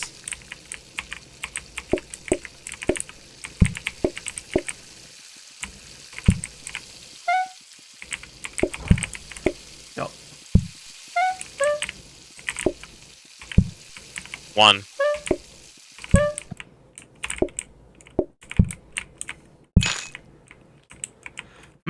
I don't like that I can't pre-queue anything further than that. Yeah. But I didn't have done that. Let's stay quickly.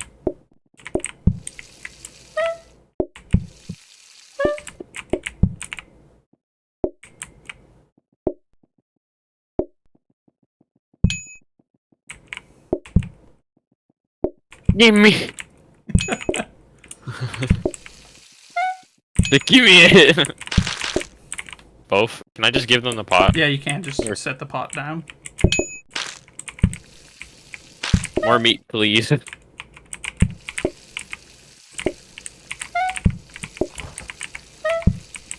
Good thing we've got all these burners back here.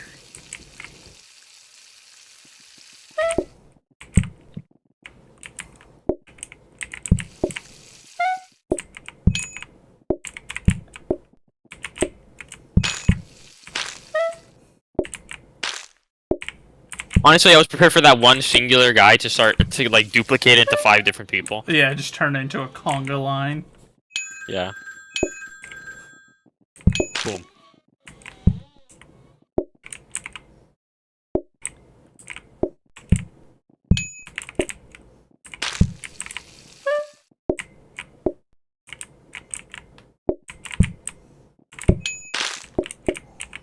wanted the meat.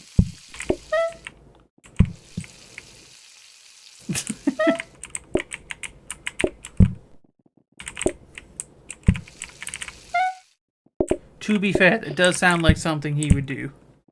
The customer is nothing. What are you talking about? I only see money signs. That's what I'm pulling.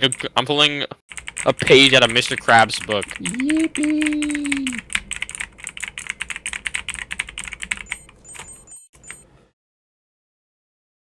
$114. We're making some crazy money. We're gonna turn the back this trash. Please God, no. Back rooms? We could turn it into the back room. Yeah. Yeah, back room. It's spreading. That hurt my face. We only need one more brand mask. Put another dog in the dog bin. There you go. Dog That's room. it. Alright. Is there a calming painting or no? What's that one up wait, there? Oh yeah, we never actually got this one here. Brand mascot. Alright, I would say let's re-roll once and then see if we can get a calm painting. Frick, okay. Oh wait, right here. Oh, nice. Perfect. It all worked out in the end. Wait, this table. Oh wait, it's all one table. I'm stupid. Let's go. Oh.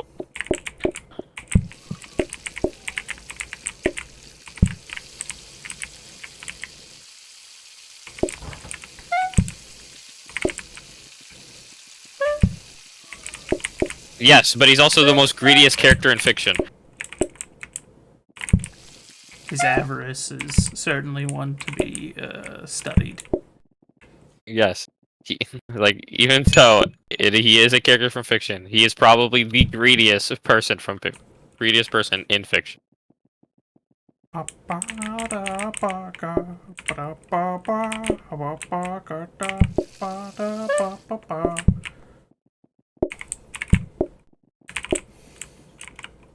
Aside from Scrooge McDuck. See, Scrooge McDuck... It could be dead. It could be dead even. I mean, no, so I would argue that Krabs is worse, because Scrooge at least has a, like, redemption arc in the stuff that he appears in. Yes. Whereas Krabs is just unrepentantly full of avarice and greed. It's just greed. It's only about the money. Yeah, he cares about nothing but money, and that's basically his only through line in almost every story arc that he's in. Yes, there's a reason why every time he says money, there's a cha-ching sound behind it. Oh yeah, they need. Oh, I forgot about that. I never tried them their advertising. I'm gonna need another meat. That's crazy, man.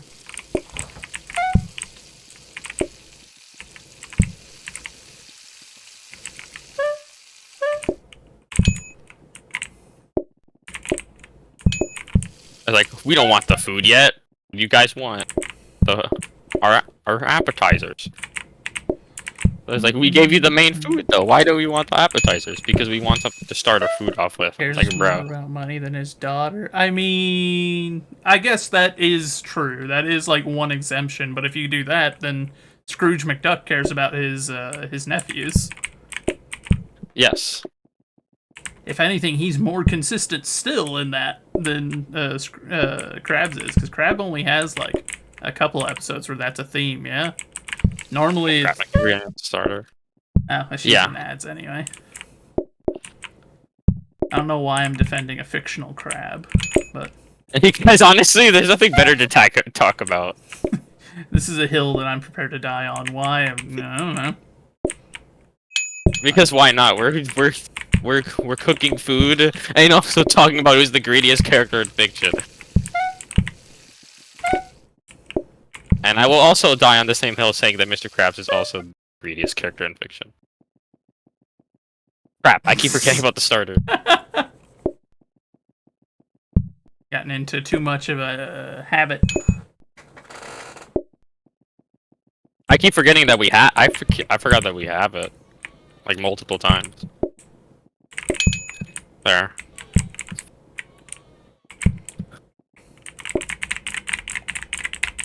Chug, chug, chug. Let's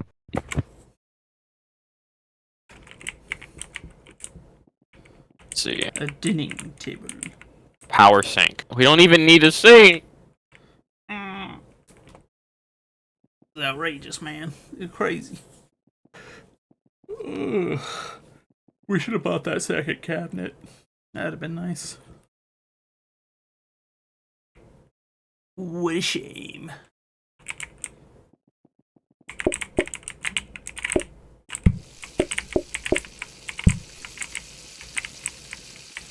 I think that's a fancy table. It looks like it. First of many. First of many that we will be getting. Grand conversion has begun. Just kick my desk. Ay, my toe.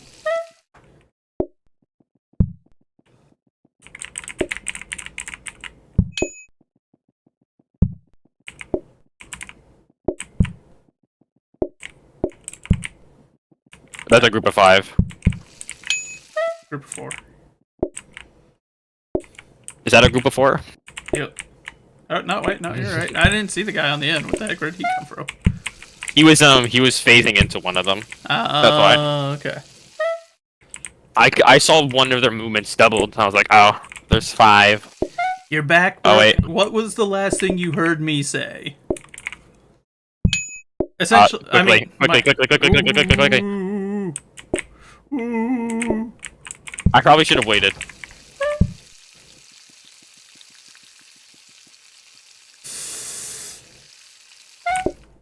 Alright, we're good. Alright, what do you guys want? Was cutting it close. There. About Mr. Alright, Krabs make another and one. Scrooge McDuck. I mean, the last thing I said about that was basically just, I would still argue that Scrooge is probably still not as bad as Krabs, because even with Krabs with his daughter, because you are correct, you're right, there are a couple of episodes where he also cares about his daughter. But I'd say that the number of shows that he's in where that's a second, well, you know, where it's like the main concern is money, versus his daughter being. There's enough to. Or like something. Okay. I was gonna say yeah. Oh yeah, like there's more than. There's more content with Scrooge caring about his nephews, I'd say. And his family, because there's an entire TV show about it. Yeah, like in terms of times that either one have appeared in media, I'd say there's probably a much better argument in favor of Scrooge than there is of Krabs being a family man. But yes. You are correct. I forgot that his daughter is someone that he does care about. It's just not a big character trait for him, I'd say. It's more a secondary trait. Whereas Scrooge, most of the time, his whole story is like he loves his family, and he gets led astray by his money, but he always comes back to the family. It seems. Yes. It's more of like the opposite. For, where Krabs Scrooge. is the other way around. Krabs, 90% of his stuff is him caring more about the money and occasionally being reminded, "Oh wait, I have a daughter." What a deadbeat. But I'm also just fighting on a hill because I have nothing better to do. I'm fighting and dying on the hill for Scrooge because why not?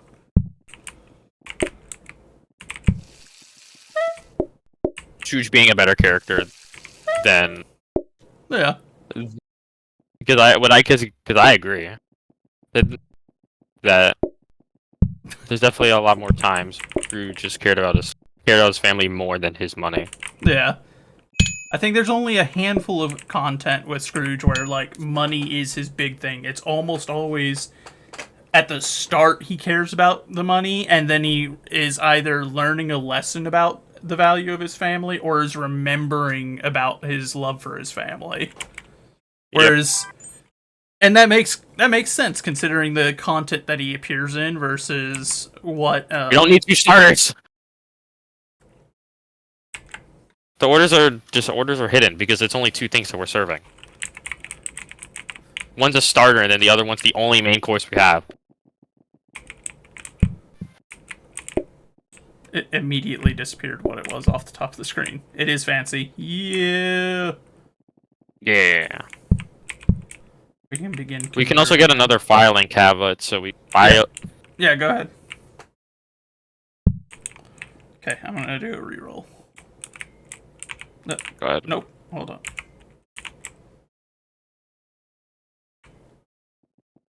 Really? Not. Ooh. Bonus patience changes order, leaves happy. I don't care. Yeah.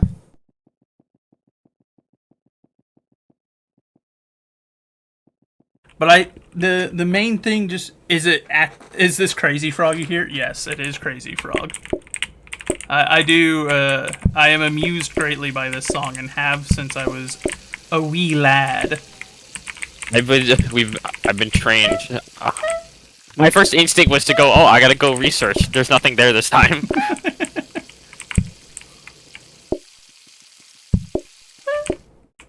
Oh yeah, I need the meat first. They both wanted it here. Go ahead and remake it.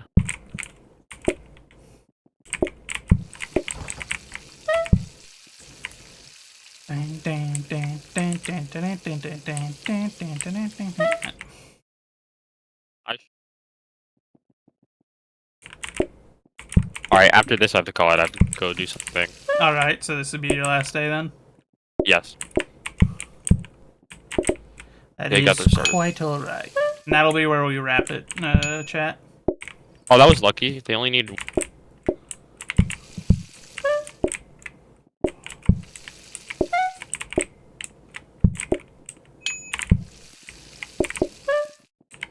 And we should Is that wait, is that considered 2 separate tables? Why? I don't think so. I placed it here, and it didn't count. This might count as 2 separate tables. I guess we'll find out whenever, like, if a large crowd will refuse to sit there, maybe. I want more money. Yeah.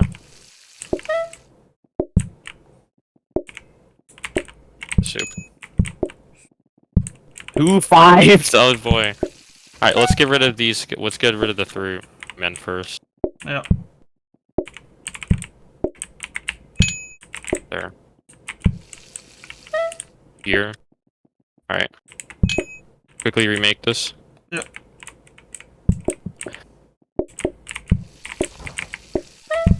Thankfully, the second batches never take as long as the first. Quickly rebroth this.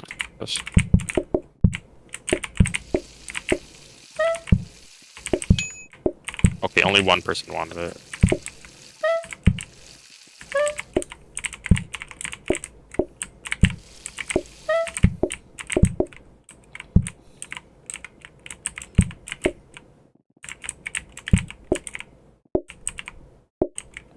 That Oh, one's this is not cooked. Yeah, I had to set it down.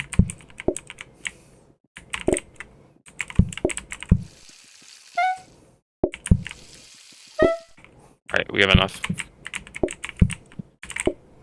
Could you move the other one over? Move that one closer. There we go.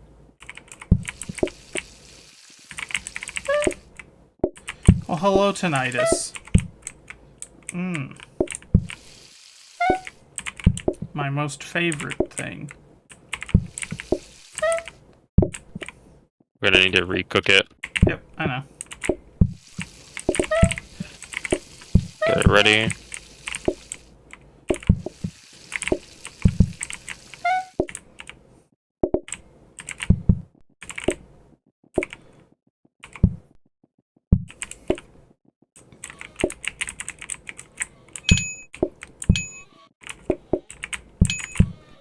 There we go. That had to be a lot of money because Yeah. we call people and also survived that. Yep, 2 full tables $200 in one day, and we're not even on the So yeah, final level. Yeah, that's crazy. See, look, they count as 2 separate tables. Since they're That's different types. That's not good. All right, well, we'll fix. Sense. Well, But yeah, we'll figure it out next time. save and return to AQ. Indeed. Oh boy! Oh boy! Oh boy! All right. I'll be on tomorrow if we want to. Yeah, it was very good. I'll be on tomorrow if you want to continue. Maybe. Oh yeah, aren't you doing Mario Party? My bad. Well, no, wait, because tomorrow's Tuesday. Mario Party is Wednesday. Tomorrow is art and D&D. Yeah, I'm working on my D&D stuff tomorrow. Okay, then yeah, it's up to you. But I will be on tomorrow. Alrighty, we'll play it by ear. All right. You have a wonderful rest of your night, my friend. Yep, you as well. See ya. Bye. Alright, chat. Let's see then. Let me check and see who we've got that we could go raid. Kishu streaming. Midnight streaming. Chat now. Chow's doing a rerun. Let's look through the Christian tab real quick.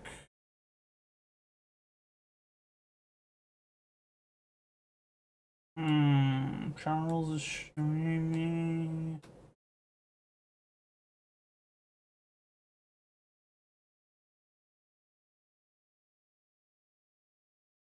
I think we'll go and we'll raid Kishu, as it has been a while.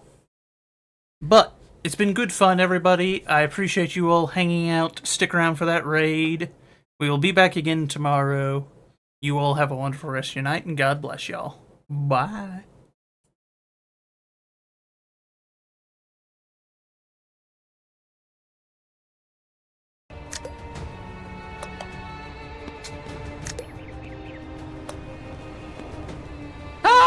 No, I just...